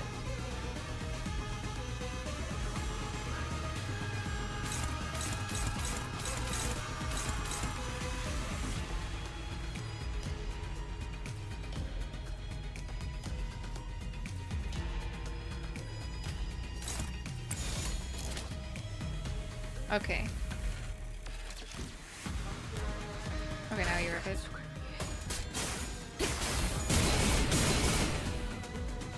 이중 격발 재장전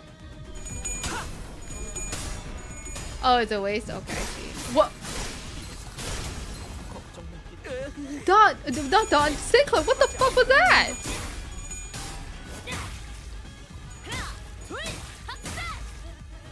Huh?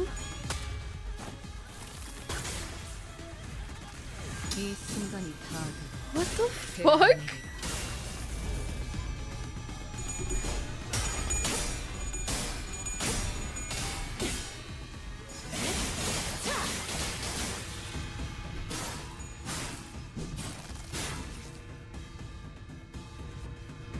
지긋지긋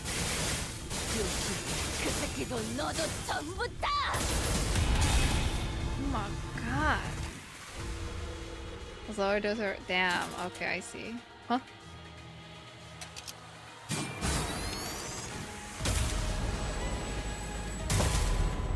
Just a little more, and I think we might be able to smash that dang thing to smithereens, but yeah, but it's really hard to focus on one thing with that huge warrior zapping in and out of reality as soon as we make ourselves an opening.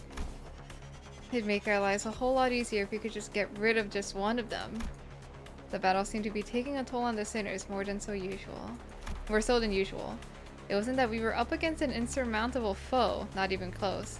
Not to mention how Ezra and Ingdu were here to help us out. But shite, haven't they had enough? About time they gave up, innit? Oh, don't you go legging it again. The big sword-carrying fella sure is kicking our butts, but I don't know if they're the key to solving this distortion. We ain't exactly flush with options, are we? Our exit's blocked, and it ain't like we can stop mid-fight to strategize. With the battlefield constantly shifting and flashing between N Corp and S Corp, we simply did not have the breathing room to focus on either the projector or In Kyung-up, which was swinging that great blade with frightening force. Besides...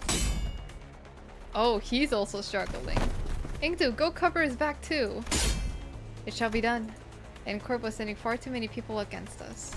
There weren't that many at first, but it seemed that the sudden spike in employee casualties in an area so close to the nest had alerted N Corp to our location. How do we get out of this? Faust, Otis, help me out here. I decided to stop racking my brain trying to navigate a situation I know so little about, and instead rely on the sinners with possibly more experience in the field. First, I need to know if there's any way we can deal with the endless reinforcements N Corp is sending after us.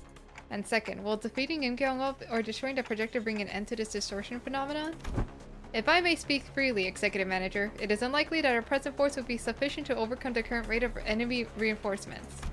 Not only is this battlefield situated in close proximity to the enemy stronghold, but there is an unpredictable variable in this strange machine that makes neutralizing even a single wave of enemies difficult.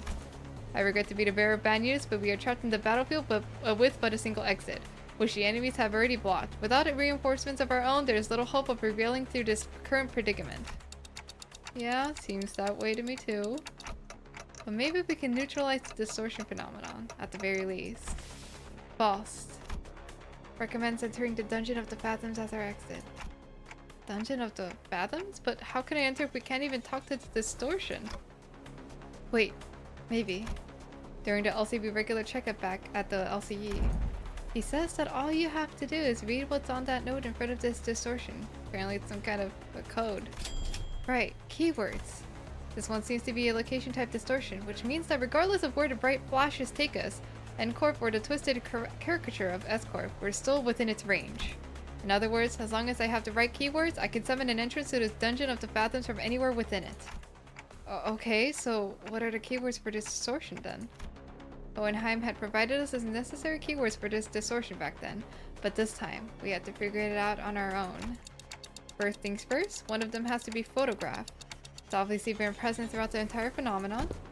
If I may, perhaps experience may be one of them.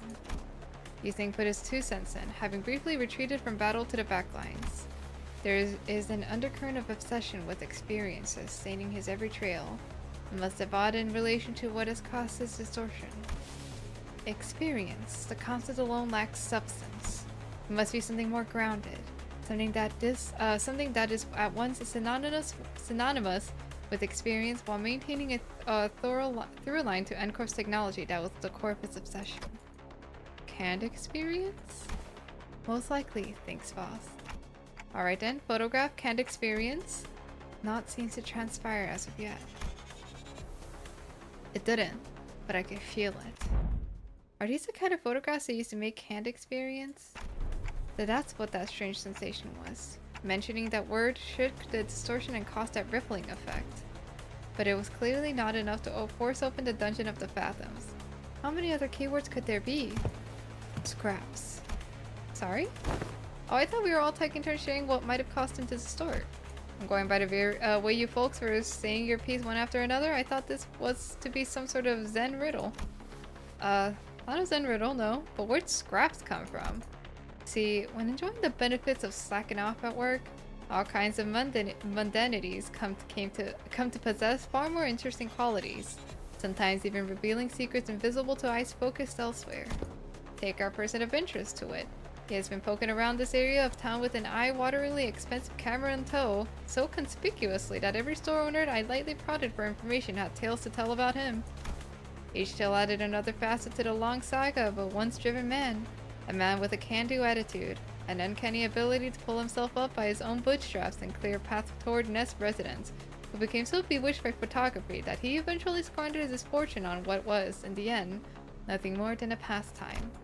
And that went on until he found himself reduced to a pauper barely making rent on scrap heap of an apartment. In pursuit of his ideality, the man has lost grip of fortune and reality. I sought out his apartment and found a few scraps of his writing. When cold rain drifts through the roof, when mold, tepid, humid together and roach from the earth, the mind begins to wander, lost. Eventually, madness is evoked in form indistinguishable from drunkenness. The pauper loses himself. A shadow darker than any I had seen on Kim's face crept beneath the shade of his eyes. No, I had seen that look once in the past. Though it would be more accurate to say that I heard it in his voice that echoed in his spasms distorted by guilt and regret. Perhaps I shouldn't be surprised by the fact that this distortion has, among the countless people here, taken a particular interest in Bamboo-Hatted Kim. Photograph, canned experience, and scraps. Like inserting a final piece of the puzzle, the space pores momentarily warped and flashed, opening a pathway to the distortion's fathoms. Well then, we'll be right behind you, Executive Manager.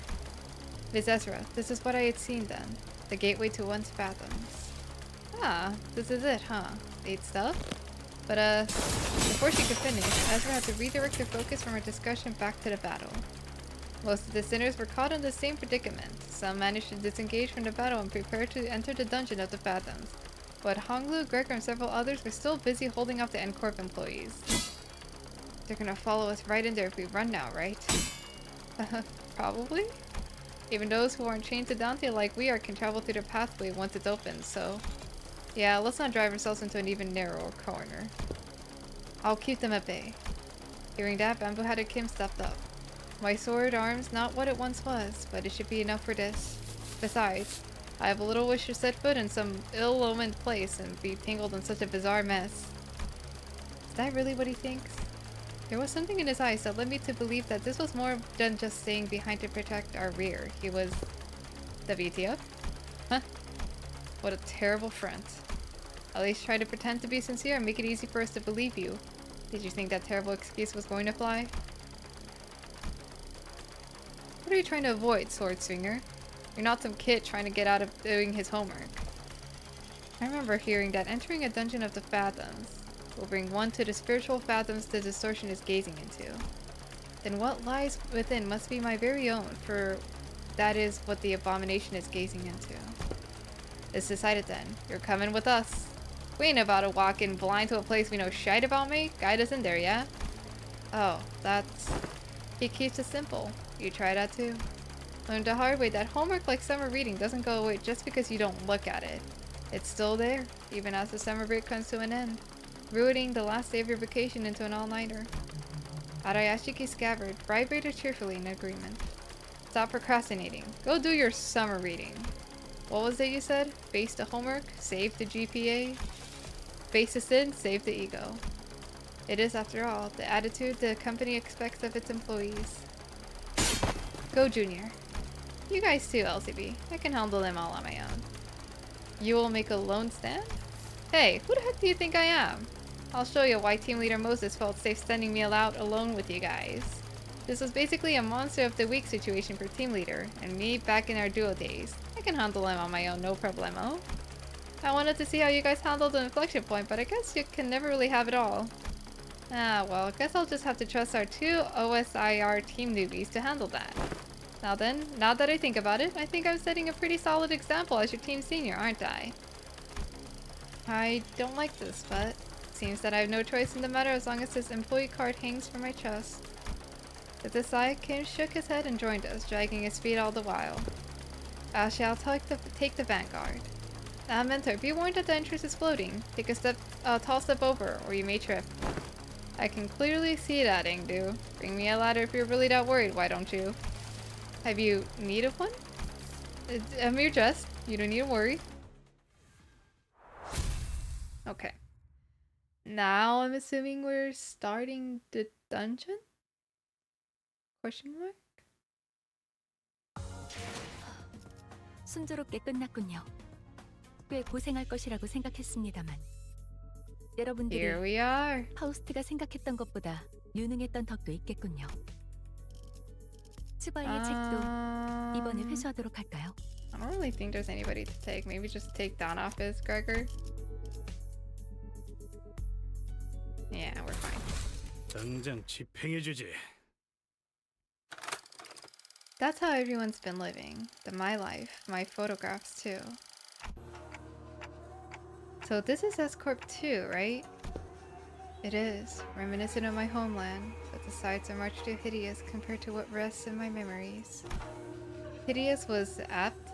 When we emerged from the entrance of the dungeon and into S-Corp streets, what greeted us was a distorted and eerie scenery I wouldn't be surprised to find in an S-Corp themed haunted mansion. 'Tis a place hardly fit for a human habitation. Far more dilapidated than once expected. Thou sayest that people inhabit these lands for truth? Really? I think it has a cool vibe. If I use my foot, I don't think I'll be able to get a wink of sleep in here. The lives of the downtrodden were beset by 1,000 woes and 10-fold more struggles. And the streets they inhabit reflect that reality. Many times I had contemplated in consternation how the folk here had even the will to live on. The shadow that had begun to haunt Kim's face still lingered there as he looked around. That the distortion reveals the fathoms of those it gazes into, as Kim had said. Perhaps this is how S-Corp is reflected in Kim's eyes. On the days when the skies were spotless blue and without orders from the consular, I would scale to the roof of that choka and feel it rustle beneath my back as I lay upon it. I thought I thought it to be a respite solely mine, yet in this mirror world, another has walked here before my arrival. I joined him in looking up at the thatched roof of the choka. Beneath it, a wicked tunnel have I passed. Now I witness myself before the one who shall strike the head from my torso. There was a figure standing tall next to the building, staring defiantly up toward the man on the straw roof. Im Kyung-ok. Are you home? Are you home? I asked. What a strange visitor I have. Why not call at the front gate if you come seeking the master of the house? Be not like a dog barking up the wrong tree. It's unbecoming. A dog? Really now? I can see you up there, lounging on the roof. I'm not going to speak out to the door like I'm blind. Has a spell of some sort befallen the day? To have such an odd occurrence that transpired twice successive. The work of a bewitching spirit, I say. What's so bewitching about checking in on someone? Isn't it odd that a high noble military commissioner of our esteemed corporation would come in person to simply check in on how a lowly mercenary fares? You know me. She certainly knows her dress. She marches forth vested in war shredder armor, yet expects no violence. She wields a two-handed great blade like a demonic yaksha, yet harbors no hostile intent. Why, who else might she be but Military Commissioner Kyung-op, the principal of the famed Im family? You are certainly in the habit of speaking in hyperbole. I'm not so noble that I deserve to be complimented with an epithet so grand as the principal. Not a compliment. You see, Commissioner, this is a rhetorical technique known as a backhanded compliment, which I damn you with praise, for you are so bound by your precious principles that you would rather be unreasonable than betray them. Does an officer rank second ordinate have no wit to engage in such banter? Why, am I out of line, as they say? You two are friends, right? This was our first meeting, so no, not at that precise moment. I know, I'm just saying that if I were her, I wouldn't ever let myself become friends with you after such a bad first impression. Can't imagine becoming friends with someone who keeps pushing my buttons. But people do find friendship in such personalities if they have a taste for prickliness. You've got a friend in us, don't you? Fine, you have a point. Guess I do have a habit of pushing people's buttons too. But still, I hope you're not seriously comparing the way I talk to a sassy, gotcha-digging, pun-riddled... Well, the world we live in is a vast and diverse one. Consider yourself lucky that you're surrounded by so many quirky characters. It's because of that same luck that she took the joke well rather than respond by trying to cut off my head. You are out of line, yes, but I knew you would be, so I won't take issue with it. Though I must admit, the rumors of your sharp tongue do you no justice. The streets speak of a man they called Kimliv, a man who once had attempted to pursue the path of the brush, only to realize the sins of his forefathers and exiled himself to the back streets.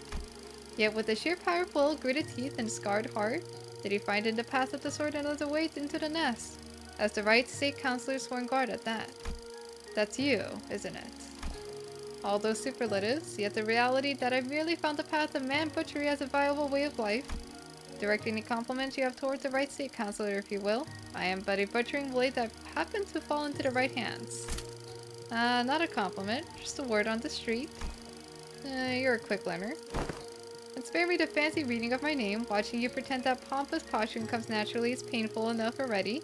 Keep it simple and spell it out as Bamboo had a Kim. Thank you. Huh. And does he continue to veer away from the line?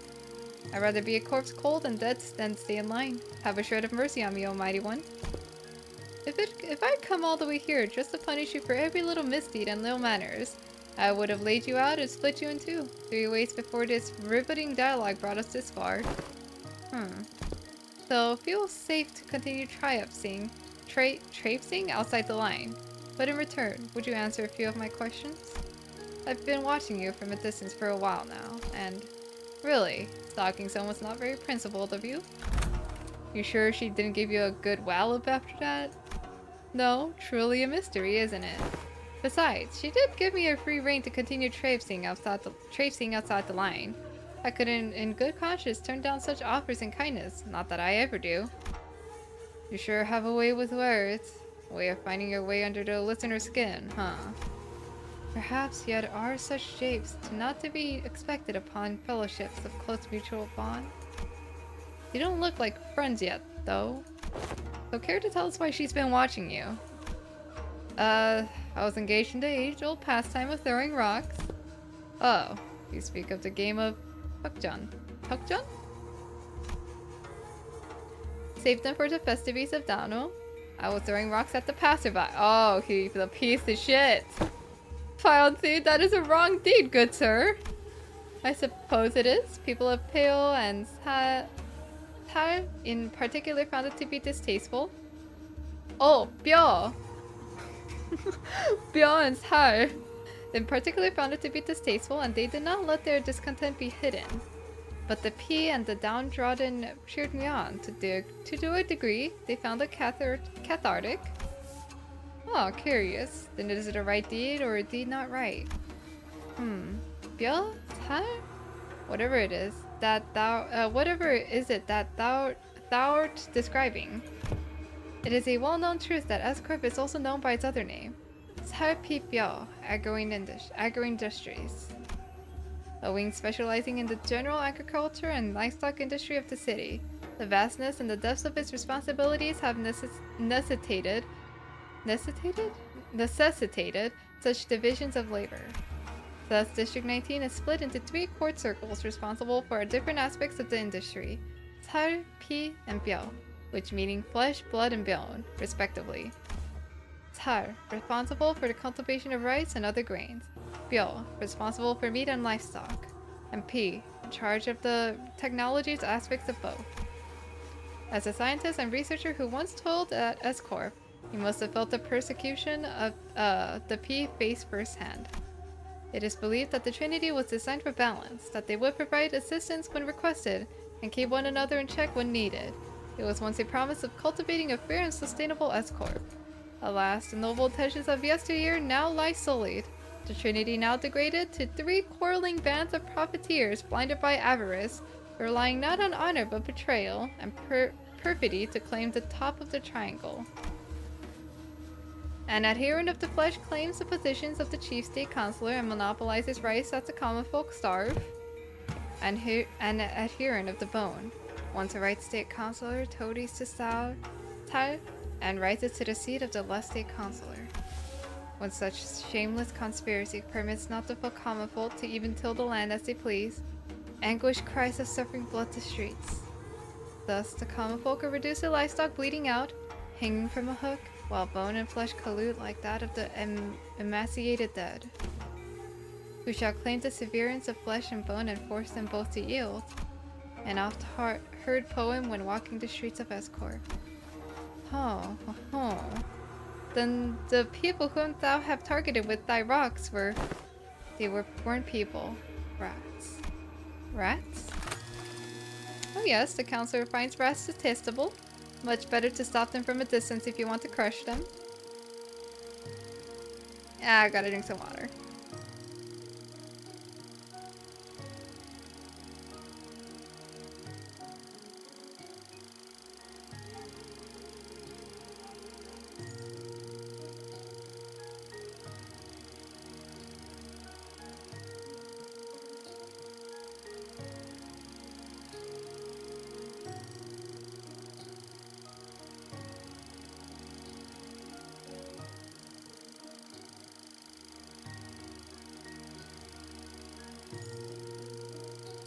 Damn, my voice is starting to die, but I want to finish this dungeon!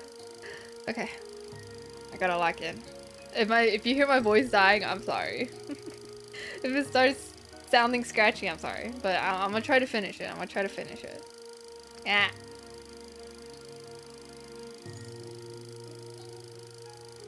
By any chance, do these rats have a habit of sneaking into the royal court to better pilfer what the common folk rightfully deserve?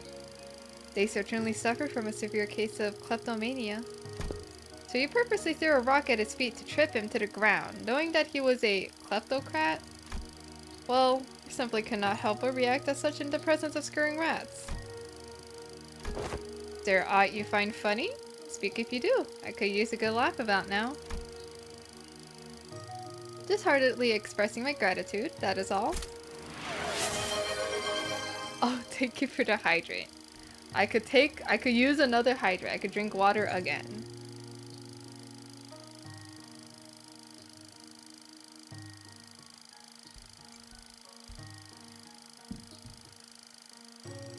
Oh, I just know my voice is gonna be dead tomorrow. Those whose corruption is revealed ought to readily receive their scarlet aura bonds. Beguiled to scamper away with their expensive prosthetics. My men were having some trouble apprehending them until now. Well, if that is your intent, you're invited to leave a token of gratitude somewhere in the vicinity. Perhaps I'll happen to pick it up. Wouldn't want to get thrown into dungeons teeming with real vermin. I was going to do just that. Huh? So, when you'll stop being a sword and be human again? What? When do you clock out? The way I see it, you're not the kind of person who will ever let a drop of liquor get to his tongue while on duty for the right state consular. Return to this chogo when you're human again. I'll buy you a drink as thanks. Huh. She's a funny one, huh? Mentor, and this fellow you had often mentioned fondly was... correct.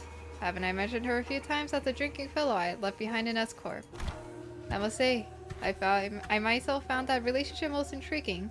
That a military commissioner of the Sal faction would fraternize with the bodyguard of the right state counselor, who was of the P faction.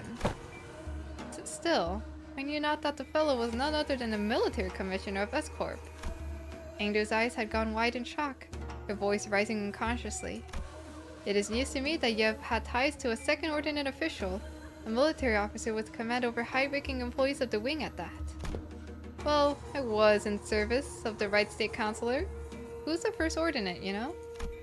Well, that might be true, yet you would like to know why I, with such a powerful friend by my side, have ended up in exile from S-Corp. Yes, your silence over matters of such great import is why I have come to introduce you to others as a Reticent one, mentor. We had made the blade lineage our home for S-Corp, but built no home for us but the lineage. But you, mentor. I would rather show than tell. Let us proceed, shall we? This enchanted place seems intent on unearthing all of my past, both unsavory and savory and unsavory. All shall be revealed in due time. Kim looked around, a twinge of loneliness in his eyes before moving on. We followed without a word. What happened? Well, it's not that long. Okay. Emerged in a dark, muggy cavern filled with air so still it almost felt stifling. Oh, god damn it. Constant powerful gust held through one of the paths. Another was filled with a metallic tank to smell blood. Okay, I'm not gonna voice the encounters just so I can preserve my voice for the narrations.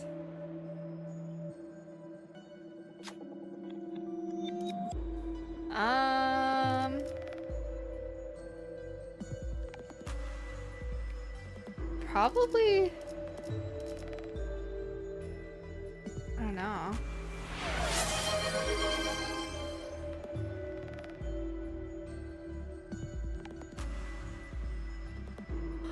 Ooh. That does not. I don't think that would help me because doing soft voice kind of strains my voice. But I appreciate you trying to help me. I appreciate it. Let me see if I can actually refund you those points so you don't actually waste them.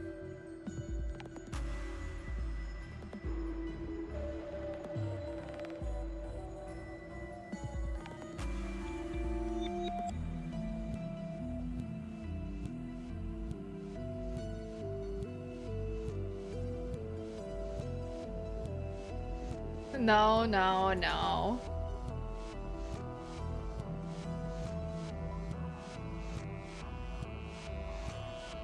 Yeah, bye. I don't know how to do it. Hold up, give me a sec, give me a sec.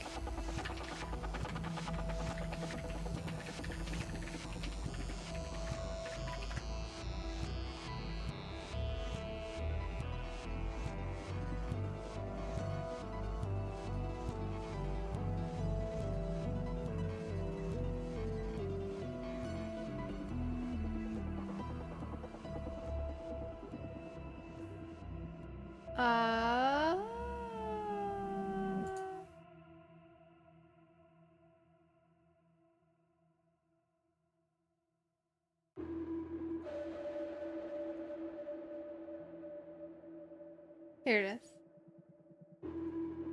There you go.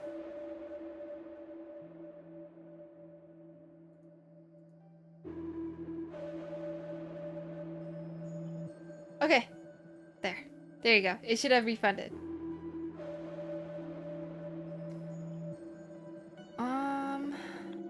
Four-way park.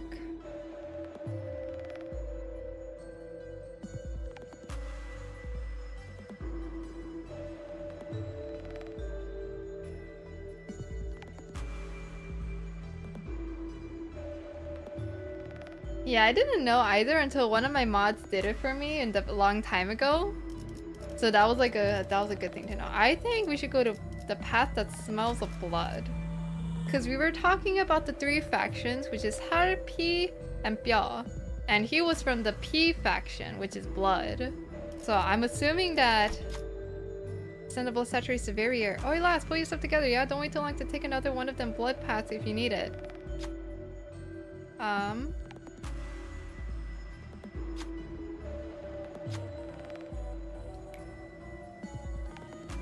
Oh, I guess that didn't really have to do. Okay, well, damn.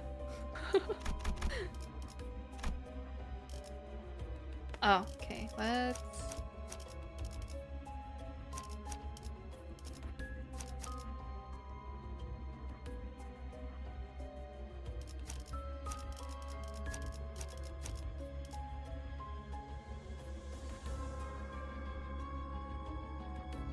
I know, Kim does seem like that kind of the guy, honestly. I can see him doing that.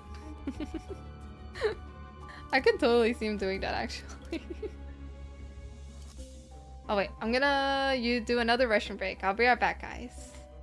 Behave!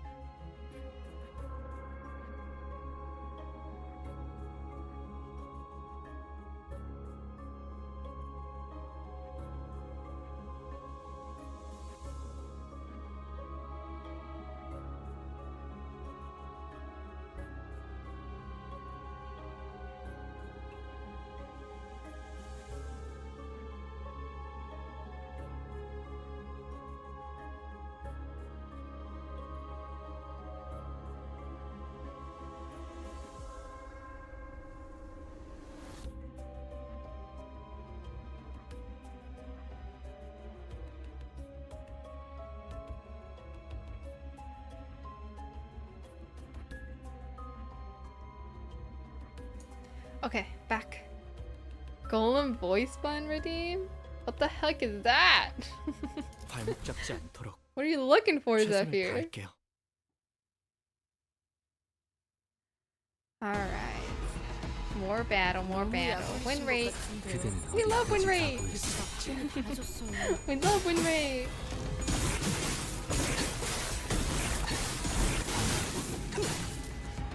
이제야 실력을 Oh, the 발휘했죠. My Precious guy? That's 평소에 crazy. 얼마나 좋습니까? I can't do that voice, sadly. I can't do that voice. 방법을 떠올리시는군요. 이 순간 파도 베어내리라.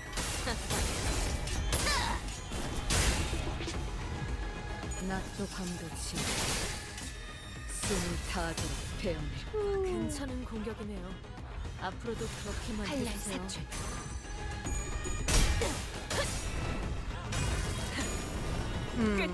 After we finish this interlude, I should have some time to stream other games while we wait for Kanto 10. I'll probably get back into 이 순간이 다 playing 베어내리라. Persona 3 Reload or I'm playing Resident Evil 4. 과감하게 I know I'm planning another co-op horror game with Coda again, 자신 있으면 끝내주겠어. 받아봐. but I don't think that's gonna be this month. 대상 확인, 처치탄. 약점을 잘 노리셨습니다. Yeah, good night, Zephyr. Thanks for coming by. Have a good night. Have a good night. 나비가 날개 Make sure to stay hydrated, drink water before you go to bed. 알았으면 되져야지. Oh no. Why do you say it's a perfect time for horror games? 엄청나게 강한 일격을. You know, that reminds me, have some of you guys played the new Peak update? The Final Ascent? I saw like clips of it, and that shit looks fucking hard. Holy shit.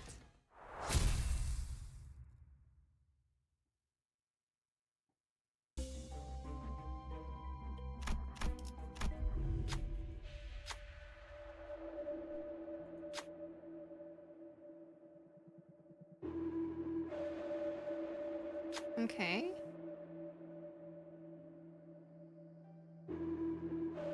There's a guy, but there must have been a misunderstanding.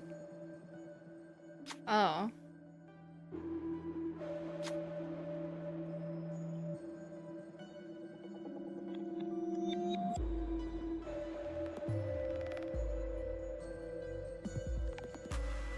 Unlock the front door is crazy. That's fucking crazy. Well, bye bye. Don't do that. Don't unlock the front door. That's dangerous. Let me ask my group.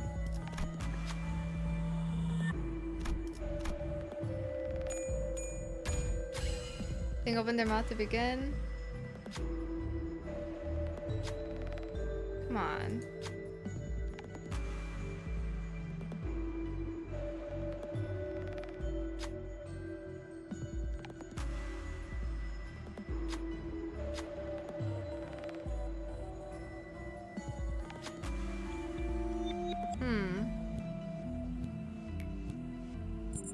것이라고는 없어서. Okay. Gains assist defense. Okay. Okay, pretty good.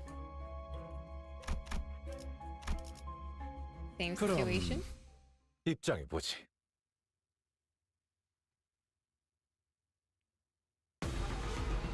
More fighting. 이번에 이 싸움을 끝내주겠어. 꿰뚫려라. I thought we would encounter more like story. Maybe towards the end we'll encounter like a really long story. And then we fight the boss. And I'm assuming the boss is 나보다 날개짓 that girl, the military commander. 완벽한 선택이었어 나리. 저들의 약점이 뻔히 보이게로군. God damn.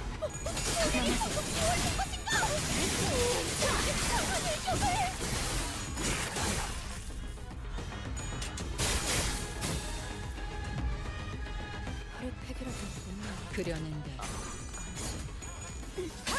저들이 기세 등등하니 잠시 영리한테 숨을 다하도록 배우네. 이 공격은 꽤 먹힐 것 같은데. If the boss is the same mechanics, I hope it's the same mechanics when you first fought her. If it's different, I'm gonna cry. 이게 심장이 굉장해요. 잠깐 좀 이제야 실력을 좀 내시네요. 잘 이용하지 못하셨을 뿐. Oh, boss? Ooh.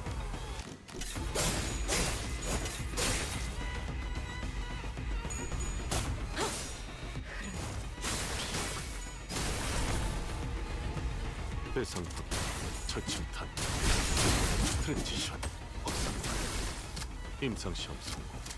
괜찮은 공격이네요. 앞으로도 그렇게만 해주세요. 자신 있으면 받아봐. There's so much happening.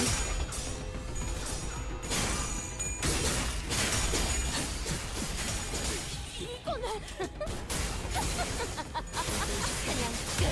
무엇을 해체해줄게. 이 순간이 다 감동적이지 않을 수 없네.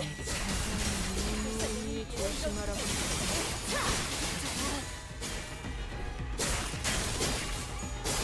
Boss, why are you losing all of a sudden? What's happening? Oh my god.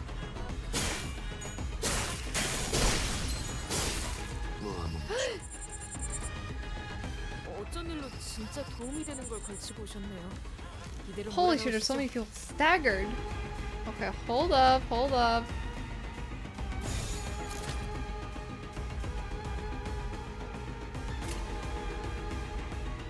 Can we? Oh, we can't even do it. Can you? Struggling? 자신 있으면 Can you heal? 받아봐.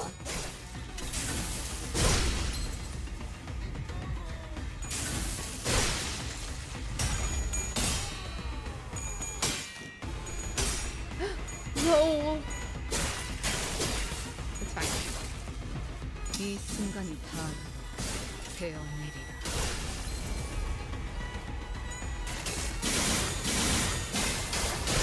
Oh my god. 이게 심장이 잠깐 좀 일곱 앞으로 둘 Okay, Rhodia heals. 기록에 따라 당신을 반드시 집행하겠습니다. Either way, this battle does end here, right?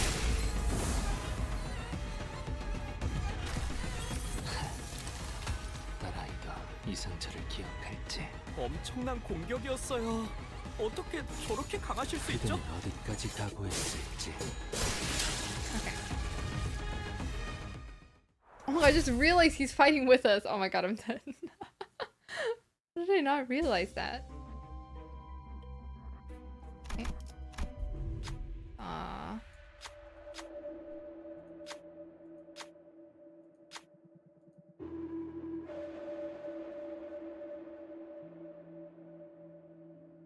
Well, it's just a...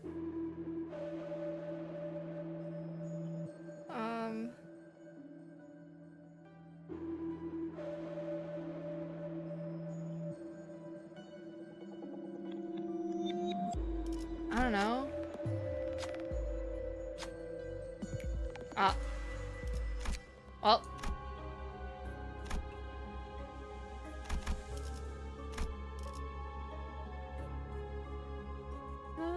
Yeah, 서두르지 말고. like the same 느긋하고 setup. I don't know why I'm like 여유롭게. contemplating. Ah, here's the story. No, it can't be. My life is... The experiences, the memories I had recorded are different. Alas. Kim came to a stop with a grim look on his face. Again, I'm returned to this day. His voice had dropped to the same morose pitch we had heard before. Mentor. I've been here before. Ah, have you? Had a peek into my memories when I had distorted, did you?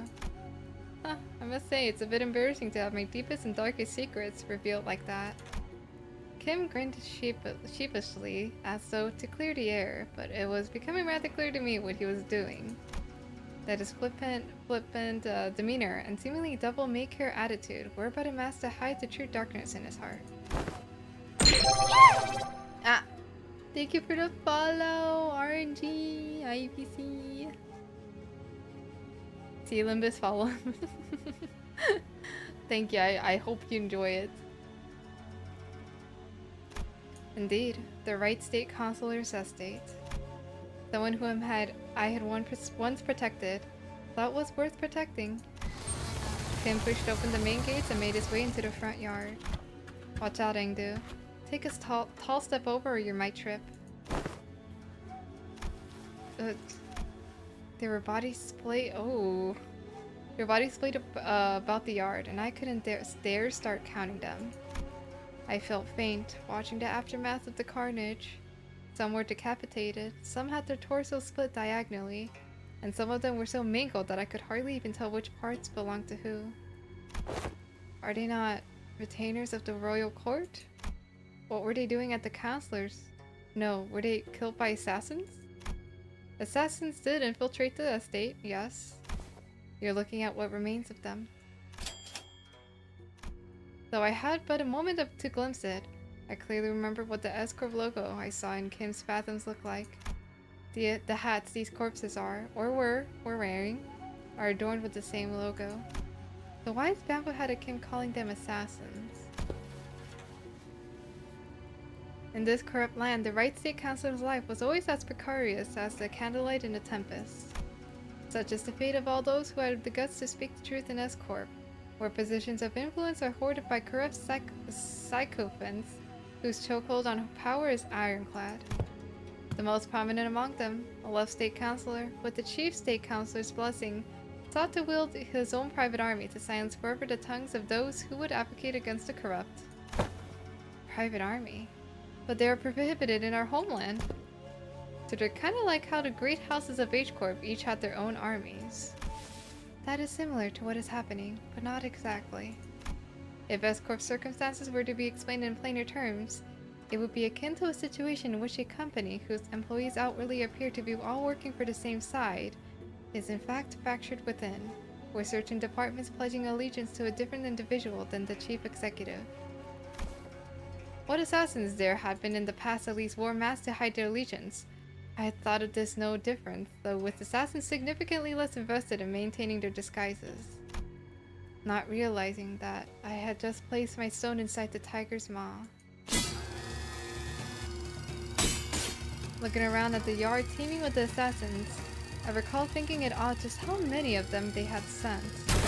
Though the left state councilor's power had grown to loom over that of the king, I should have realized how ridiculous such brazen attempt on the life of one of the triumvirate councilors at the royal court would have been. Foolish. I can't. I have failed you, counselor. There were simply too many of them, as though they had decided that tonight was the night they would finally slay the counselor, or die trying. I was soon overwhelmed, as some of them eventually managed to get around me and reach the counselor's bedchamber. The moment I heard them breach the door, all strength left me, and I fell to my knees. I, Kim, lived, and made poor excuse of a bodyguard, and I have failed you. And I knew who the author of the foul scheme was, the left state councilor. Let this be my final act of loyalty ere I depart this life, though I am too meager a person to carry on your will, counselor. What I can do is plant the seeds of terror in the hearts of the unjust. If only to shackle their blackest hearts from committing greater misdeeds. I shall go before the villain who contrived this betrayal, and see that the favor is repaid with steel.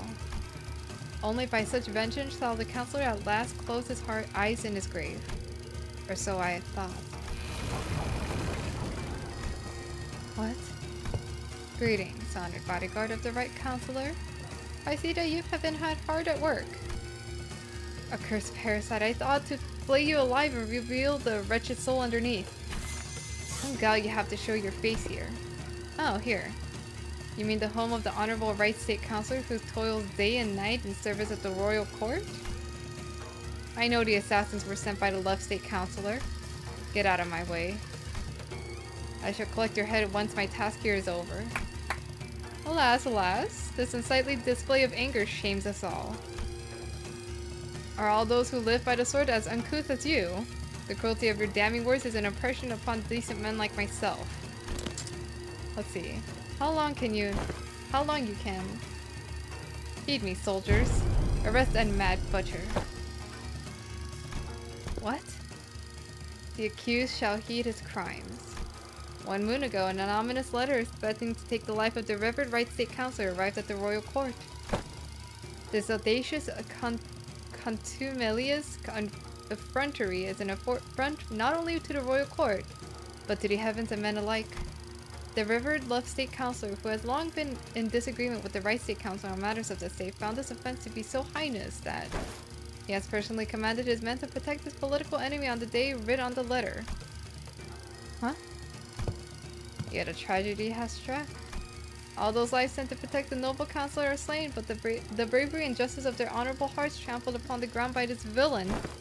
And not a villain promises death to yet another pillar of the royal court? Thus, we are perforce to arrest the criminal and restore the rule of law. You spout senseless drivel. I saw your men make their way into the counselor's bedchamber with their blades drawn. The counselor? Might you be looking for the Right State Counselor here, alive and well? My lord? The vile wretch leaned down next to my ear and whispered, "Perhaps you should have known where not to stick your nose. Did you really think you could overcome the entire private army in the Left State's Counselor's service? He sent so many of his men to their deaths just to lure me into a trap? Why? Now, don't take this as a compliment. You're not even the apex blade of the Homeland, nor are you the Ungom, but you have been a rather egregious obstacle to the execution of my plans." Damn. This man had every reason to be the fucking villain, let me tell you that. Let me drink some water real quick.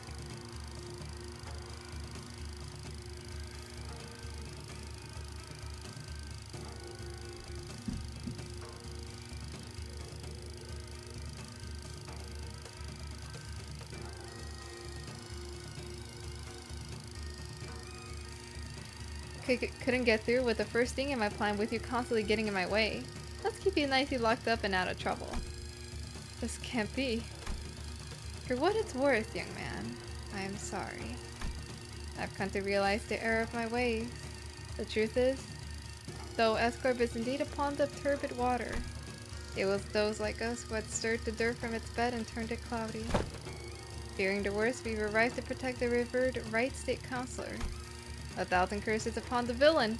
In his quest for the Right State Counselor's life, the butcherous man has already watered the ground with Escort's laborers, the very lifeblood that runs in the veins of this most serene wing. And that charcoal-hearted villain is none other than the Counselor's sworn guard, Kim Lib. Feed us, oh villain. Han Hobe? Oh, okay. And let the aura bonds take you. You've fallen far, my friend. You who were once considered a candidate to the honor of Ungom. And with that brand of Nobi sapping your strength, even your mastery with the blade will only dull. Are you to be my executioner, Kyungop? I hadn't received the orders to behead you, if that is what you're asking, nor would it befit someone of my station to sully my hands with an executioner's duty. How will you live on now? I don't know. The counselor has abandoned me. There's no path forward.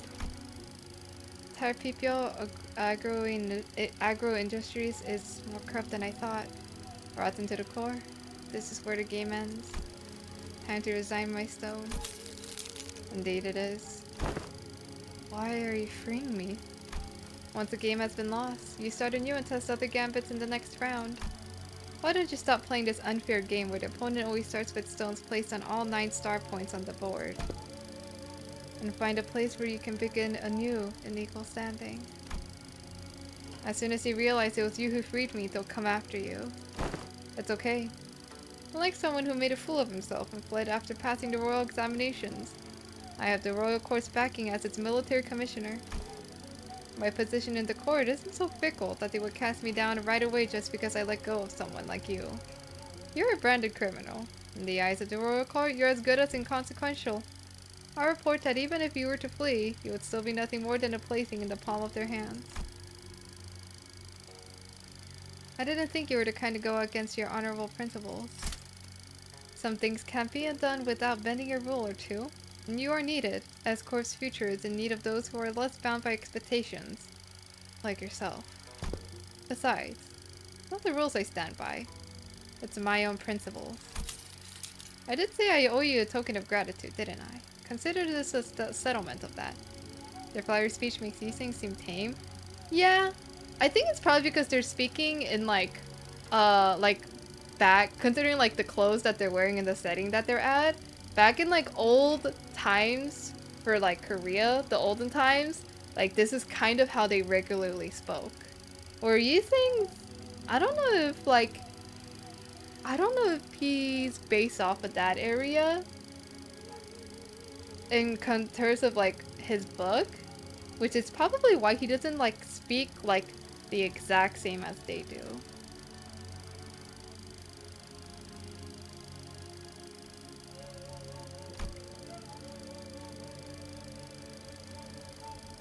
French story leading up to Canto 10. Yeah. Yeah, you know, you're not wrong. You're not wrong. But, you know, I heard they have a lot of stuff for Canto 10. Like, they're working on a lot of stuff. So I'm looking forward to that. Gratitude and inventions, after all, share a common quality. They are both debts to be repaid. Kongo, come with me. There's no hope left for S-Corp. You said it yourself, didn't you? We'll never win as long as we're playing their rigged game. Listen, they might have a 9-stone advantage over you, but to me, it's as small as 3. I'll manage to keep my finger on the pulse. Besides, change doesn't always have to come from the outside. The old wisdom says that to catch a tiger, you must enter its den. But wouldn't it help to have an ally waiting in the tiger's den to back you up when the time comes? There, all done. Your bonds are severed. Go now. Go and build your strength beyond the walls of S-Corp. Yet beware of relying overmuch on foreign powers. I don't have it in me to take up such a grand purpose. I'm done with S-Corp. You know how I am. I just go with the flow. Yes, yes. Do as you will. Go with the flow, be whatever you want to be. But I'm just hoping that the currents of the river will someday bring you back to S-Corp. That's all. Though I had loved the rigged game, my records afterward weren't stellar. The laying of the stones on my board was always full of holes and mistakes. I joined the Blade lineage, became their mentor, dragged them into the library, until eventually, I cut down those who had placed their faith in me. Self-defeating move after self-defeating move. When Kyung-up had let me go, I thought I had escaped the tiger's maw. But as I let the game progress with the flow, I soon came to realization that my life was an endless sequence of connect and dies. I was in a losing play from the start. Shadows dancing by the distant humanoid from begin to grow like wildfire. And those in the attire of the Blade lineage one by one leap over the wall and approach us. Like the projections of Kim's darkening phantoms. They're from his memories. Films and photographs can sometimes remain undoctored, but the impressions a person gets from viewing the photograph is malleable. Then they must be after.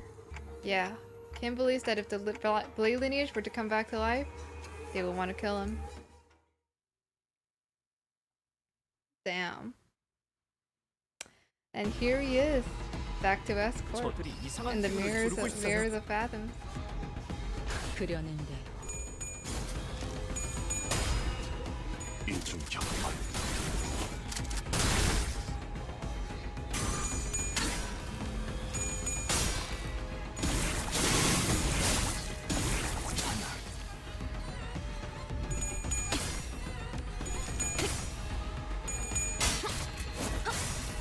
나비가 날 Well, I think his way of like 이 공격은 avoiding 꽤 먹혀든 것 it 같아요. is like he's just running away basically. He doesn't want to face, you know. Like I think it's okay to be afraid. Well, not okay. I think it's valid that some people feel scared to face the aftermath of something tragic, you know? Like something you have very bad memories of. 이 순간이 다 Like if I was him, I would also avoid the shit out of it too. I'm not gonna lie, because I wouldn't want to face that. 다들 기세등등하네요. Yeah, 공격해보는 건 어떨까요, Maybe. 관리자님?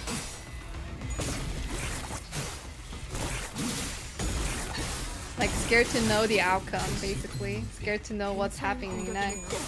앞으로도 그렇게만 해주세요. 꿰뚫려라.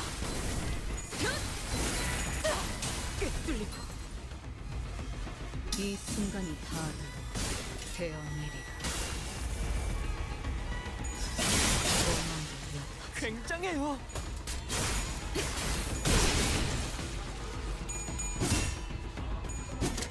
지역기체의 근화를 확인.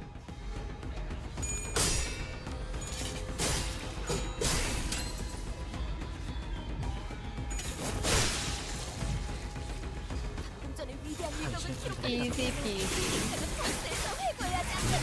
이게 심장이 이제야 실력을 좀 내시네요. 잠깐 저리 평소에도 이러면 얼마나 좋습니까?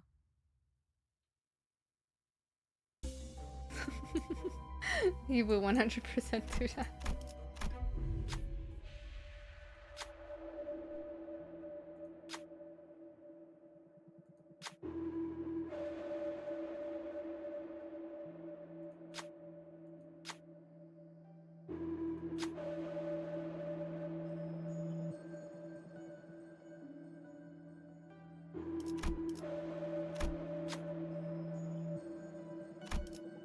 Oh god. Okay, you sing, I believe in you. Oh, thank god.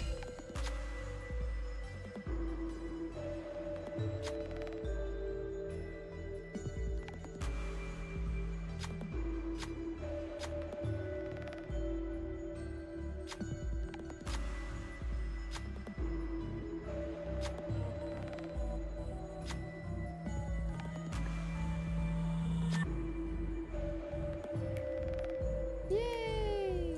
특별할 것이라고는 Yay! 없었어. We'll take it. 당장 집행해주지. God damn, good stuff, good stuff.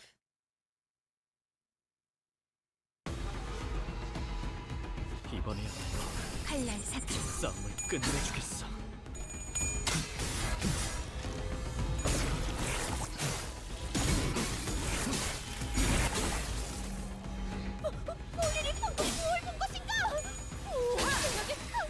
낙도 광대치.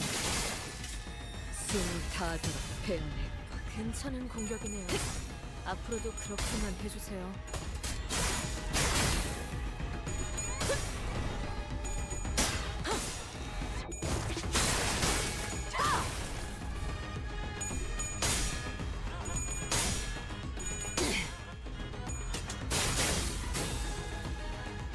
이 경적 속에서 타올라라. 이제야 실력을 좀 내시네요. 평소에도 이러면 얼마나 좋습니까? 이중 격발.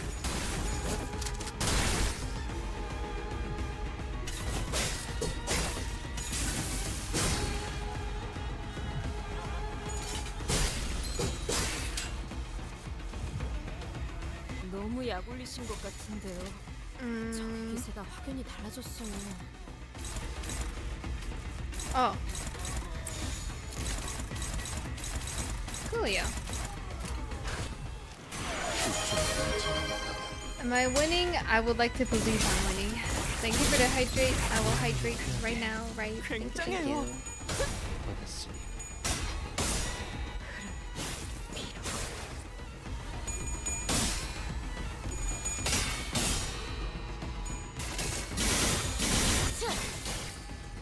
I just hope that the last boss isn't bad.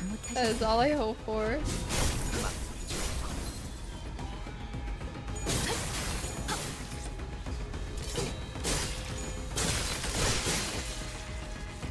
무한무정 다들 기세등등하네요. 지금 공격해보는 건 어떨까요, 관리자님? 마비 교환 Oh boy. I don't like the smiles you guys are giving me. 이동이 읽어줄 동화책은 이것으로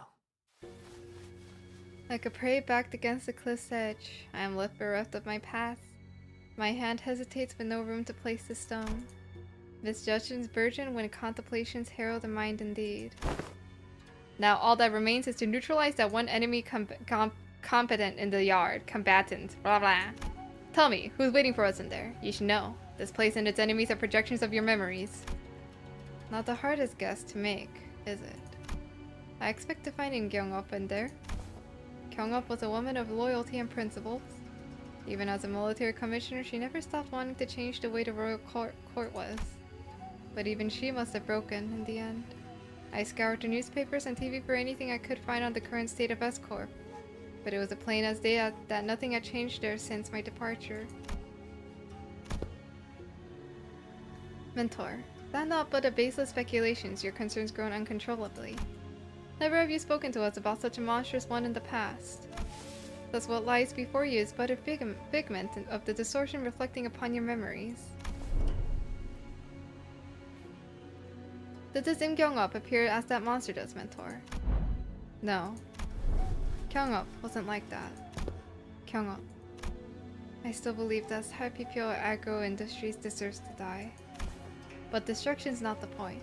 The point is that I want it to be a place where I can cut away the avaricious, corrupted, and have it be a wing that cares for its common folk. If I didn't know better, I would have thought you were seeking to supplant the current escort. You know that's not what I'm talking about. I'm just a wanderer floating down the river's flow to where the currents take him. When the river bent and I hit a wall, someone picked me up and made a blade out of me. Once abandoned, I returned to the flow and found myself a mentor to those who afforded me the undeserved faith. And the river continues to wind, carrying me back to S-Corp. Once I had fled, shall I let the blade sing my inner thoughts? You think I'm satisfied with the way S-Corp is? But your method is, as it is now, goes against the principles. I expected better from someone of your wiles. If you enjoy those principles so much, then why ask me to leave the game? Because someone has to stay behind and try to change within the limits of their principles.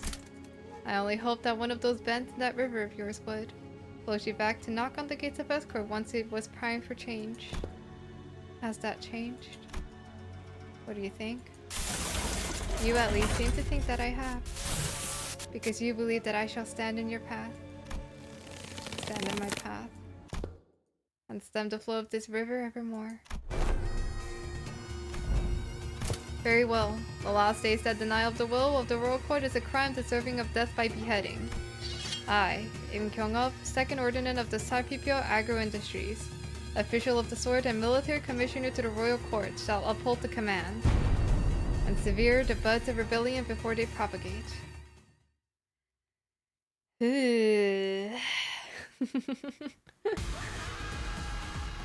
어쩐 일로 진짜 도움이 되는 걸 걸치고 오셨네요.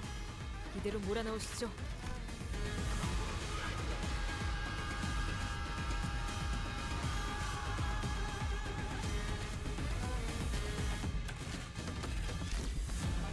What form are you at? Is this the blue form?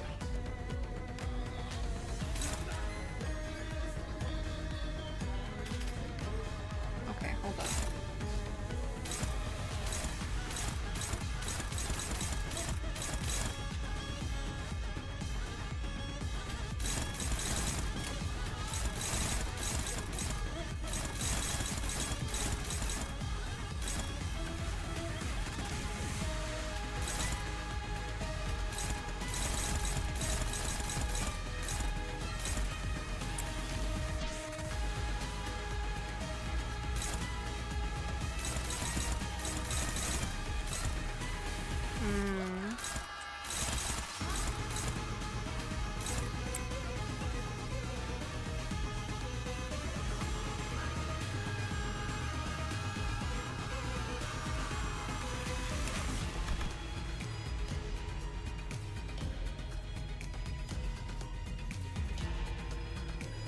Okay, higher. Okay.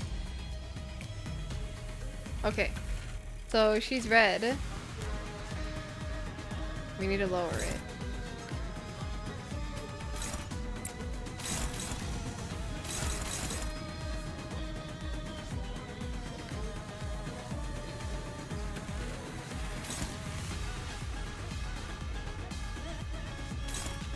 You know, maybe we should fight that first, actually.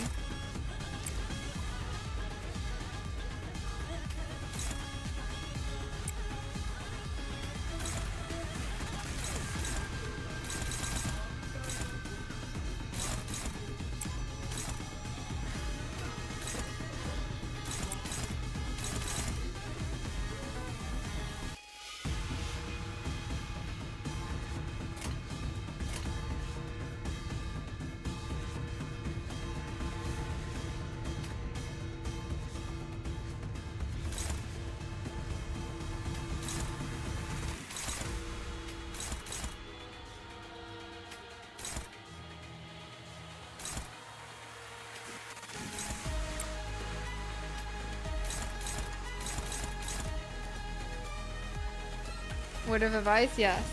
What is it?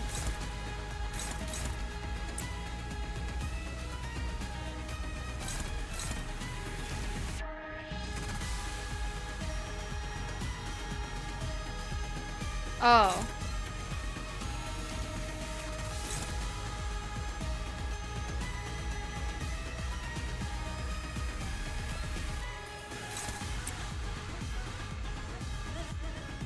Like this one, right?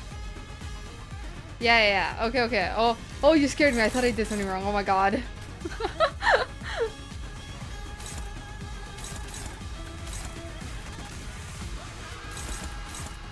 I don't trust a favored anymore. I honestly do not trust a favored. Like, it scares me. 자신 있으면 받아봐. 이 순간이 다가오. Yeah. We lowered the stack and then everybody fights, which makes it better. 약점을 잘 노리셨습니다. 이제 해결사의 전침 탓. 트랜지션 억상탄. 임상시험 성공. 관리자님, 역시 저는 생각하지 못하는 방법을 떠올리시는군요. 그냥 무엇을 해체해줄게.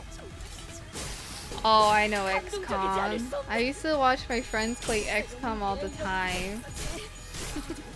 So funny because like some of us like fail like the gameplay so badly.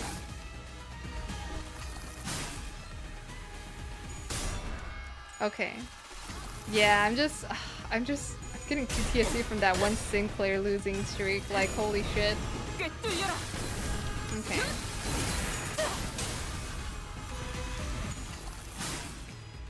무아몽정. 이번에야말로 이 싸움을 끝내주겠어. Who's first, Dawn? Go through that. Okay. The first two, I see. Okay.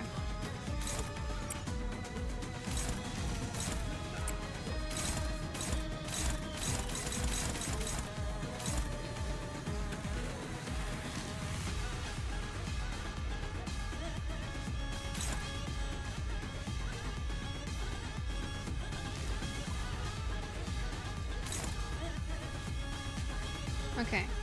Yeah, we let Endo do his thing, do her thing. Wait. No, it's fine. It's fine. I don't know. I don't know if it's fine.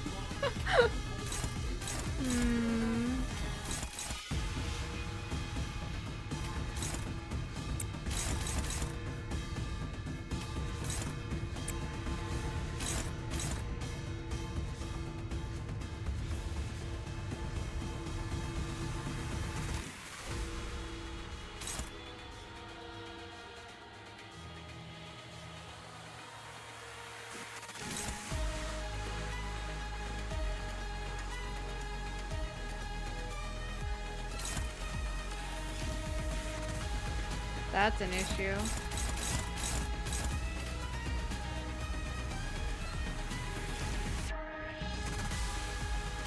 We don't have assisted thingy. Do I have to clash it?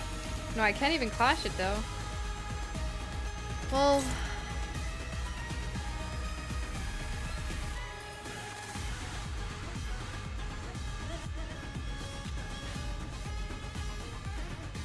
No, I can't clash it.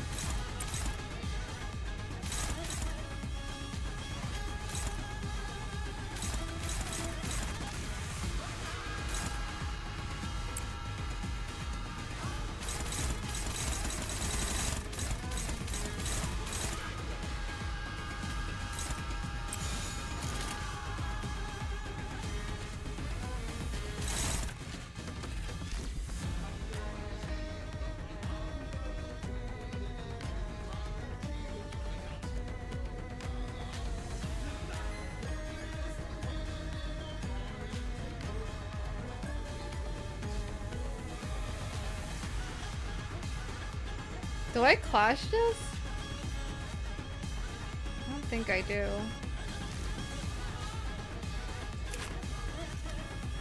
Fuck around and find out. 칼날 삽출. Okay, we lowered the stack.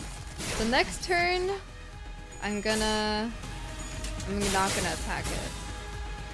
Because it's gonna switch to blue in the next run. So I should not attack it.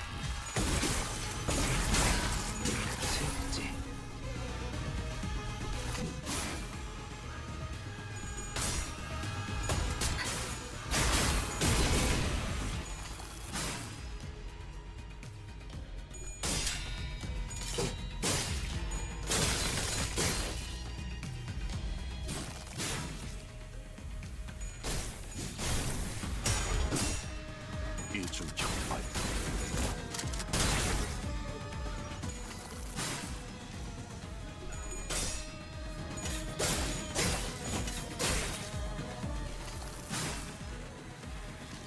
이 순간이 다 되어내리라.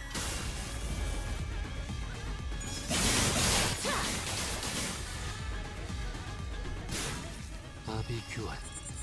Let's see. 뭔가 불안해 보이네요. 지금 공격하면 대처하지 못할지도 모르겠어요. It's okay. So now we don't attack that. We attack everything else in order, just like we always do.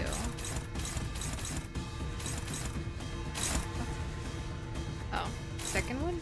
I see.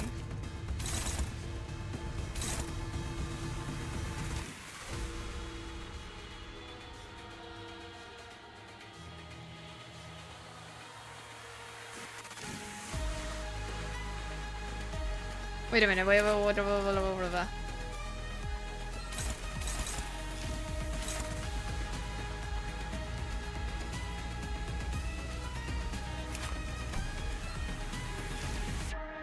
Oh, yeah, that's fine. That's fine.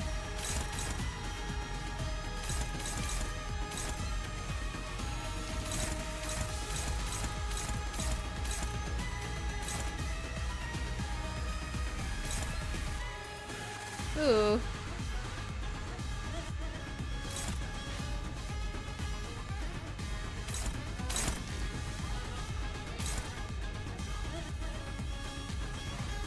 Okay.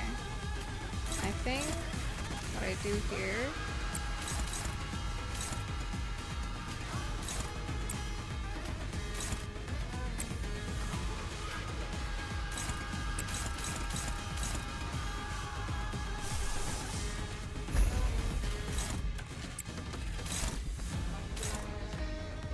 That's what I do.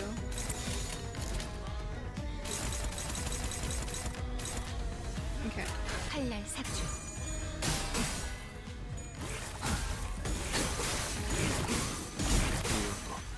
앞으로 둘.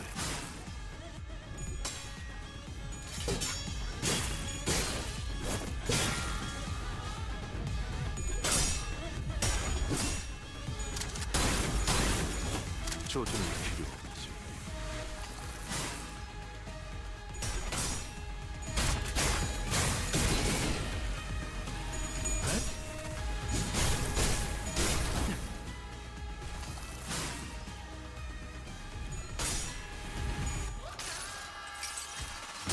기록에 따라 당신을 반드시 집행하겠습니다.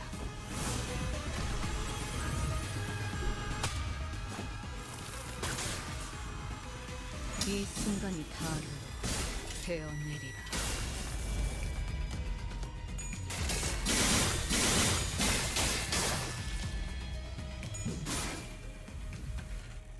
자, 동료들이여, 자세를 갖추고 저들을 맞이하세. Now, 우리를 now blue. 저 시련을 해치우고 끝나지 않는 Wait a minute. 호흡을 What? 향하여.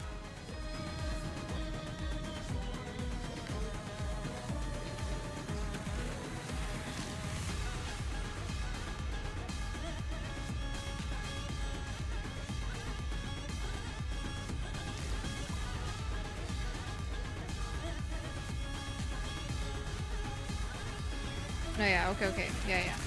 Now that we're blue, I gotta have you gain these stacks. So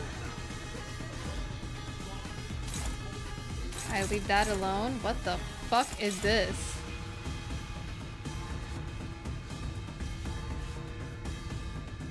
Okay, I gotta clutch this.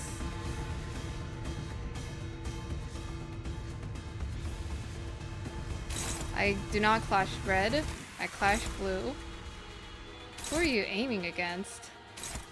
I see. That's fine. I leave that alone. What the fuck is that?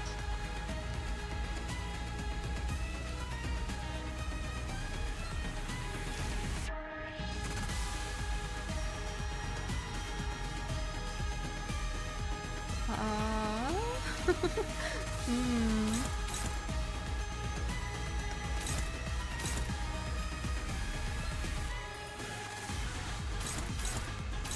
Okay, first things first.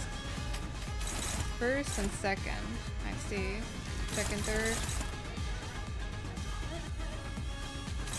Okay.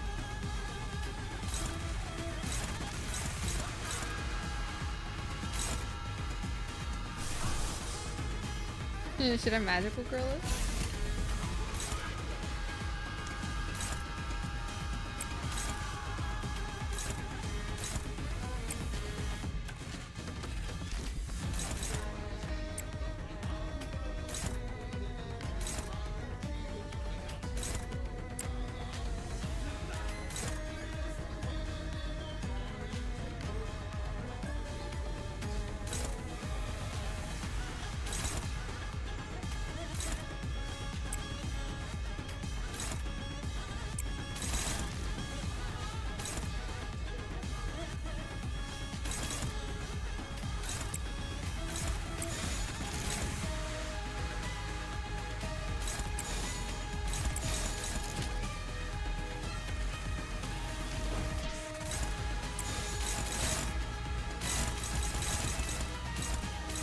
Leave that alone.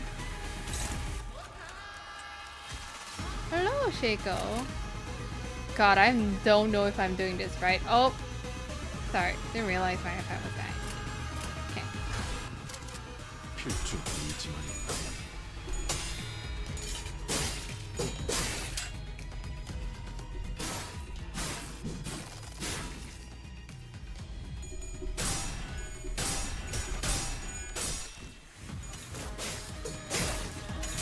Okay, winning. Okay, big damage. Yay. Charge my iPad. So there's just got a notification on my iPad.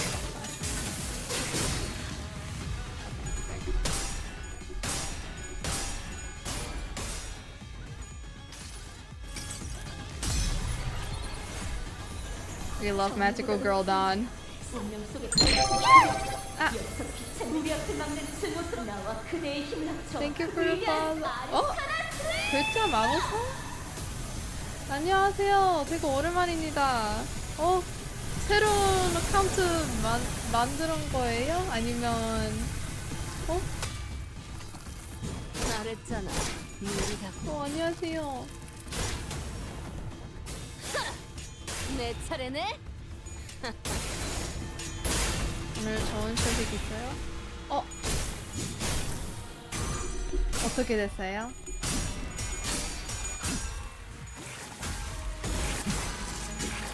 이제 완료.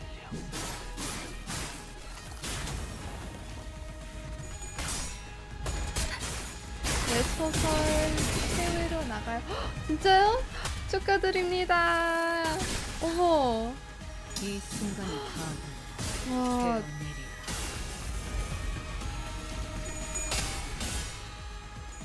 어머. 되게 축하드려요.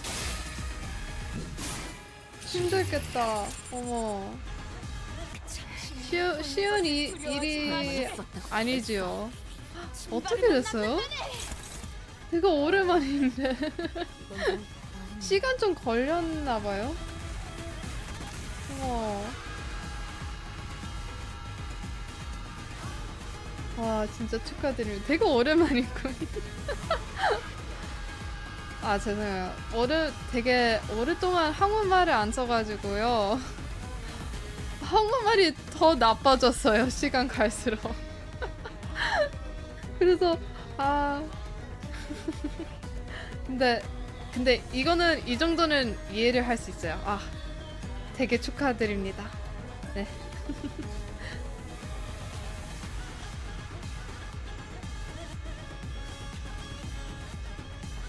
연재하고 있어요. 시대를 넘은 사랑이란 꽃? 그게 왜 소설 이름인가요? 아. 아이고, 축하드립니다. 어머. 잠깐만요.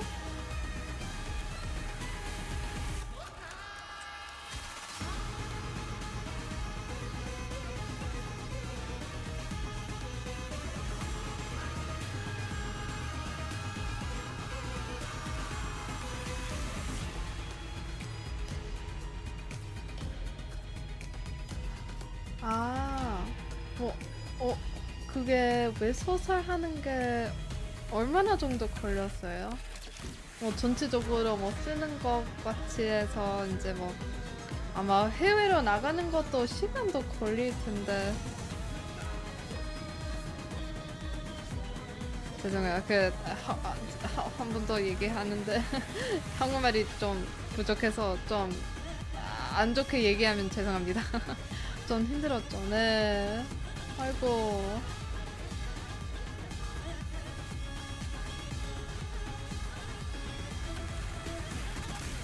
근데 되게 축하드립니다. 저는 아직도 기억합니다. 처음 여기 방송 안에 들어와서 이제 웹소사 이제 처음부터 이제 시작해서 진짜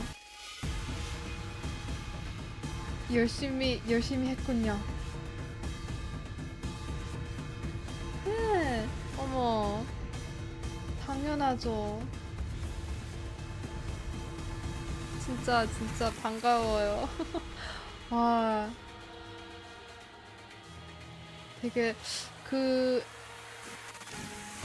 한 말 있는데 한국말로 어떻게 돼 있는지 모르겠지만 감동? 되게 감동드립니다. 감동합니다, 되게. 와. I'm very sorry, guys. Kutta Mabopso is a chatter that has come by my streams since the beginning of times, and they when they first came into my stream, they were telling me how they were starting their own web novel and everything, and they were on their journey of making their own series, and time over time they would drop by and would give me a little update on where they were at and everything, and they came back, and they're letting me know that their web novel had gone popular and good enough that they're releasing it around different places and areas now. They started from zero and just built themselves up, and I was just congratulating them, because that must have taken a lot, you know? Because it's like not considering there's like hundreds and thousands of web novels out there, you know? To be able to reach this far is amazing. So I was, you know, like congratulating them, telling them that, wow, it's amazing. It's really amazing. Goddamn. 보는 분들이 감사하게. 네, 네, 되게 감사합니다. 와서 이제 얘기해줘서요. 다 이제 영어로 이제 설명했어요. 어떤 얘기? 왜냐면 다른 분들이 다 한국말 못하니까. 네, 아이고, 되게 축하드립니다. 다들 다 감동 다 받았다고 이제 너 얘기하는 거에 하고 있어요. 아주 옛날부터 와서 이제 어떻게 처음부터 얘기를 한순간에서 이제 그것도 얘기하고 이제 여기까지 오는 것도 얘기하고 되게 감동입니다.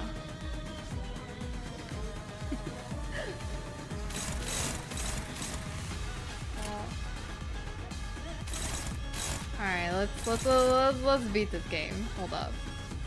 Oh my god, I'm sorry. I like literally was talking. I was so shocked by the sudden news that I like literally forgot the entire goddamn thing. Okay, lose stack, lower advantage. We gotta gain the stack. Gain. Yep, go fight this. What is it, Mersault? Go fight that. Okay, last, and then these. What is this? Lower. No, we're fine. Ooh, red skill Yiseng. Furioso replica Yiseng. We're gonna fuck him up. Wait a minute. Maybe not.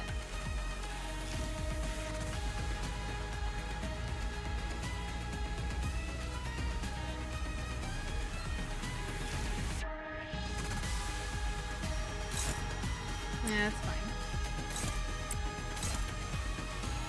Disposal. Wow, disposal and Furioso replica, guys. Holy shit, this turn is gonna go crazy.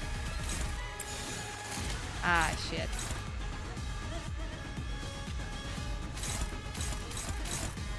Okay, hold up. Who are you aiming that at? Yeah. Okay.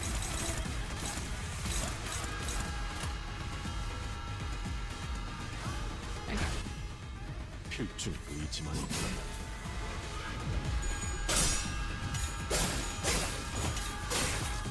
A big damage? Honestly, if we do enough damage, we might be able to stagger. 이 경적 속에서 타올라라. Oh my god, you're disgusting, Sinclair.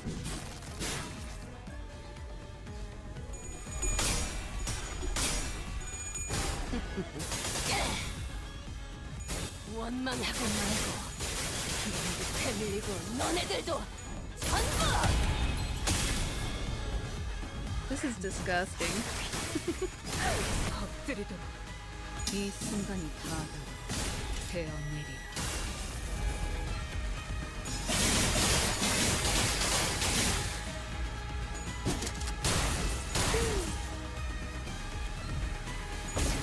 Alright. Red skill incoming.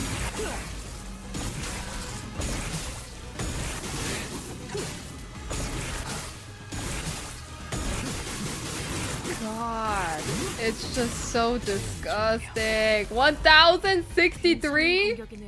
숨 막히도록 견dim을 해주세요. So disgusting. What the fuck? Oh my god. 공격은 꽤 먹히들 것 나라의 그 같아요. 상처를 기억하고 있으면 좋겠다. 저희가 이길 것 같아요. Damage it. We just actually just kill here, honestly. Ew. 한눈 팔았으면 되져야지. 전부 펼쳐내. 나비처럼. Okay. Okay. she's not as powerful as I recall. Yet weighed down by the brand, I'm not so far ahead or behind. I don't know. I think you're doing pretty well. Barely. They appear evenly matched, yet he's wielding that sword like he's trying to get himself killed. That blade work is far beneath him, seeking to end here, is he? Can you afford to look away in a duel? What are you doing? You'd rather lock your sword with mine than parry it away?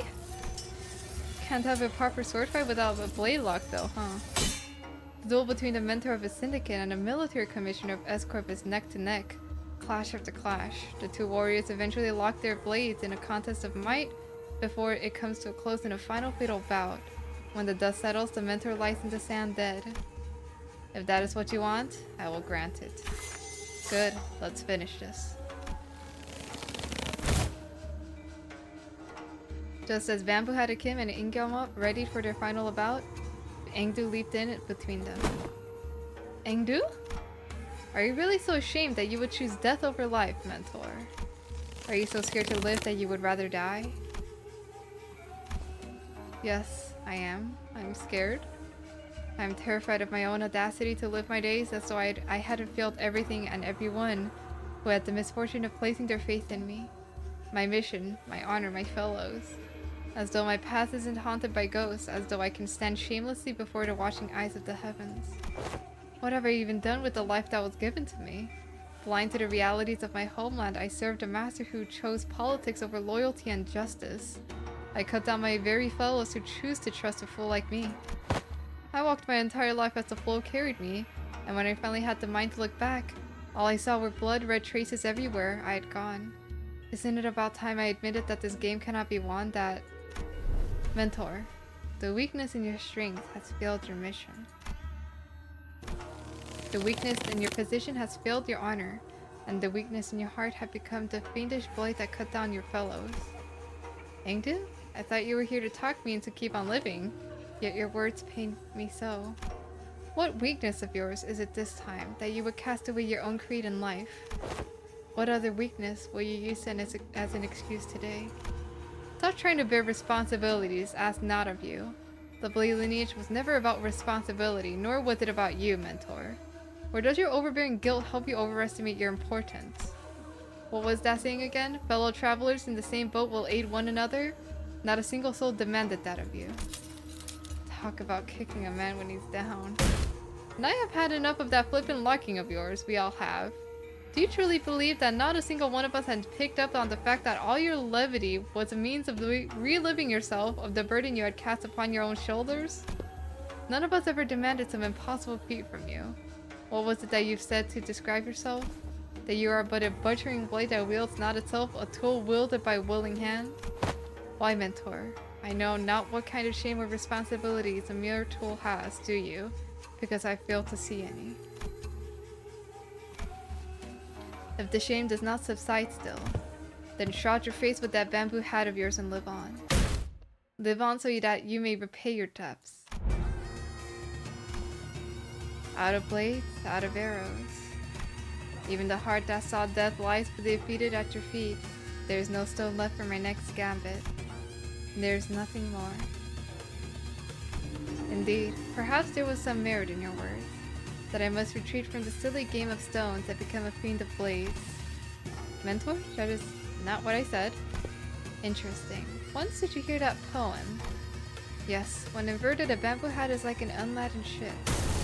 Engdu and Ingyanga were knocked away from bamboo hat Kim as though bounced off by an invisible horse. Kim raises the gaze to meet the empty air as though someone were there, a hollow laughter escaping his lips. We know who he's talking to. It's the voice. Well, your last move was not a good one. Indeed, I did wish to become a blade. And what did you do? Forge me into an indiscriminate one that cleaves blindly into friend and foe both. It seems that in your excitement you have concerned yourself with that last move. Well, as it seems I've had an opportunity to retrace our past moves, allow me to try something different this time. Be not so vexed by this round. As you say, we never know what the next game shall bring. I appreciate and will treasure the other bits of your advice. But let us play by my rules for tonight's game. Something's different this time, innit? Ain't distorting. I think that's an efflorescence, perhaps. Nothing is for certain indeed. Yet I trust that the words of my last remaining follower have also reached your ears. I am but a tool wielded by willing hands. Nothing in my life has ever been certain. I know not whether this move is what cements my defeat, but desired it to be a victorious stone nonetheless. Thank you. I'll take what encouragement I can. The strange invisible presence dissipates, and the armored woman, In Kyung-ok, readjusts her grip on the sword. Kim turned around to look at her, and I saw that a weighty shadow seemed to have been lifted from his face, replaced by a mix of relief and determination. A bit embarrassing to change my stance now, but now I fight to live, and I suppose you'll be okay with that. Of course.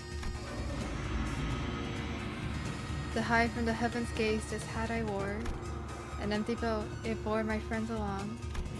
In bamboo veiled, we drift from shore to shore. With wine, I don my hat to watch blooms throng.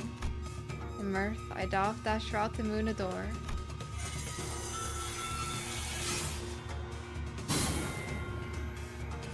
So with this bamboo hat to veil my brow, though winds and rain may rage, I shall not throw. Hi to me, bamboo-hatted one. Speak your name, for I find your outfit dubious of character. I am he who has mentored the lineage of Blage to its premature end. I am he who has thought to bring salvation to the downtrodden to no avail. What to call a man who has failed to disburden himself of the world? How to name a man who has failed to bear the weight of the world? There is none. So call me Bamboo-hatted Kim. Bamboo-hatted Kim, the treasonous wrench.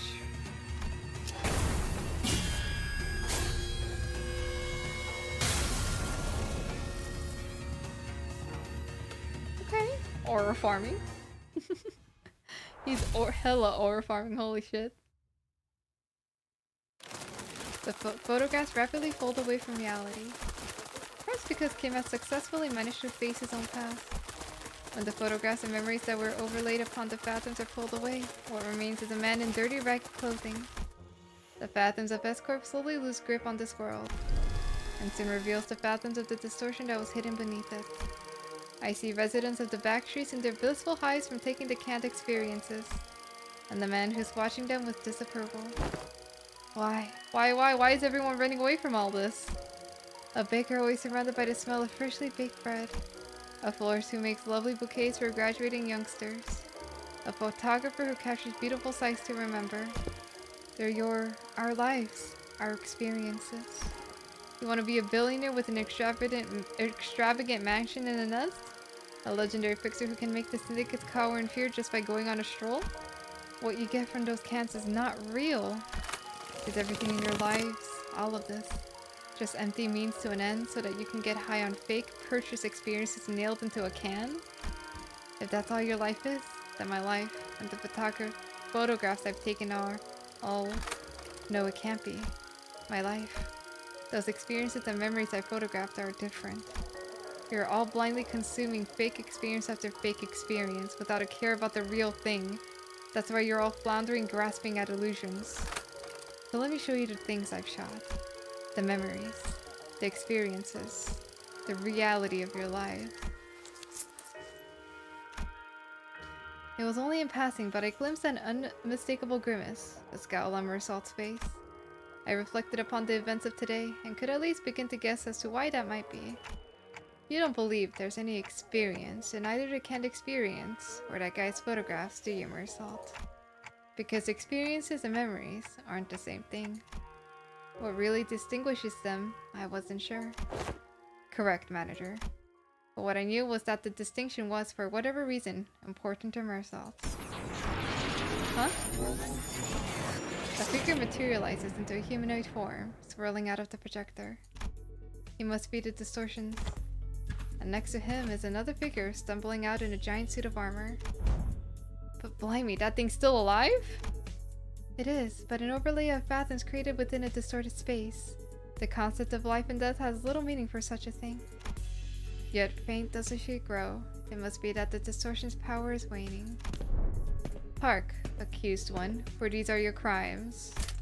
The crime of fomenting chaos in a foreign wing while impersonating Shunokins, the Saipipyo Agro-Industries. The crime of exploiting the suffering of Saipipyo Agro-Industries downtrodden as a mere veil for one's own fathoms. And, though it be but a part of reenactment, impersonating a military commissioner of the kingdom without the royal degree. Pursuant to the law of the homeland, the accused is to be sentenced to death by beheading. Oh. And before we even had the chance to step in or anything, the faint mirage-like warrior brought down her sword onto Dakugafu's neck, decapitating him. Oh. Can an entity of the Fathom slay one outside it?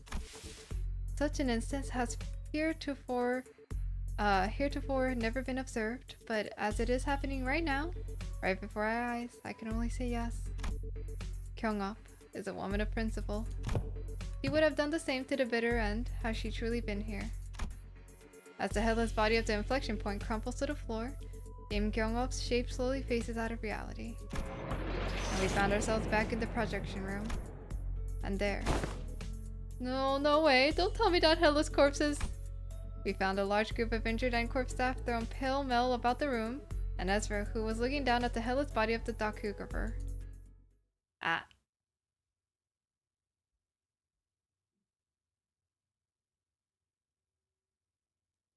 완벽하게 수행되었지 않은가? It is funny though. Like they expect like it's like literally in front of them. Faust is like, bruh, like we see this shit happening in front of us. Why are you asking me? 아무것도 인가? Yep, right on. Gotcha, team leader. And that's the initial report done. Good work, guys. Tucking your radio back in, Ezra commended us in a relief voice. The distortion has perished in the mission. Will that not cause trouble? Yeah. That kinda sucks, but it's not like you guys can help it. Who would have thought that the distortion would kill its own inflection point? If we knew that in advance, we probably would have prepared something to stop it, but, well, that's for the LCD and the team leader to investigate. All in all, this mission was still a success, since we managed to eradicate that distortion from M-Court, not to mention satisfying our client. Also, Ezra looked toward Engdu and Kim with a lighthearted shrug, clearly less concerned than she had been earlier. Now, I finally know why you've been disappearing on your own without letting us know. Glad you don't seem to have any more reason to though, so it's all good. Hey, that's the real win of this mission in my book. Phew-wee! The point is, we did it. We did the thing, it's done. Gosh, I swear I'm never doing one of these without the team leader ever again. Seriously, I got this close to losing him more than a few times. It seemed that the responsibility of looking after LCD juniors had kept her stressed and high-strung throughout the mission. I hadn't noticed it, but her brows had finally relaxed, bringing back the chipper Ezra I was more familiar with. Thus, I shall not abide by more of your indolence. You'll now join us on missions and tasks as you are expected to. Is that understood, Mentor? Engdu, would you mind releasing the hems of my sleeve? Oh, what I wouldn't give to lie down and pass out right about now. The raw emotion in Kim's voice had likewise faded, and with Engdu's voice no longer as barred as it had been in the Fathoms, it seemed to me that the two were back to the more relaxed selves I knew. Can't exactly say more relaxed for Kim though, cause that's how he's always been, at least from what I've seen. In any case. Fine, you're released. Phew, you've given me a good, heart shake. I don't feel so good. Engdu, I'm afraid they may have gone overboard with upgrading your arm. With your hem released, allow me to reiterate that. Stop. My heart finds peace as well as I watched him bicker. Is everyone doing okay? Yes, Executive Manager. Our forces have only suffered minor injuries that do not require you to go through the trouble of rewinding the clock. Hang on, mate. I've got a dislocated shoulder. I can pop that right back into place for you. Allow me to- I've taken care of similar injuries in the field. Yeah, and guess what happened to the last time I let you do that? You rotated my bloody arm the wrong way and it turned the bones in my shoulder into little chips. Don't sweat it. I can rewind that. And I've already grown used to the pain of rewinding the sinner's injuries. A dislocated shoulder shouldn't be a big deal. I have about to ask thee a clarification if thou will.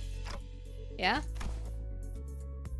Thoughts that recall how, as we battled the N-Corp's pinstring team, the foes have taken photographs of us. And? They are those who were sent to identify and capture the one who hath violated the taboo, forsooth. As we stood in their path, 'tis no mystery why we had come to blows, yet I find this to be the most perplexing. Wherefore did they take so many photographs of us? Maybe they were taking photographs to report their locations? Recording footage is taboo in N-Corp, meaning they can't install security cameras here. The only option for keeping a consistent record when tracking down a case or a person is by photographs. Huh. Fine words hold water, yet most puzzling forsooth. For I recall with clarity that, from a certain point, they had begun photographs us with renewed obsession. Oh, hey, that sounds like a question for Mersalt. Given how often I had to rely on the information Mersalt have provided me in this mission, I think I've gotten enough practice on how to phrase my questions the right way and pull the answers I need from him. I couldn't get him to tell us his own judgments on matters, but since he seems to have a near photographic memory of what he's seen. Mersalt, do you remember how many pictures of us the Encore staff took? I do. 56 times. That's a lot of pictures. You actually remember the exact number of times they shot us? I do. It's always so neat seeing his memory in action. So did you get the chance to see which one of us got the most photographs taken? I did. Oh, so who is it? Who is it? Is it me? I make for a fine motto if I do say so myself. No, it wasn't you. It was me. Huh? But why? I mean, what's the most statistically likely reason that it was you? It was at that moment that I heard the sound of pebbles crunching on their boots approaching us, louder and louder. What the heck? N-Corp. Oh dang it, are you here because we beat up some of your guys? Listen here, we had to because of the distortion, see? It is as she says. The skirmish was an unfortunate consequence of combating the distortion phenomenon. Limbus Company provides a customer damage compensation program in case of such unforeseen events. Instead of engaging us in battle, please elect to contact the emergency response team at our headquarters as you first. Yes, we fully understand the circumstances surrounding the battle, and we intend to submit an expeditious request for damage compensation as you have recommended, but we are here on different business, so if you would be so kind to let us speak. Different business? They are here to arrest me, manager. Hold on. Mersalt? What's here to wait, what? Mersalt did not resist. He walked past us and joined a group of N-Corp employees. Please confirm that you are Mersalt, formerly One Who Nails, and a former member of the maintenance and management team at the Grand Magazine Sisai headquarters. Confirmed. By the decree of the Giants, you have been expelled from N-Corp, with imprisonment as the penalty for non-compliance. Pursuant to Article 12 of the Eviction Regulations, you have also been informed that remaining in N-Corp's district for more than 6 hours may subject you to immediate arrest. Please confirm that your memory pertaining to the above incident has not been expunged, and you are sound of mind to recall it entirety. Confirmed. Very well. Then in keeping with the regulations, I hereby notify you that you are now subject to arrest and transport. Place your hands behind your back, and please offer no resistance. I am required to warn you that the resistance may incur further penalties. Wait, stop. What the hell is going on? Wait, forget all that. Did you know this would happen, Mersalt? Mersalt, who stood calmly with his arms behind his back as the N-Corp employees handcuffed him, nodded placidly in my direction. I did, manager. Then why the heck didn't you warn? It was less a question and more a reflex, but I didn't need to hear his reply to know why. Right. I never asked, did I? You did not. I'd say, you should have warned us earlier, but you just reply, I will follow those instructions going forward, right? Yes, I would. Subject now in custody. From this moment onward, you're considered a suspect and will be transported to N-Corp headquarters for your trial. As for the rest of you, would you be the organization the suspect is a part of? Organize your ours? What in the bloody hell do you think you're... Heathcliff, you're about to antagonize N-Corp, Owen. In the absence of a reasonably justifiable cause, such as a contract, engaging in battle with the city's corporate entities is strongly discouraged. Yeah, well, we're just supposed to twiddle our thumbs while they drag him away? This must be another piece of information they neglected to tell me. Yet another development that was set in stone. Despite her calm and collected explanation, I could tell this was not a pleasant situation for Faust either, as she was sending an uncomfortable glance at the N-Corp employees. So, where are you taking him? A retrial will be scheduled for the execution of the exile sentence. Exile?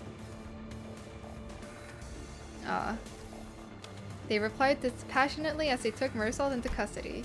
We looked back at them, not knowing what to do or say. The late afternoon sun pricked at us like 1,000 hot needles.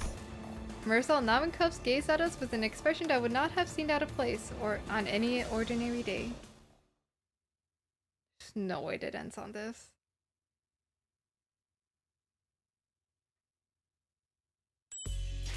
It ends on him being fucking arrested?